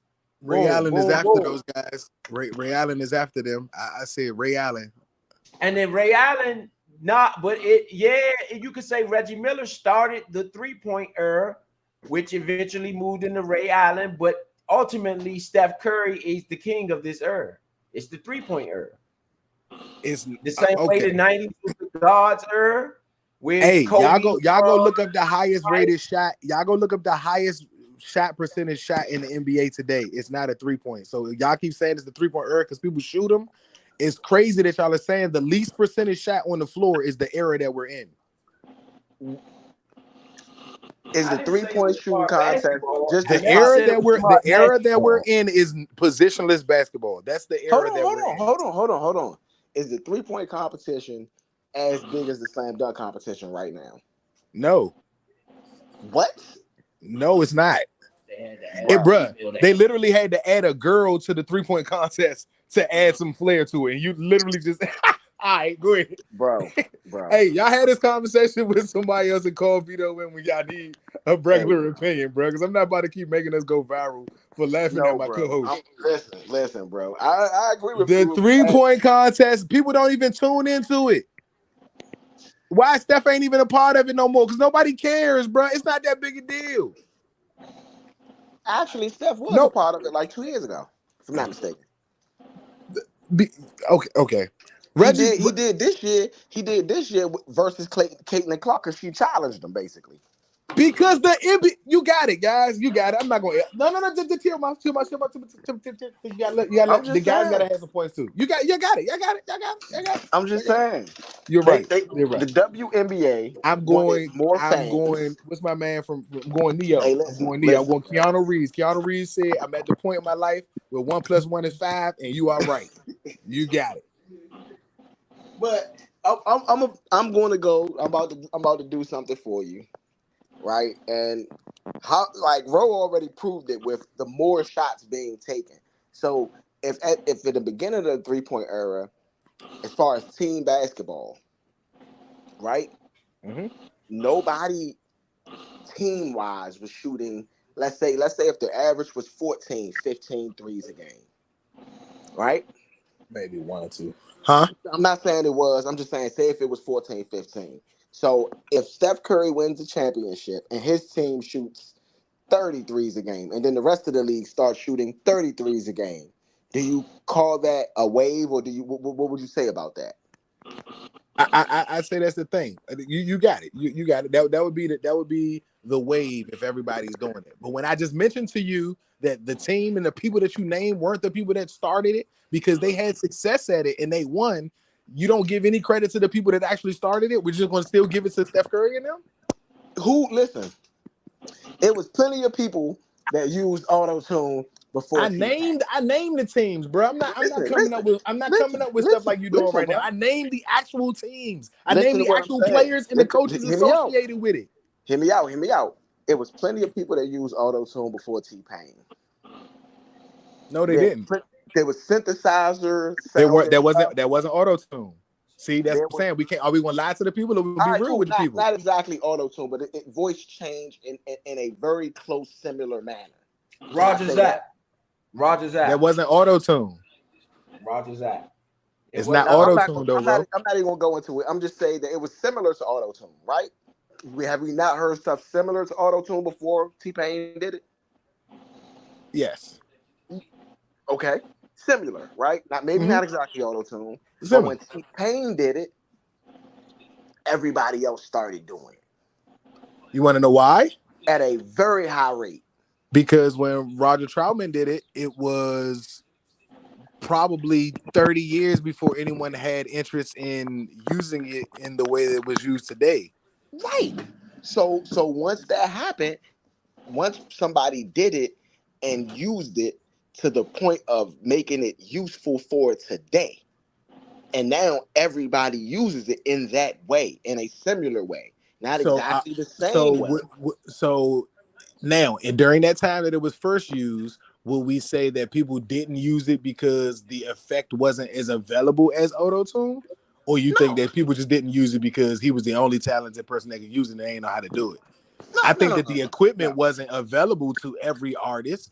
Yeah, And we also lived in a non-copycat era back then where people wasn't pressed to do the same thing that the next person right beside them is doing. So we in a totally different time. I don't like using examples when the circumstances are completely different. When we're talking about the 3-point line being invented, and of course, no one's going to use it when the top player is drafted to sit in the paint. When you don't even get 3 seconds, 3 seconds wasn't even a call until almost 20 years after that.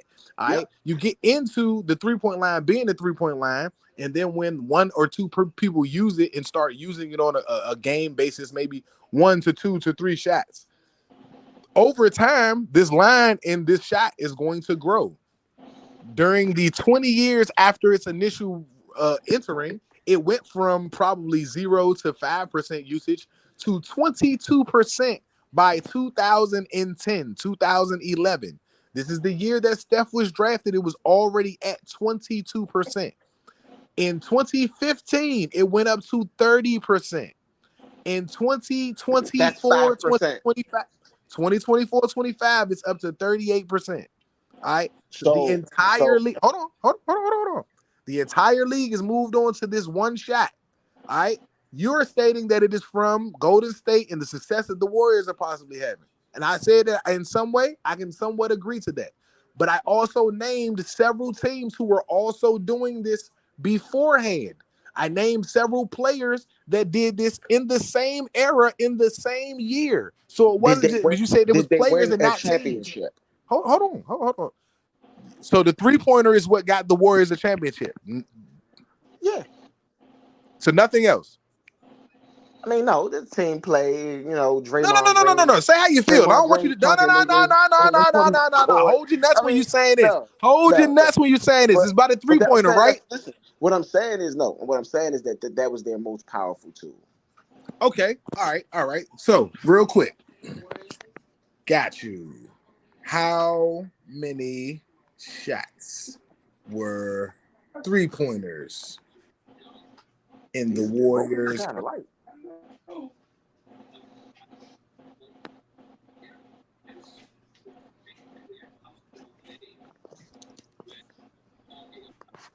You gonna be good with that? You want me to go to Soul get you? Huh?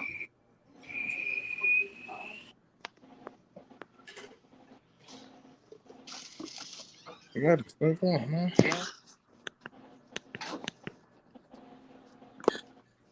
Bro.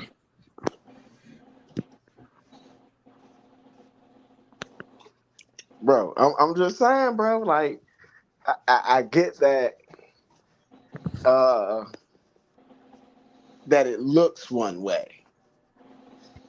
That's all I'm saying. In my opinion, I look at it as that's the effect of having greatness out there when greatness is out there. And don't get me wrong, I ain't knocking nobody else. I ain't saying nobody else didn't, have an impact in the NBA because I feel like everybody has had their own significant impact. You look at how many shoes get sold out of the NBA, and you can tell that there's impacts all over the NBA. You know,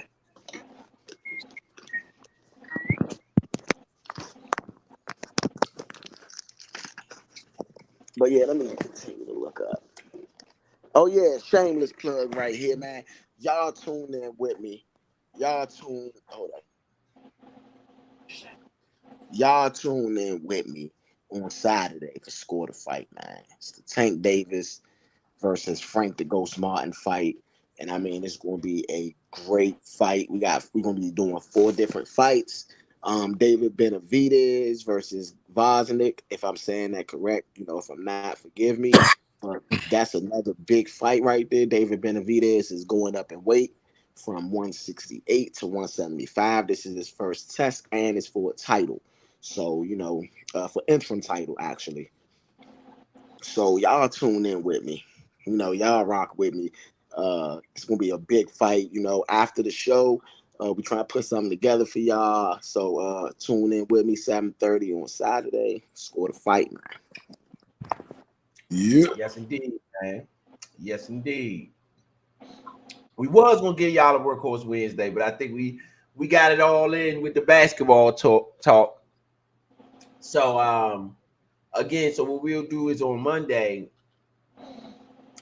just to update everybody, we'll do a on the workhorse wins. The major Mondays. What we will do is go over whatever that we didn't go over today. We interviews from OTAs. We had a couple of interviews we wanted to go over. Another thing we want to go over is props. As y'all saw earlier today during the NBA Finals, we went over all the props. We was going over all the betting numbers. So, for the gamblers, the people that do their thing, we're going to get y'all more information. Again, the Everyday Parlay coming back this week. What's today? I guess today is Wednesday. So by the end of the week, Everyday Parlay will be back. So y'all be able to tune into that just to get some information.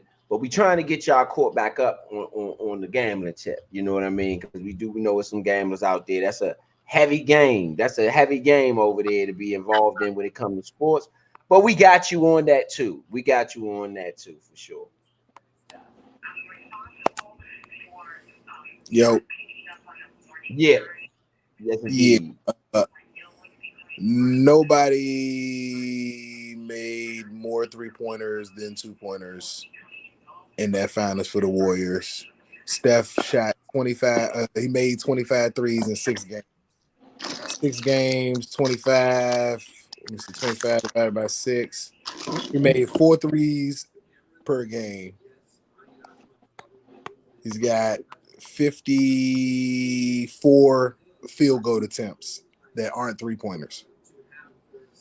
So 3-point is a very big deal, but you still got to score in other ways. And he wasn't shooting a bunch of layups. I do know that a lot of those was mid-ranges.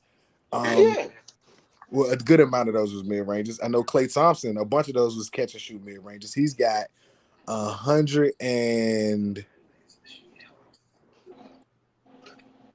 No, excuse me. He only hit 12 threes the entire finals. In 6 games, he hit 12 threes. That's 2 threes a game. How many did he shoot, though? He shot 40. How many did Curry shoot? 65. Nobody else shot more than 20. All right, so between two of them, they shot 100. Players, Leo, not the team, like I said. Listen, go that's ahead. the play. That's got to be the design of the offense, right? That's 2 players, though, bro. You said teams. I just want to know how many of the big men were shooting. Let's look at Draymond. Let's look at David Lee. David Lee, no 3-pointer attempts. Azili, no 3-pointer attempts. Andrew Bogut, no 3-pointer attempts. Marquise Spates, no 3-pointer attempts. Yep. James Michael McAdoo, no 3-pointer attempts. Draymond Green, 5 for 19. What is the point of you even shooting them Jones? What's the point? Like I said, if you're shooting trash at them, it don't fucking count. It's a lazy part of the game. So that's why I'm arguing this whole thing to y'all, is that y'all are literally telling me that we are okay with accepting that this is the laziest part of basketball. Hold on. So before that NBA Finals, how many teams shot 125 threes between 3 people? Or how many of them shot 125 threes? Period. He's not concerned about the players, brother. He said I am. What I'm saying is that the volume of it, even if they're not making them. Tony Parker in the Spurs shot 118 threes the year before. You want me to go to how many Toronto shot? 118 for the team? The whole team? Yes. So I said 3 players. How many? Nigga, it's 90. It's 90 between fucking. I got you. Give me a second. It's 20, 40, 60. It's 90 between 4. Kawhi Leonard, Manu Ginobili, Patty Mills, and Danny Green. Right. All people that got rows of shooters on that team outside of the bigs. Listen, I'm just saying, bro. That was before the Warriors first. That was before the Warriors' first win. That's for the Warriors. Everyone in championship. And they still shot more threes. The Warriors. You asked the question, I answered it, and then now it's still something that you want me to go before that? No, I'm saying the system of it. Think about it. Think about what you just said. They shot 118 threes as a team. Miami shot The Warriors 148 2 years before that. We shot 148. 148. 148, right? Yes. That's Miami. This with Ray Allen. The nigga that Ray Allen that I was trying to say, but I'm not saying shit, bro. I'm tired of doing this, bro. And how many? 90 between Mario Chalmers, LeBron James, and Ray Allen. Shane Battier has actually got more than Ray Allen. It's Shane Battier used to shoot that top 148. three. Huh? It was just, he used to shoot the three at the top of the key. I remember that season very well. What I'm saying is that 150 for the Spurs. Danny Green almost shot 53s. and how many did the Warriors have total as a team?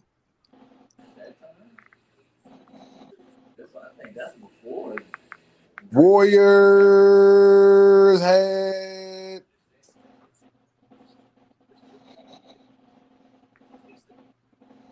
186. So you mean to tell me they shot 35 more than all these people that you're talking about? And we're worse. The percentage was worse. That's what I'm saying. I'm literally arguing the whole time I'm even making all this noise. Is the fact that we're celebrating lazy basketball. Me and Rangers were harder. I'm not celebrating it, bro. I'm just saying. Yes, we are. You literally. Listen, hold up. Hold on.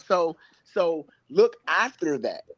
How many teams in the finals shot 186 threes since then? And that's how you can tell what effect it had. That's what I'm saying. Not the next year. Because before, everybody that you named did not shoot as many as 186 as a team. Nowhere near. Nigga, the Warriors shot 252 the next year. Wow. They only made 80. This is getting worse. It's getting worse. Like it's not making. Listen to what I'm saying though. Look at the other teams in the league adapting to that though. No, they are the only ones doing that. I just named 170 to 252. What are you talking about? That shit is crazy. Listen, I do not recommend that. Wouldn't be what I would do. Well, I'm just saying I'm saying look at the other teams in the league. See how many more 3-points they shot after they succeeded doing that. After that 186, which was probably the most at that point, I'm pretty sure. Because everybody else was around 150, 118, and all that. They was at 186. Meaning it was a lot more part of their system. So it's only 4 people. It's 3 people with 30 and 40 shots. Nobody else has a lot of shots in 5-6 games. It's Steph Curry, Klay Thompson, Kevin Durant shot 38 threes in that final. Yes, that's what I'm saying. It's players. It's not the whole team. That's 3 niggas on the whole team. You know a team got 15 players on it? Bruh. You just told me that I was naming players, and I just named the same three niggas to you, and they shooting 3 times the amount of threes. Listen. What I was saying is that these are 3 players on the same team doing it. You were naming single players on a team doing it, which is a difference. It's not the team doing it. Ray Allen and Chris Bosh played on the same team, bruh. I could have went to the Miami Heat team before that. Oh, no, I was trying to go to teams before that. I said that Glenn Rice and Dale Curry's on the same team. But they didn't shoot a bunch of threes, though. Both of them together on a consistent basis. They didn't.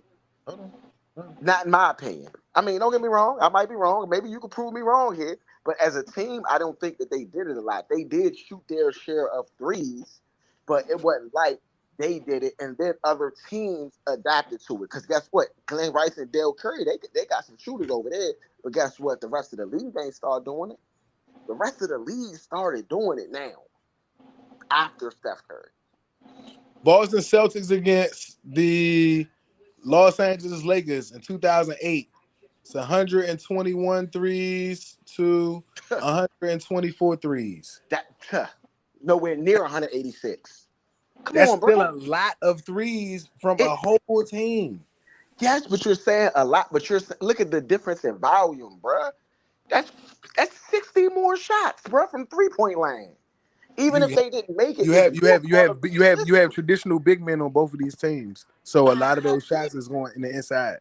bruh. You had listen, and you just explained how the Warriors only had traditional big men. You were saying that but No, except no, for no, no, no, no, Draymond. no, no, no, no, no, no, no. They had defenders. I never said they had traditional big men. They had defenders. Okay, yeah, cool. Defenders. They didn't have 3-point shooters, basically, right? No, they didn't have scores on the offense at all.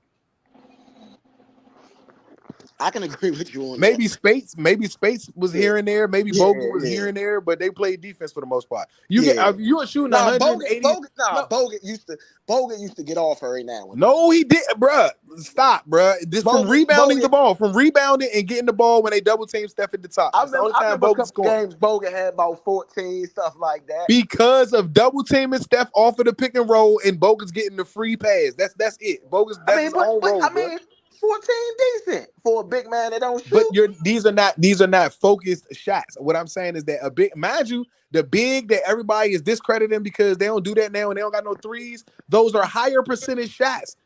These are we have higher point games because they're shooting threes. But you have higher percentage shots. You don't have a ton of fucking three niggas on one team got a triple double. How do three people on the same team got a triple double? Because got that many fucking rebounds and be that many missed fucking shots. You're doing that because the league needed possessions because the league was being mad, or everybody somehow or another feels upset about defense. Defense for some reason is boring to the dumb fan. To the idiot fan, they like to see points scored. More points being scored is better. I disagree with that because it has made all of the leagues that I love lazy. Football has gotten lazy because of that. Basketball has gotten lazy because of that. When you're shooting, first of all, I just said on 250 or 240 something attempts at the three. This is a 7-game series, but this is still 250 shots, and you only made 80 something. Yeah, that's not quite. I'm not saying it. They won with no, it, they right? didn't. They lost that fight. That's the one they lost to Cleveland. Okay, so go if you go to the next year that they won. How about that? They only shot 186. Right. So that's what I'm saying. You won the finals because you were making shots. What I'm saying is that again, when LeBron beat them in the playoffs, you want to know why they beat them? Because they were missing threes, and instead of LeBron trying to come down and shooting threes back, they went to the hole and was getting to the free throw line. They could have beat them in the finals every year like this. This is why Golden State's never going to get another finals, because they're going to play somebody that's going to do this same thing. But do they need another finals? They got 4. What are you talking about? Then retire. You don't suit up just because. You suit up to go win. Listen. No, it's the way you said it. I'm sorry. The fuck? What you talking about? I mean, but like realistically, realistically, if you then retire, let somebody else get their chance. If you put that suit on, if you put that uniform on, you are going out there to win. You're not going to tell me that Steph wasn't trying to win this year. Yes. No, I'm not saying don't try. Let me ask y'all this. They don't have. I got another question. Off kilter. Hold on, real quick before you ask that. If Steph Curry never wins another championship, is he still going down as the greatest shooter of all time? Is he going to the Hall of Fame? Does he still got 4 rings? And if the answer to all of those is yes, then really he don't got it. Even though he wants to win, he don't have to win no more. But will you be okay with not being the best player ever? Like, because what else are you playing for? That's what LeBron is playing. To me, that's what LeBron is playing for. And I'm sorry, LeBron is playing for be the best player ever. LeBron, whether you feel so or not, and whether I agree with you or not, LeBron is playing to get another or getting 2 rings. If he gets 2 rings, his argument for his fans' argument and his argument will be that he has 1 more than Mike, regardless of how many he lost or whatever the case may be. He'll have 1 more than Mike. I feel like even if he tied with Michael Jordan, he could argue, whether he lost or not, he could argue that my production and my performance has been more consistent and I've done it for a longer time. Without that 6th ring, it is going to be hard regardless of what he gets before that. That's just my opinion. And it doesn't mean that I'm right. It's just my opinion. LeBron got to go out and win 4 championships for me to feel like he's better than Jordan. No offense to LeBron. No offense to him. I know what I watched, and player to player, I can't compare Mike and LeBron together at all. I don't even think it's close as people think. I'm sorry. I'm not that part I'm not being a hater on. The two players that I have watched, that I've grown to watch, I will say that the level of consistency and his performance for LeBron is definitely something to consider giving credit to. But he would have never lasted in the Michael Jordan era. I'm sorry. It's nobody that is alive that time that's gonna try to tell me that he would have today. My brother tries to argue with me about it all the time, and I asked him one simple question. Dennis Rodman was in that era. LeBron wouldn't have survived Dennis Rodman. Yeah, I don't I think so. agree. LeBron wouldn't have survived Anthony Mason with the New York Knicks. I agree. Yeah, He I don't might think not so. have survived Charles Oakley. Charles Oakley got a little soft as he got older, but Anthony Mason not playing with LeBron. A young Zach Randolph might not have played with LeBron. Yeah, Zebo. We talking about. I'm talking about dogs. Like again, Shaq in his prime would have set Yeah, LeBron on his ass because I LeBron agree. would have dunked on Shaq. I'm not gonna hold you. He would have caught one on Shaq, maybe on an alley oop or something. But once that I would have doubt it. happened, it would have never stopped the rivalry for him and I Shaq. doubt it. Shaq would have never not went at him. Yeah, I doubt it. And I I don't doubt know if he'd about have got y'all, but Shaq. I know you. Nah, I'm gonna say Lilio because you've been around for this era of basketball too. I know you've seen Shaq purposely get somebody in the block that wasn't supposed to be down there with him. Oh yeah. And LeBron would have his neck been all in his face. oh my god, he would have been a pastry. Yeah, He would have been a pastry. All right, and I'm not saying he wouldn't have been able to play in that era. I'm saying that the playing for 20 years, 21 years wouldn't have worked for Bron back then. I mean, Now, yeah. if you can say that there were plumbers back when Michael Jordan played, but I think that that's heavy disrespect. I think that all of these kids with all these fancy moves that really don't even work on the basketball court unless you're that skilled to know when to use them. All that shit looks cute and all of that. Michael Jordan beat you with three simple things. One, I'm going to jump higher than you. Number two, I'm going to play harder than you. No matter how hard you play, you're not going to play harder than me. Number three, you can't beat me if I play my best basketball. And Michael Jordan wasn't never not going in playing his best basketball. I Even when agree. he played worse or played bad, he made sure that you didn't play better than him. And if you did, you did not want to see him the Next second time. time around. Yeah. See, that's the thing. I give. I think LeBron is a phenom. He's one of the biggest phenoms we've ever seen, and I think that he's added stuff to the game. Contracts, super teams, and not saying this in a bad way. I'm saying this in a good way. He got where top players wanted to play along other side of top players. If you want your team to be good, you get one of these top players and you find somebody else to come play with them. I don't Uh, respect that. I no, don't no, respect no that. homo. I mean, no Diddy. you know, I don't respect that. Michael Jordan did, and again, it's Mike's fault. I'm gonna blame it on Michael Jordan. I'm not gonna blame it on me. I'm gonna blame it on Michael Jordan to say that it's his fault. The reason why I don't respect LeBron's pathway. And again, well, I want everybody to know that Miami Heat is my team. So LeBron has been through my pathway as far as my squad. I do enjoy the fact that we got rings, but that ring that we didn't get, I also understand why we don't have that one. You know what I'm saying? I also understand him leaving. I understand all of it. You know what I'm saying? yeah, But yeah. So that's what I'm saying. So since that, I don't think that's a bad thing. I don't think it's a good thing either, though. You know what I mean? Because guess what? With all of the talent in the NBA, this was bound to happen. Okay, what? realistically, with the situations that's going on now with the super teams. Um, yes, but Yeah, purposeful though. But purposeful super teams is crazy. Like players talking to other players and stuff like that is jive a little wild to me when there were rules against stuff like this back in the day. You know what I'm yeah. saying? I think that. And I think to back then the me, for a rivalry player was a that has lot better. never had a coach, and that's just my opinion. For me, for a player that has never had a coach, genuinely say good things about this player being coachable, I have a problem with that. When you Yeah. when you as a player are smarter than all of the coaches that have been in the league before you, and no respectable coach has ever wanted to go to where you're at to coach the team. Yeah. I That's mean, I crazy agree to with me. that because you got to think about when you get to that space, right? Where, like I said, we talked about this on the chat. Is LeBron uncoachable? You know, and if he is, that's the thing that I feel like he should go ahead and retire, or he should be a player coach just to show that it won't work out. In my opinion, not in my opinion, because I don't think there can be a player coach in the NBA.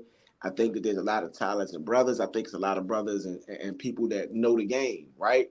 It's a lot of people that know the game in the NBA, but when you can't take instructions from your coach and they run a system, that's the problem.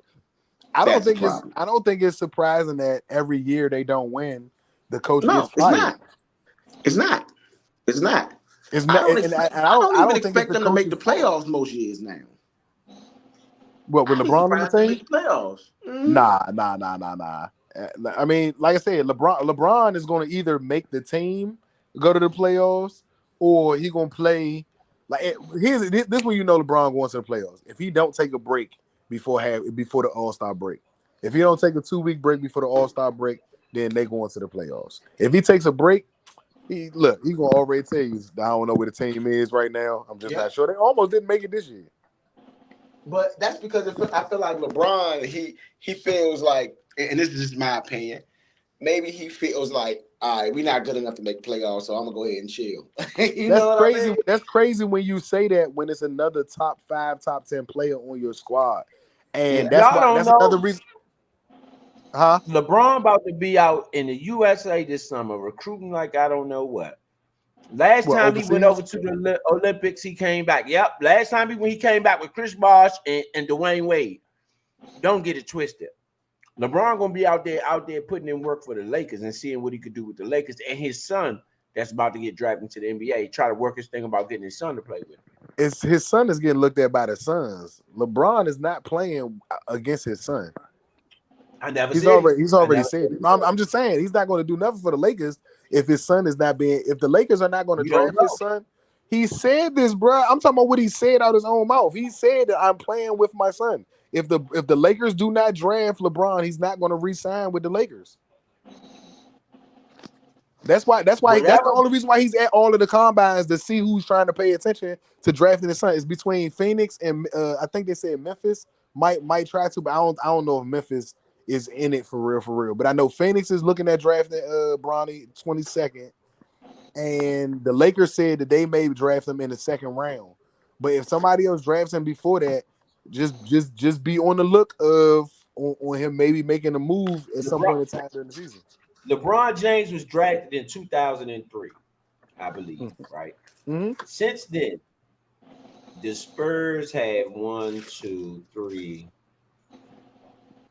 four, four championships since then. The Spurs have four championships since then.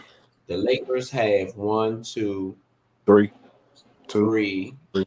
The Should be Lakers three. have three since And then. LeBron The is one of Warriors those teams. Yeah, one of them is his. That bubble team. right. The Warriors have 4. one, two, three, four. The Warriors have four. The Mavericks have one. Um, whose era is the LeBron James era? Who did it belong to? The Nuggets also have one. The Warriors or the Spurs? I'd probably say the War. I would probably say the Spurs because that would be more his era. Tim Duncan and them. And but yeah. Tony Parker. Like I think all 4 of those teams was within LeBron time. And then 3 of them played against him. 2 of them played against him. Yeah, I mean that's what I'm saying with the Warriors. The I would only Mavericks I would got only say the one. Warriors are after because if they ain't Nah, went till 2015, that's 12. LeBron was in the league 12 years before they got a championship. The Spurs was the first team he played in the finals, and yeah, they that's got more true. rings after that. That's true. That's true. You can say the Spurs. And that's why I was only saying them because they got Tim Duncan So there so with the guy LeBron money. really never had an era, in my opinion, because or he had a very short era? Nah, the 2003 on is the LeBron era, bro. He's been the best player up until Steph Curry got into his jam. And Lies. who's been better than LeBron? Kobe Bryant. Kobe Bryant. Kobe Bryant. Kobe and LeBron's championships are squeezed in between each other. Yeah, Crazy. Kobe did have one crazy that year that Steve Nash won the MVP. That was a crazy Kobe year. But LeBron year that Kobe year went was to crazy. the finals 3 times. What are you talking about? Kobe LeBron went to 10 straight times. No, LeBron but what I'm went to saying 10 finals. during the Kobe era, because I'm not calling it the LeBron era, I'm calling it the Kobe era. Throughout How the is it? Kobe era, he went to the championship without LeBron was in the finals much more than Kobe. During his Yes, time. and he went, Yes. and since he was drafted, he He was went in the before And he finals Kobe much more went. still don't got as many rings as Kobe. Kobe don't have as many as LeBron without Shaq. Because Kobe won a couple of. Bro, you Because can't Kobe say won without 3 Shaq, before bro. That don't LeBron's make draft. sense. Nigga, bruh, Dwayne Wade got a ring with Shaq, bruh. You're not gonna act like Shaq ain't nobody, bro. You tripping? I'm not knocking. Kobe got one ring without Shaq. He got one no, he ring without don't. Shaq. No, He he got 2 don't. rings. He got 3. Without Shaq. Three He got rings without Shaq. What are you talking about? He got 2. He got 2. He got 2. He got He 2 got without one with Shaq. Andrew Bynum and who else? And that's it. And Paul Gasol in Gasol. them. Meta world peace in them. They won back to back, didn't they? No, they lost one. They lost one to Boston. They won one. Where y'all talking about 2 rings at? What other one he got? They won. No, they won. Kobe got they 5 won, rings. They went. They went back to back. He's got 3. The first 3 with Shaq. After that, they got one that with Shaq, and Shaq left after that. He only has 1 ring after Shaq. Shaq got 1 ring after him. He has 2. He has 2, bro. I'm telling you, bro. He got 2. He got 5 rings. He won back to back. 2009, 2010 was Kobe's. They beat Orlando and then they beat Boston. That's what I'm telling you. And then Boston came back. He went to the finals again, and Boston came back and beat them. No, he went to against Boston before that. The first year was against Boston. 2008 was against Boston. Okay. And he lost. Boston won. That was Ray Allen and them. Ray Allen and won. Then he went back against Dwight Howard and them. They won again. He went to 3 straight finals. Kobe went to 3 straight finals. He went to 4 and 5, 4 finals. Yeah, he went to 3 straight. That's what I'm saying. Kobe went to 3 straight finals. LeBron went to 3 But straight LeBron, the crazy thing is, LeBron went to the finals before the Kobe run, and then after the Kobe run. Exactly. So before the Kobe run in 2007, LeBron was in the finals against the Spurs. Exactly. Then you had Kobe run 2008, 2009, 2010 was Kobe. Then LeBron came right back when they played the Mavericks in 2011, though. And that was the LeBron era. LeBron again, and then LeBron again, and then LeBron again. So you see what I'm saying? Then LeBron again, and then LeBron again. LeBron's era started after the Lakers, in my opinion. Breaking all the rules, but it's okay. After the Kobe Lakers. How he went to his first final? He went to the finals before Kobe. Even though he went to the finals, he went to the finals during Kobe's era. That's what I'm saying. He went to the finals. I think that's the LeBron era. I think even a little bit more than Kobe. I put LeBron above Kobe. When you look at this list, I don't. You kind of got to put LeBron in front of Kobe. Kobe had a good run. 4 years straight, but LeBron run is nasty, son. I'm looking at this. Listen, on paper, to look at it on paper is different. Listen, son, I understand what you're saying about that, right? Listen, what I'm saying is you went to 10, right? Total. You got went to 8 straight, though. LeBron went to 8 straight finals. Bruh, he had his era. That's what I'm saying. His era was after Kobe's era. I mean, that's not 8 straight finals. 8 straight. LeBron went to 8 straight. How does your era start before you even win a title? It started because he just lost. That don't mean your era started. Your era didn't start because you went and lost. How's that your era? Why is it not your era if you in the finals? Bruh, you went to the finals alone. It's not your era until you win, bruh. You can't claim that era until you win. I disagree. How do you what loser gets to claim an era, bruh? The Tell me person that came back and ever, won after that. The huh? person that came back and won after that. So you telling me that you telling me that wasn't Jerry West era, all them MVPs he got? Oh That my wasn't his god. era because he didn't win the finals? Oh my god. Jerry West. You're gonna use Jerry West lost like 5 or 6 straight finals before he won. So but none with of that, he was LeBron like winning the 5 or 6. MVP. How many MVPs did LeBron win in that time? You said what? During that time? Yes, in the Kobe era. I don't know. I From think 3. 2003 to 2007, because you're saying that's his era, right? No, I'm saying 2007 on. If you are 2007 on, 2007 when LeBron went to his first finals, I don't all the consider that way his until era. 2020 when LeBron went to his last finals. I look at that as the LeBron era. I don't call it the 13 LeBron. years, he went to I 8 don't. straight finals. I, He went to 8 straight finals in that 13 years. I don't Yeah. call it the LeBron era because guess what? There were people winning championships during that time. Are we calling the Jordan era the Shaq era with It was the the Magic? Elijah No. Wan. It was the Yes, Elijah Wan era though. Elijah Wan had his era when guess what? Jordan wasn't there. Nah, the whole time Elijah Wan was like that the whole time. So I'm to say not that it saying he wasn't, wasn't. I'm not saying he he just wasn't, bro. he How are we wasn't the giving? man during that How era. are It still we was his giving era. He credit, just wasn't the man. bruh? That's what I'm saying. Well, I'm talking about the man. If that's the case, I ain't just talking about the way I look at eras is right now we are in as far as boxing goes, we are in the Terrence Crawford era. He's the top guy pound for pound, in my opinion. He's not the top guy But we ain't box so we not office. at the end of the You Canelo know, era too. We as not at the end of the Canelo era. Canelo, listen, the Canelo era, he's still an active fighter. He's like a legend fighter. You got your legends So in the game. nah, You this is do still in his every era. game. In every game, right now, you got your legends. You got a Bobby Wagner out there. You had a Ray Lewis out there. But You this have still his era. legends, right? But no, the legends have had an era. The legends have had an era. This not a You get what Canelo I'm era. saying? Huh? This not a Canelo era. Not really. I mean, like Mm. right now, people look at Whoa, Canelo. Listen, whoa, right whoa. now, right now, people look at Canelo like he ducking David Benavidez and he ducking Terrence Crawford.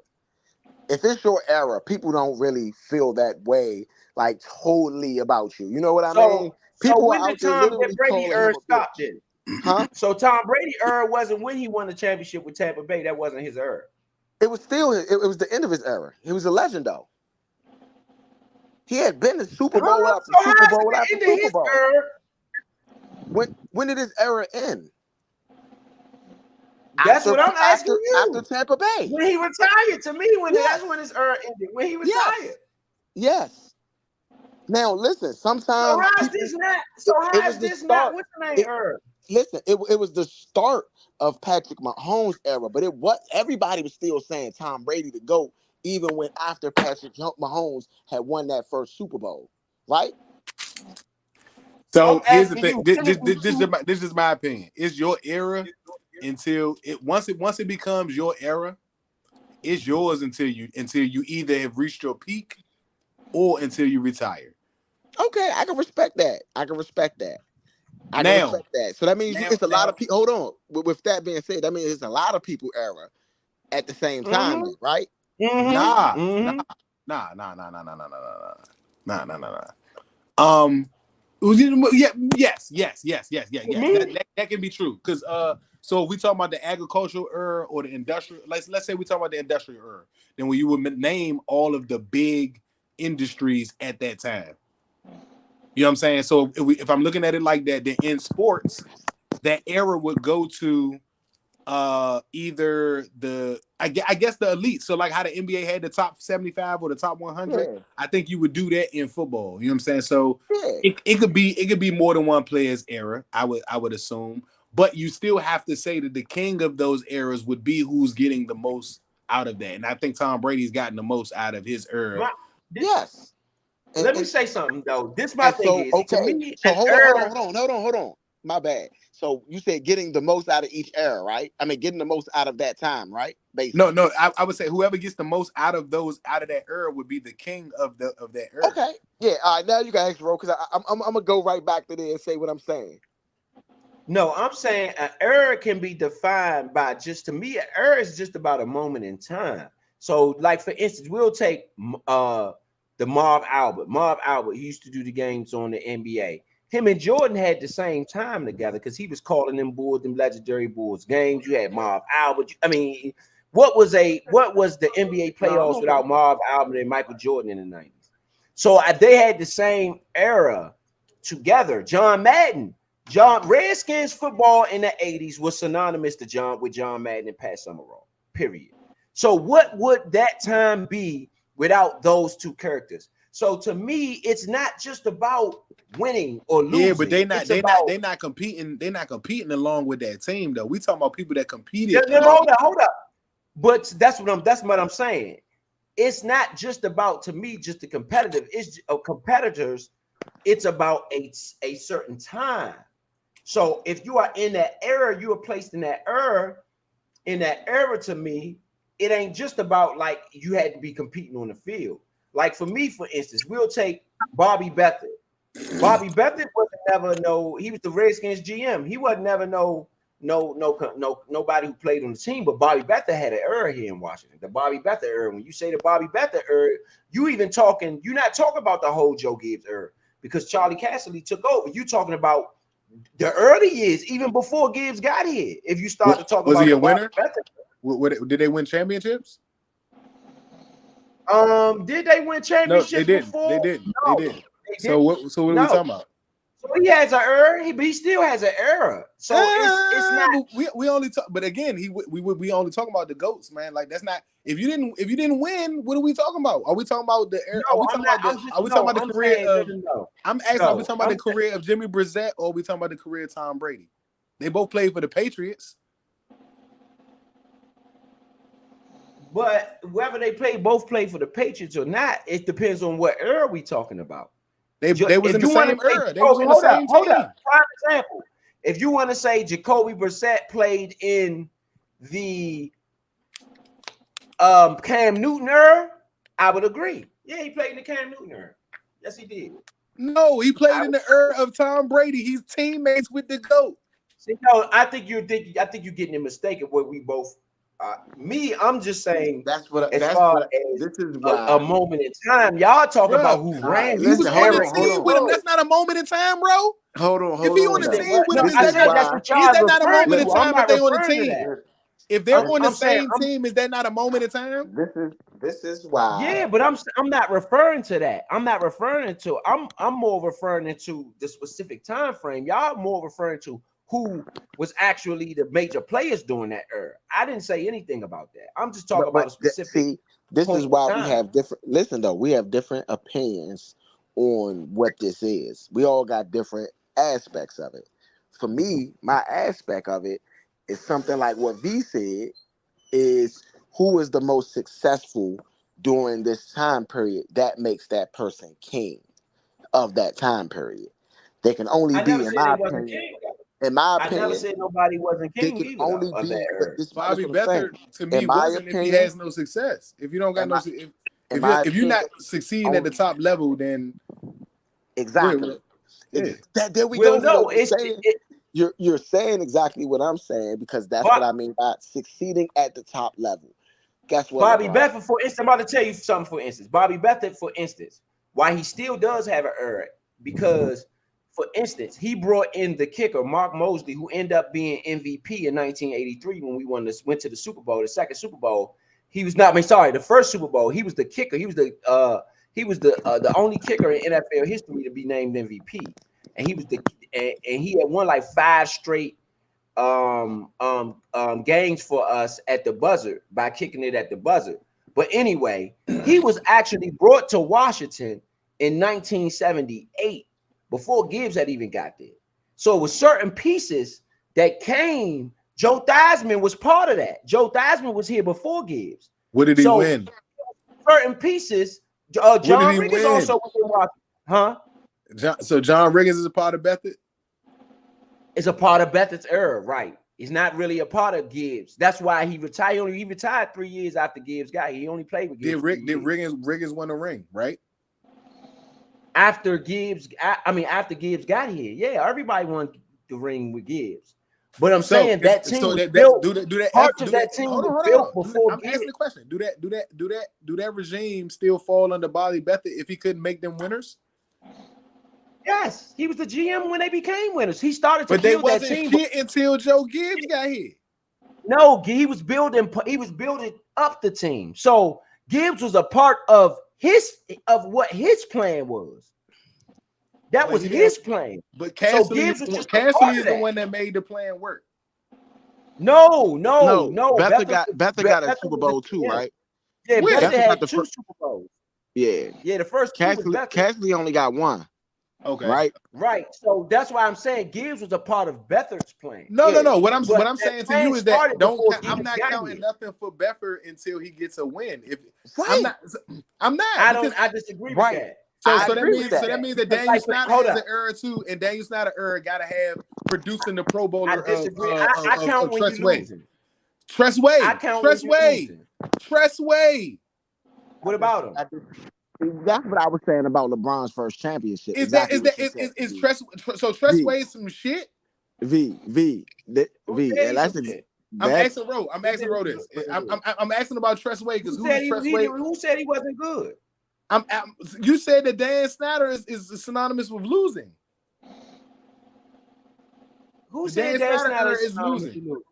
But okay, I didn't say Dan Snyder was synonymous. You named Bobby Beathard with a kicker because the kicker was the leader in this and that, and won MVP and everything like that, right?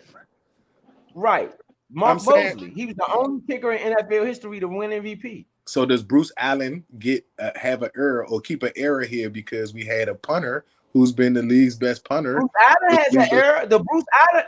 When you say the Bruce Allen error, everybody know you're going to talk about Jay Gruden. You talk about Scott McClugan. You talk about Alpha Morris as part of that error. But that's not what I'm talking about.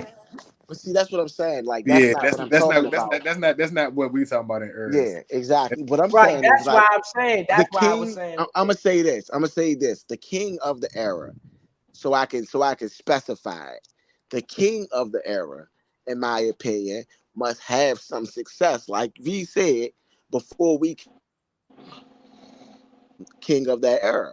Y'all talk about it more like a dynasty. And to me, LeBron James getting to the finals and not winning is not succeeding at the highest level. It's having some success, right, but not succeeding at the highest level. So that's why I was saying that was the Kobe Bryant era, because not only had Kobe Bryant already won championships with Shaq. I get it, with Shaq. Right.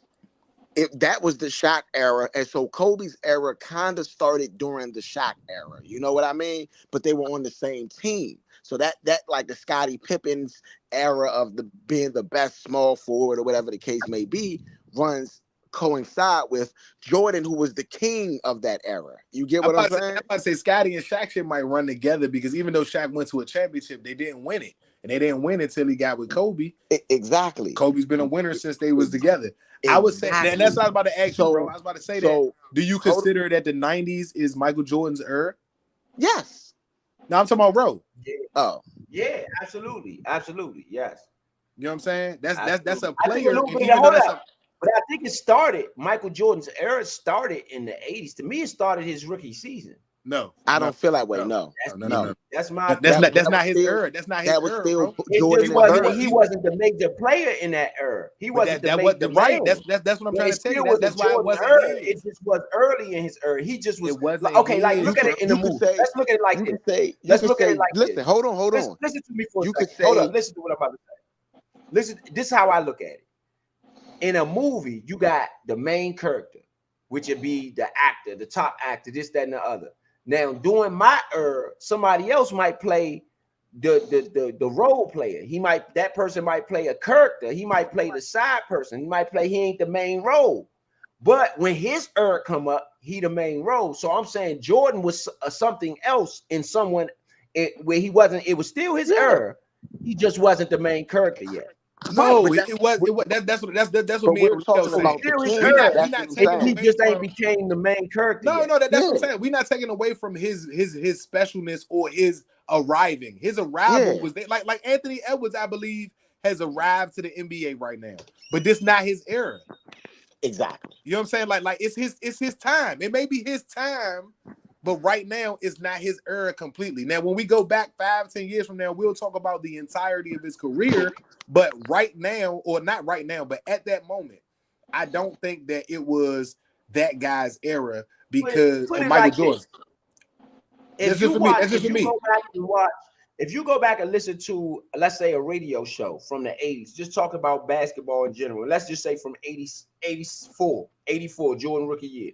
If you go back and listen to somebody talk, they talking, let's say, around All-Star break. They talking about different things about the NBA. They're going to mention Michael Jordan. They Yes, might but mention listen, Dr. J nah, first, listen or though. might mention Larry Bird first, or might Yes, mention, but somewhere along that conversation, Jordan is that was going to the come up in that that conversation. was the listen. That was a shared era. Before Jordan, it was Magic and Bird. Yep. Those two people shared an era. That was their era together. They shared it. Yeah, they shared the era. My opinion on LeBron didn't share an era with Kobe. LeBron didn't start winning until after Kobe stopped winning. Do you know what I'm But saying? I think hold Plain on, and all hold on, simple. LeBron era. I think hold on. LeBron was a major player during No, all no, no. that Whoa, whoa, time. He whoa, just whoa. didn't win every year. My bad. I ain't mean to cut you off. My bad. I was getting ready to say that I think that what you said with Michael Jordan, Leo just said with LeBron. So Yeah, LeBron was and is, whether I don't like him on some things or not, I'll give his credit where credit is due. The kid yeah, is like that. All right. Now yeah, for his era started when he got drafted, but I think that the hype behind him was so big that it created this media like this media hysteria. The same way that Michael Jordan had his when he went out Barcelona, I think that that's the type of way that LeBron came into the league. yeah. So, and the difference between LeBron and Mike is that I don't think the media understood what Michael Jordan was the way that they understood what they were doing with LeBron. I think all of this with LeBron was the NBA understanding that they were building something from the ground up. Yeah. With Michael Jordan, they kind of didn't know. And like I said, it could be the passing of excuse me, the kid from Maryland, Len Bias. It could have been the passing of him and what the NBA was trying to prepare itself for. It could have been, man, we might have to do this with Magic and Larry again. We might not have the guy yet, or maybe Olajuwon was African, and no knock to his skills, but at that time, I don't know if the NBA was as diverse as it is today. So I think that may have been harder to try to get him to be the face of the NBA at the time. Pat was soon to follow, and these were two of the most dominant centers in college sports at that time. And I just think it was hard to push them as far as the faces of the league and have them speaking. It just was a totally different time in comparison to now. Well, And no, with Patrick LeBron, Ewing was already the face. Patrick Ewing was bigger than Michael Jordan when he came out. Believe it or no, not, but because that's what I'm saying. So yeah, if you go back to what I said about media, it was the fact that they couldn't he went to New York too. That was big. He went to the Knicks. He went to yeah. New York. So now you think about what Yeah. New York is today. New York today, Patrick Ewing would have been a superstar because New He York is was a just as superstar back then. diverse. That's why he had the shoes. You don't remember the Ewing shoes and No, all I that? know Ewing with the that. No. shoes. That's what Yeah, I'm he saying. was a star. Hear me out. He was a star in Georgetown. A star. All right. But what I'm saying about Pat is that today it's a little easier to put a foreigner on TV and have them speak. It wasn't the case for Patrick Ewing back then. Yeah, I can agree with that. You know what I'm saying? The same thing I'm saying about Olajuwon. It was just a little bit harder for them to make those players diverse. Michael Jordan was easy as I don't know what, bro. He was a dream for the me. Watching the Air movie, and watching the Last Dance Joint. He was a gift to the NBA that he fell on their laps, bro. They were struggling about what they were getting ready to do as far as how they were going to promote I that agree season, with I that. believe. And I think Michael Jordan was like he was heaven on earth in little to more words. So I ain't got to stretch that out. He just was everything for them. He was easy to sell. He was well spoken. His parents made sure that he was on certain stuff, so he wasn't even a troublemaker. Like, it wasn't like they had to monitor him after the game. Like, they didn't know about his gambling stuff until later. But again, the amount of money that they was giving him and what he had already like signed himself up for, it was inevitable. You know what I'm saying? He had to do something. Like, Yeah. They had to find something. Right, he was built. It was built picture perfect for the NBA. I agree with that. So I'm just Mike saying that was they knew built what to picture do by perfect for the time. NBA. Like when Kobe. Now the thing with Kobe, interesting enough, Kobe being more diverse than Michael Jordan would have been. Finding that your father already played in the league. Yeah. You went to the military. I mean, your family went to the military and stuff like that. So you had a different upbringing where you were diverse. You spoke more than one language. They could have easily used Kobe, but because he was so much like Michael Jordan, bruh, it was, and they played at the same time. They couldn't even use the you like Mike until Mike retired. I'm gonna be real. Then you had personalities come in like Shaq, like Iverson. You know, you had personalities now that were, to me, bigger than the NBA. Like, to me, Shaquille O'Neal, even though he's, you know, the most dominant big man or whatever he calls himself. To add to what you're saying, I think that the NBA created Kobe Bryant to be like Michael Jordan. Like, I think he was already similar, but I think they made him. I think because they did all. Now, you know, y'all all know that Shaq was playful as I don't know what. Yeah. Excuse me. You got to understand this, that Shaq was brought up in the same military type of background. His father was stern, was super, super strict. And Kobe, seeing as though the NBA was letting him be playful, letting him do all these things. And Kobe wanted to. Remember, Kobe did music. Kobe was rapping. He was dating Brandy. All these things that the NBA was still treating him like a little boy. And he didn't like it. I don't know what it was about it, but he looked at that as if y'all not putting enough respect on my name. And whatever it did, I don't know what button they hit or whether him talking to Michael Jordan or playing him. And it may have been that. It may have been him playing it against them All-Star games against Michael Jordan. But Michael took a liking to him. Call Michael Jordan every day. He said, "Now I'm gonna tell you, like it was just something that he took from that." I'm gonna tell you the one unique thing that Jordan had, that Michael Jordan had, is he had the unique ability to relate to the streets without having to be a street in the dude. streets. You know what I'm saying? He never had to be out there, but the streets loved him. You know, the streets love Mike. So he was one of the, whereas though Kobe got caught up into, do I have to act like this? Do I have to talk like this? Do I have to be like this? Do I need this? Whereas though Jordan was just being himself, and to heck with it. Either you take it or you don't. And y'all go look this up on your own road. This would be interesting for you to know because you're a Bulls fan. Mike may have been able to do that outside of the media's help. He probably could have did that because he played with the Bulls. It's something about the color red that connects with the lower frequencies of the world. It's something I just learned. I'm really getting ready to dive into that part, but it's very interesting on why that color attracts. Hey, V, I'm gonna help you out here. So I know a little bit about this, you know what I'm saying? So look, if you've ever wondered, is this true or is this false? Look at every fast food logo, and why does it have the colors red or yellow? Yep. Good look. And yellow's in that color range too. Yes, absolutely. So the reason of that being is because it does connect with a frequency. If you go look at like food, you go look at packaging, you look at like chili. They want everything that they really want you to look at.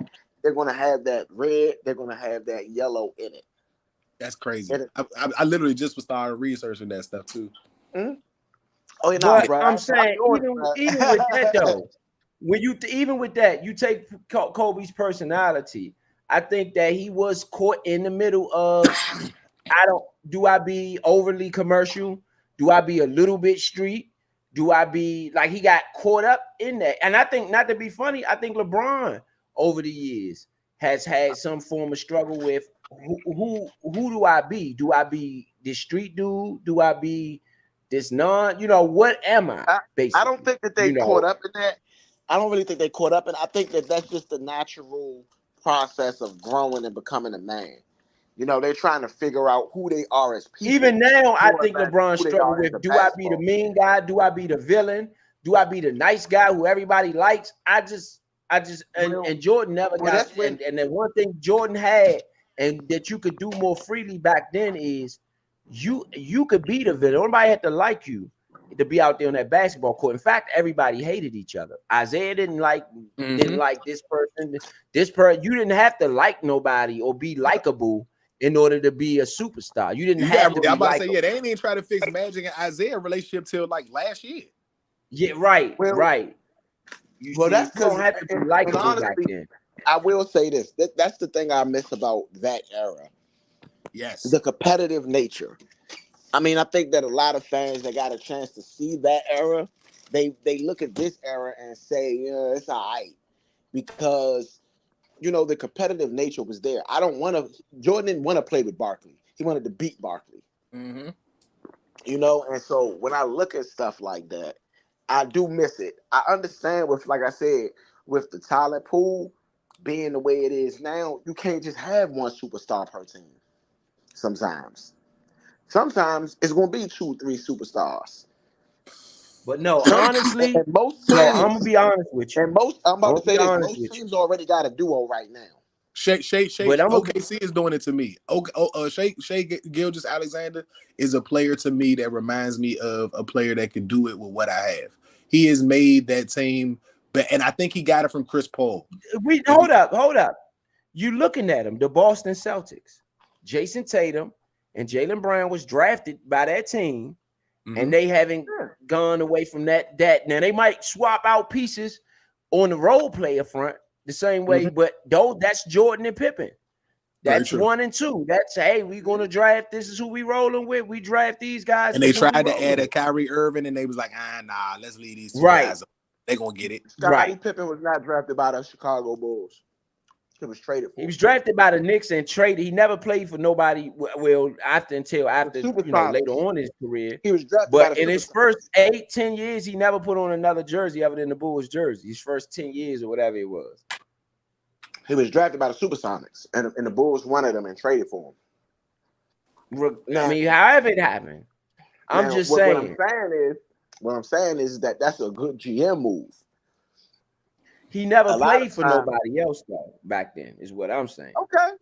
Okay, but but back then there wasn't too many players that left one team and just won championships with the other. Like you got a Kareem Abdul-Jabbar. I think you got Wilt Chamberlain. But name a lot of guys that did that. Not like how it is now.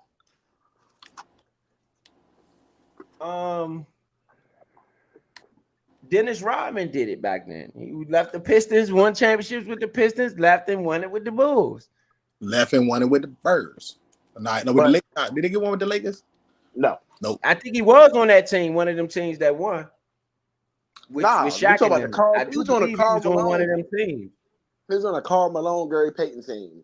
And Rodman didn't last very long. But yeah, I think that you gotta, it's just, I think to me, the better way to do it is the farm system way. That's the way. If you look at last year, Jokic and Murray, that's the farm system way. This is probably still the Jokic era. 2-time MVP and NBA champion. 3, ain't this his third MVP? 3, yeah, this is third. Yeah. I don't think he should have won it this year though. He won it back to back though. This is what I'm saying. This is the Jokic era. Even though he didn't win the championship this year, I wouldn't have gave it to him this year. My pick was Shea. My pick was Shea. My pick was Shea too. I agree with you. But what I'm saying is that he won 2 MVPs already, and he won a championship. This is his era. This ain't the LeBron James era. He's not the king of the castle right now. Jokic wasn't even a finalist on my list. You know what I'm saying? Tatum should have been a finalist. They had the best record in the league. I don't know how you didn't put Tatum at it. Yeah. Tatum would have been a finalist to me before Jokic. Shouldn't even have been a finalist. Like Michael Jordan said, Tatum took that personally. Look what he's doing in the finals right now. Yeah. Look what his team doing. I'm not saying that he's the only one doing it, but look what his team is doing in the finals. Boston has been the best team all year, to be honest. Yep. Boston, in fact, probably for the last 2 years, it really has been. Last year they had a crazy record. They caught a hot Heat team. They caught a Yeah. hot Heat team and lost. They caught a hot Heat team and just But do y'all lost. get? But I will say last this. Do year they y'all get really what was I'm the best saying? team in the NBA probably too last year too. Do But when they y'all got get what I'm saying Porzingis about? and Drew Holiday, you kind of knew where this was So, going once they got so, Porzingis and Drew Holiday. In so I my got a opinion, if question. you were smart, you did. So I got a question, right? How many rings did Tim Duncan win during the LeBron era? 2, Three, two 3, or yeah. three? 2, Three. 2, 2, 2, 2, 2, 2, 2, 2, 2. Okay. No. Rose said 4. Did who? Tim Duncan? Yeah, he No, won 4. no, but he didn't win them during the LeBron era. No. Yeah, he only won 2. I think. Matter of fact, I He don't know. won 1 over LeBron. You have to count that. He won it Yeah, over you count that. LeBron. Yeah. In 2007, he beat LeBron for it. So I would think you would count that as Right. the LeBron era. Yeah. Then That's not his era. but all right, but then he won another one, 14. That's 2. So yeah, I say 2. Yeah, no, yeah, 2. 2007. So this And is why I'm then saying the LeBron era. 2014.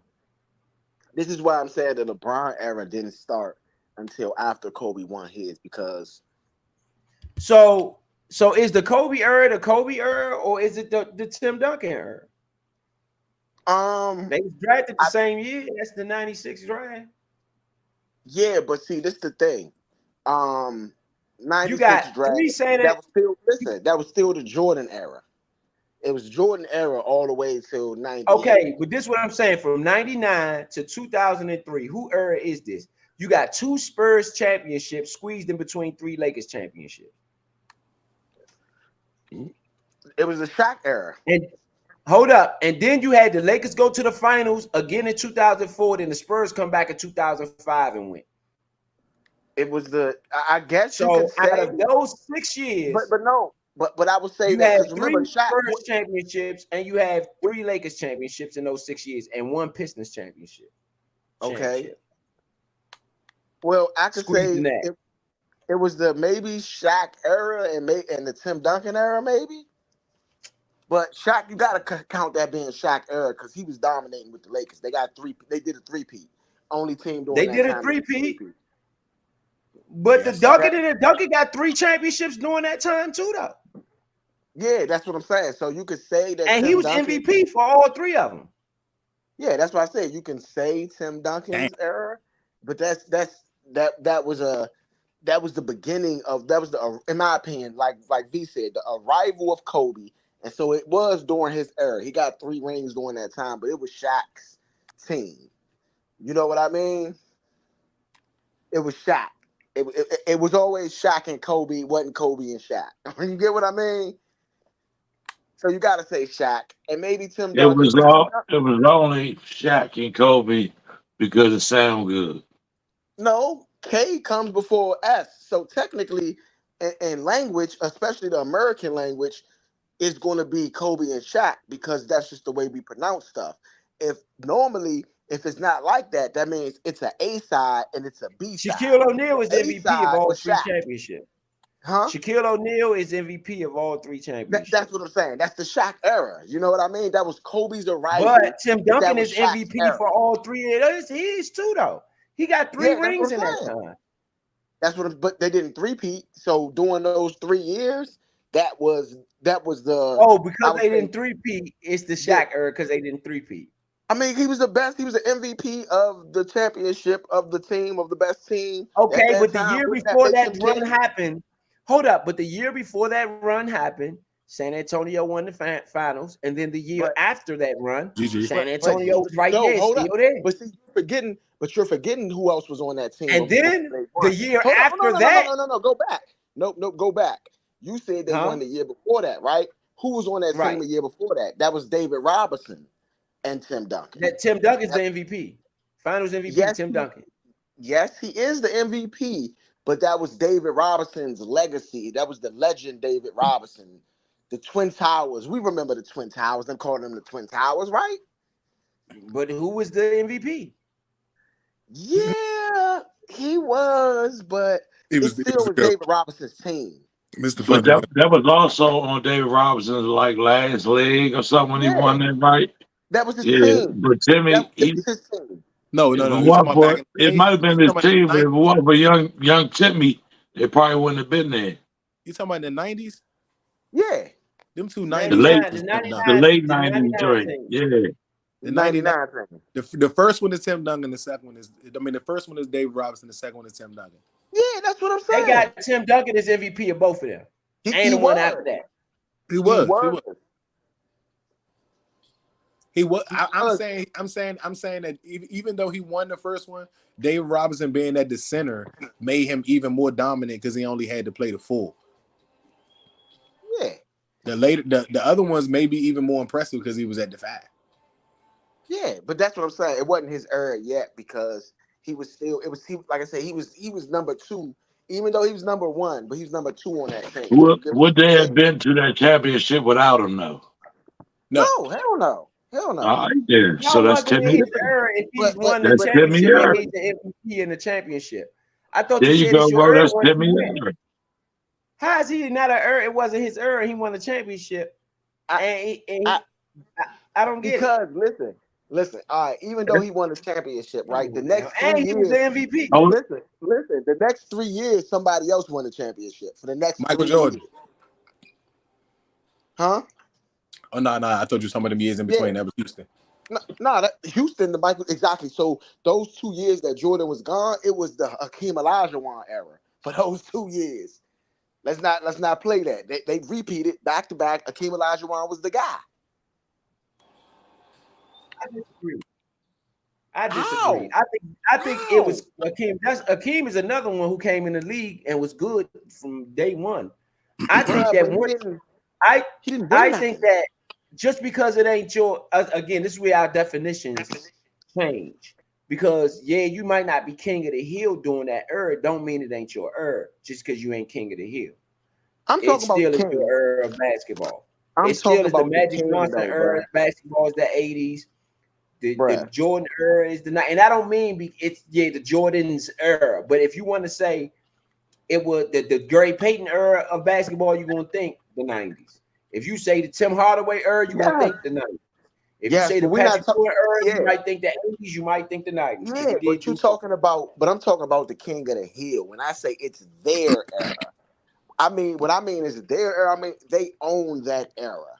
You get what I mean? So if you look at 2 peats and 3 peats and stuff like that, that means that's why I said this the Jokic era. For the last 3 years, it's been he MVP or the champion. It's his era. You know what I mean? Now, Jason Tatum finally might break into it being the Jason Tatum era because if he wins here, this could be the start of his era. He go back next year, that continued his era. You get what I mean? And I don't really feel like none of this other stuff before this was the Jason Tatum's era. Huh? Was Jason Tatum's era. So the championship he went to with Boston and the championship he went to with Boston and Was that 9? That was in 20. Where is that? Was that 19 or 18? Okay, 2022 against Golden State, they lost. So that wasn't the Jason Tatum era. No. That was probably the Steph Curry era. I disagree. I'm just saying.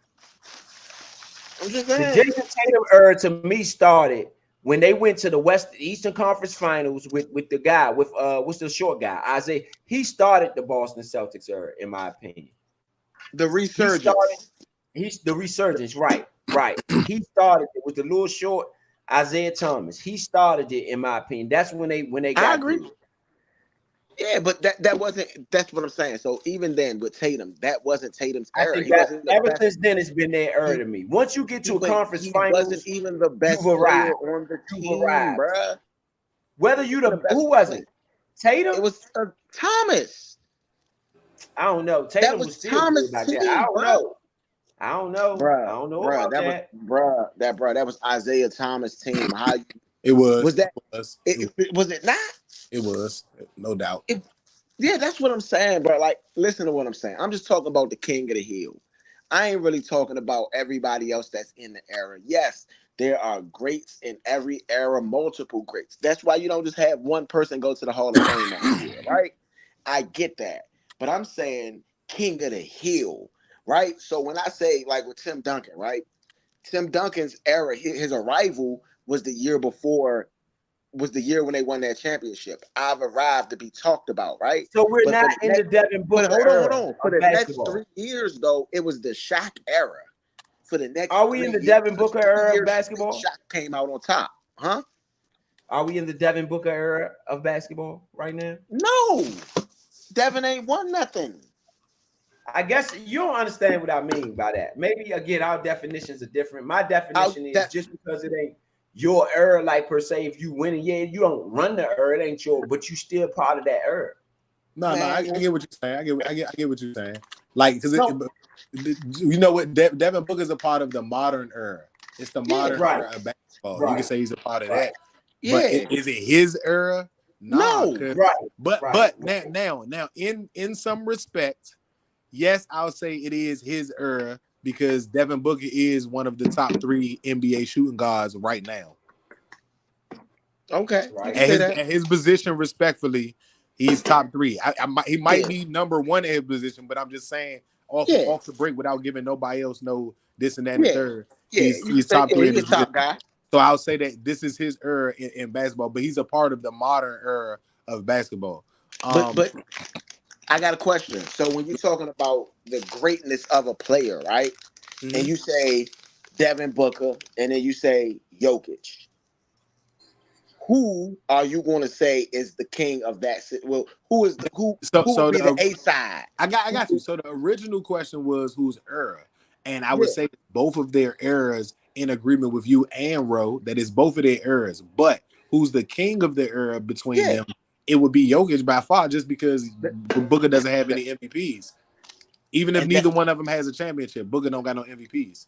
that's what I'm saying, and that's how I look at whose era it is, But I because would I'm looking at the so in king. regards to what Rose said with the Spurs, I'd have to say that before it became Shaq's era or before it became Kobe's era, it was Tim Duncan's era.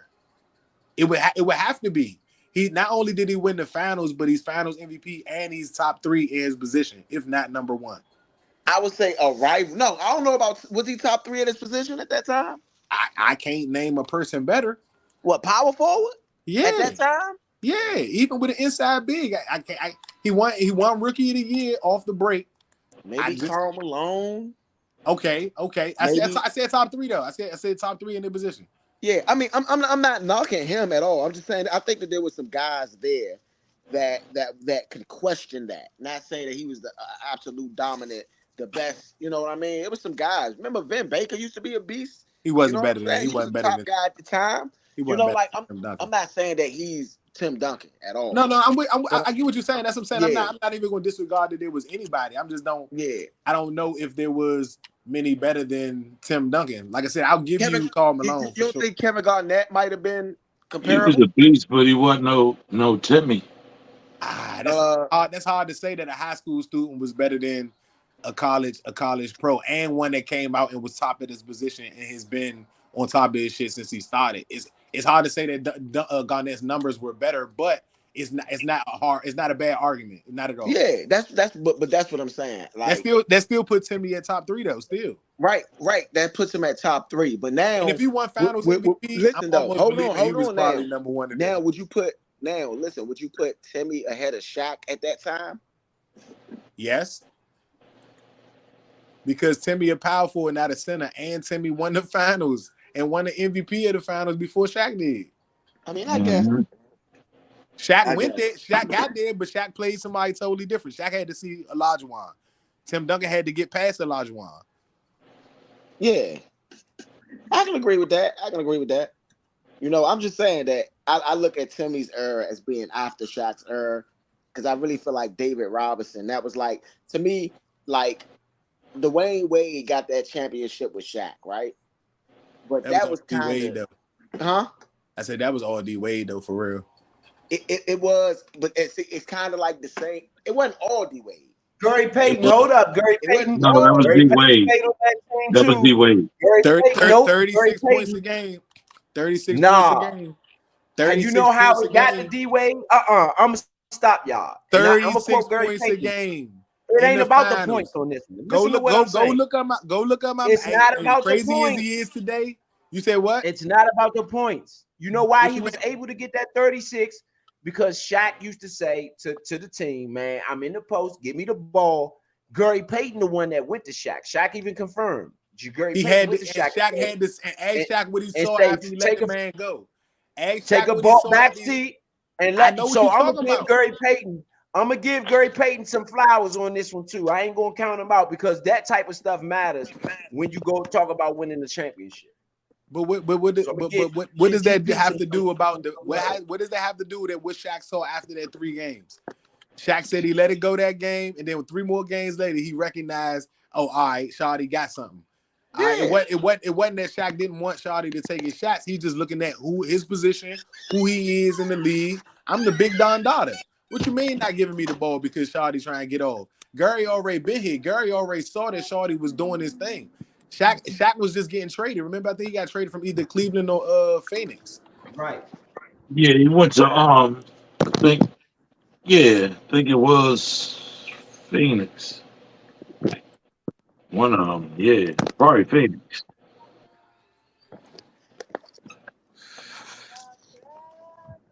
Yeah. Yeah. So look, So that's that's what all I'm I'm saying, saying. in my opinion. But this is what I'm saying. If it's your era and it's really your era, you can do stuff in consecutive years. It's your era. You are dominating this time and space. I feel like that was the arrival of Tim Duncan.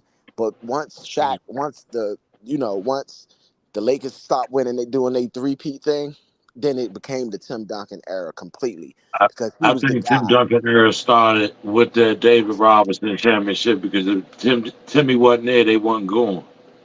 So, Even so, though David Robinson was who he was, if Timmy wasn't there, they wasn't going. so, so, my opinion, right? All right. So, if that's the case, when did Shaq era start? In the finals against Houston, in my opinion. You've Right. arrived, young man. You've arrived. No, the arrival is not the king of the era though. I ain't say that was when he was the king. I just say that's when he arrived.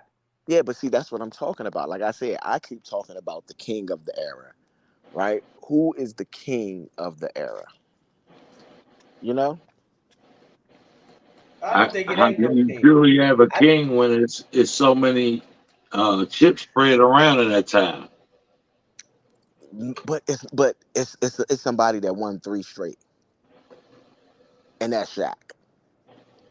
And when Tim Duncan won back to backs, it was Tim Duncan. It wasn't nobody else. Like you said, Tim Duncan got three. He got one before Shaq got his three, and then Shaq got his three, and then Tim Duncan got his two after that. You get what I mean? So if you want to say, hey, he shared the era, Tim Duncan shared that era with Shaq, and for those 6 years, it was Shaq era and Tim Duncan's era. I can respect that. You know what I'm saying? And then you say 7 years, because then after those 2 years, Shaq won three, and then two I years, mean, but it is a and then strong and case. then I mean, and and then hold on, two both of years. them got all three MVPs, right? That was it. It was six MVPs straight. Basically, Tim Duncan won one, then Shaq won three in a row, and then Tim Duncan won Yeah, you 2, got to give it to and both then of them. Then you can't and say then one is the king because both of them did the equal amount of work. but I just don't like. I can respect that. I can respect if somebody said that Shaq and Tim Duncan's era was together. But you know what I'm saying? I can respect that because, like I said, you got a Larry Bird and a Magic Johnson era. Both of their era ran together for the '80s. You All right, know? so in that era, did they have to see each other?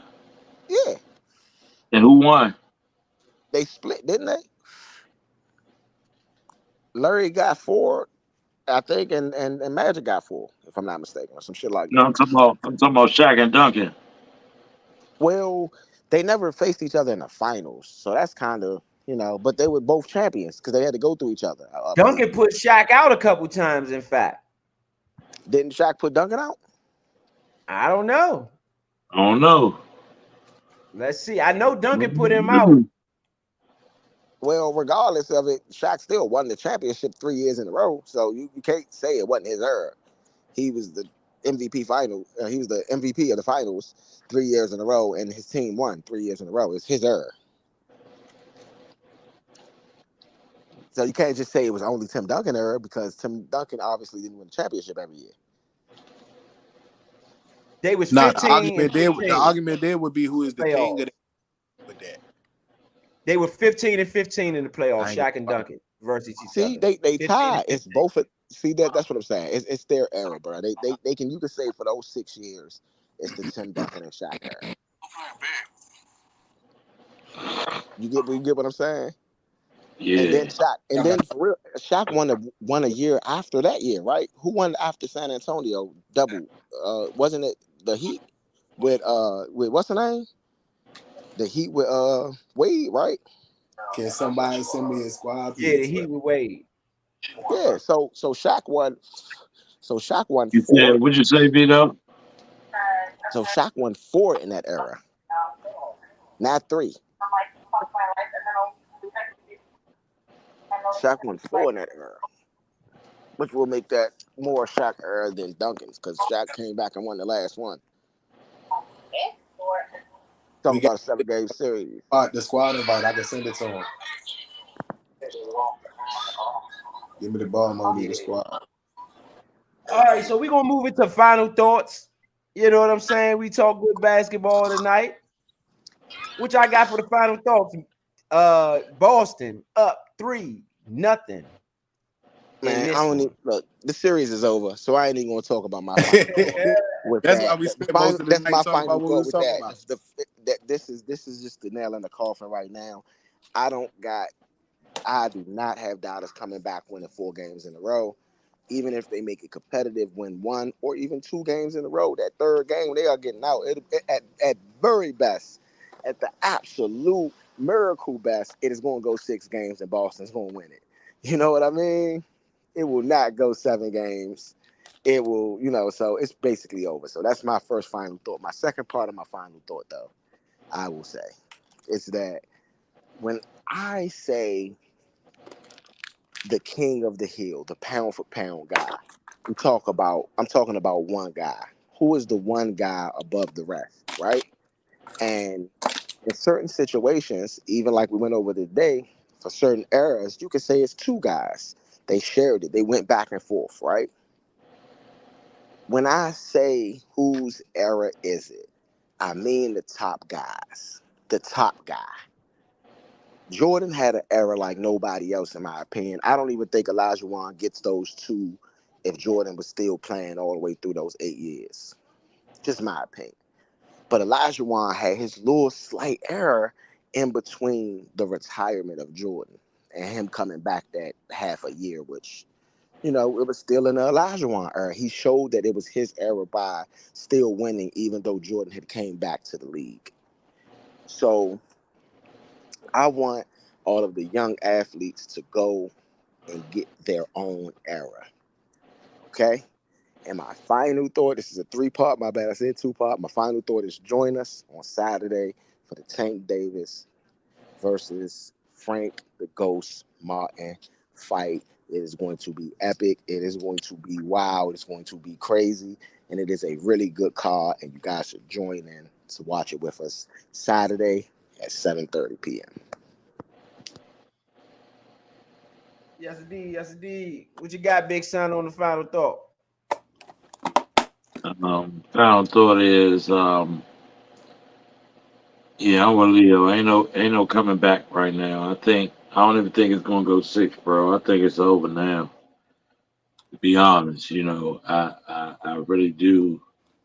The way that the Celtics are playing, I just can't see them in no other light but champions. So, big ups to my Dallas Mavs. But this is This is a story that you won't be rewriting in history. You guys will go down as losers on this one. You won't be able to redeem yourself. Luca, I like your lad guy, but all that flopping around and stuff, man, that stuff come back to haunt you, don't it? Got some calls called on you today that should have been called, but I mean, no, I think they took them back, but still, they were called at first. But yeah, all that flopping around, man, will come back and cost you. Anywho, love is life, life is love. Thank God above. Every day I'm above this 6 feet above this ground. You know what I'm saying? So love y'all. Thank y'all for supporting us. Here the Native Sports Show. Watch the game with us in the finals, and game 3 is a nail in the coffin. That's my final thought. Yes, indeed. Hey man, you already know what it is. Uptown Vito. My final thought is Dallas, you let me down, man. There's a lot of ways I felt like you could have ran this. You ain't running it that way, and I don't see you doing it. So, with that said, my final take is Boston may look like they'd be sweeping on this one, man. I like to say that Dallas would get a home fan one, but I almost don't see the need of taking it back home and wasting your time, man. Save the flights. Early vacation. Outside of that, I ain't gonna hold you. I think I ran it rampant enough today.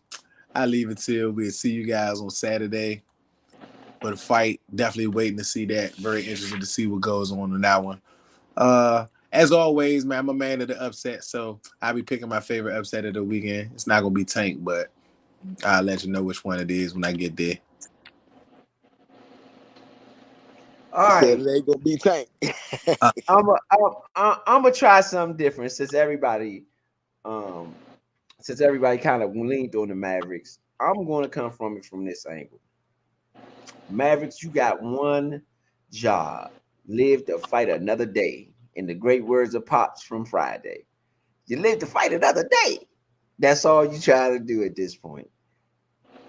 Y'all gonna have to play some defense. You're not gonna be able to score enough points, I think, offensively to be able to beat Boston. So you're gonna have to do it on the defensive end. You have to make free throws, you have to get loose balls, you have to box out. You really got to go back to the basics. Turnovers gonna have to be to a low. Y'all, and again, Kyrie, Jason Kidd, Luka Doncic, y'all got to get somebody else involved. Get somebody else to 10 points in the first quarter. Now you know somebody else at least is in double figures. Get the second man to 10 in the second quarter. Now you know you got two other players in double figures. Luka, Kyrie, y'all know how to get your shot. Help somebody else get their shot first. Play some defense, free throws, loose balls. You know what I'm saying? No foul, but go chase down. Whatever you got to do. Hustle, a lot of hustle points. Get your hustle points, fast breaks, get some easy baskets. But definitely on the defensive end, you're gonna have to strap, contest every shot, foul. Your season on the line. You are embarrassing Dallas fans right now. It's embarrassing. 3-0 in the finals. After all that trash y'all talk. Dallas fans, we know Dallas fans real good around these parts. We know what y'all was doing. We know what y'all was doing. So yeah, I'm talking after all that trash y'all talk. Y'all out there. Mark Cuban on the sideline, had Emmitt Smith in the building. That's just disappointment for disappointment. They did the same thing when the Cowboys played the Packers last year and got trounced in the playoffs. It's looking real familiar, Dallas. Come on, y'all. You want to do something. Can't go out like that, though. Can't go out like that. Saturday, scored a fight. Tank Davis. We're going to see y'all Saturday here on the Nature Sports Network. Coming up next is a replay of NBA Finals Game 3. We're going to replay the show and get you something else in the morning. Get you some more score to fight in the morning. And just keep y'all updated on what's going on with the fights. We're going to play some of that good Tank Davis stuff that's going on with the fights and all the good press packages and everything else. Those going to be rolling throughout the day tomorrow. But y'all get home, drive safely. If you're driving safely, move safely, move safely. Everybody out there on Facebook, Twitter, Instagram, YouTube, wherever you from, wherever you streaming at, wherever you get your podcast from, we should be on there for you. See y'all next. See y'all this Saturday for Tank Johnson. Score workhorse. We ain't get to the workhorse, Workhorse. you know. Yeah, we See ain't get to the y'all. workhorse, but yeah. Right. We didn't get there. We'll This get there. this Back was the on Major NBA Monday. edition of the Workhorse, man. We had Yeah, an that's NBA all. edition of the Workhorse, man. That's all. That's all. All right. NBA See Finals y'all edition. on the NBA Finals edition. So see y'all on that's Friday. Saturday. Saturday. What time does the fight start, sir? What time we looking at? 7:30. 7:30, man. 7:30. Tune in with us, man. 7:30. 7:30. Friday, 7:30. See y'all. No, Saturday. Saturday, 7:30. Saturday, 7:30. Saturday, Yes. 7:30. Signing out.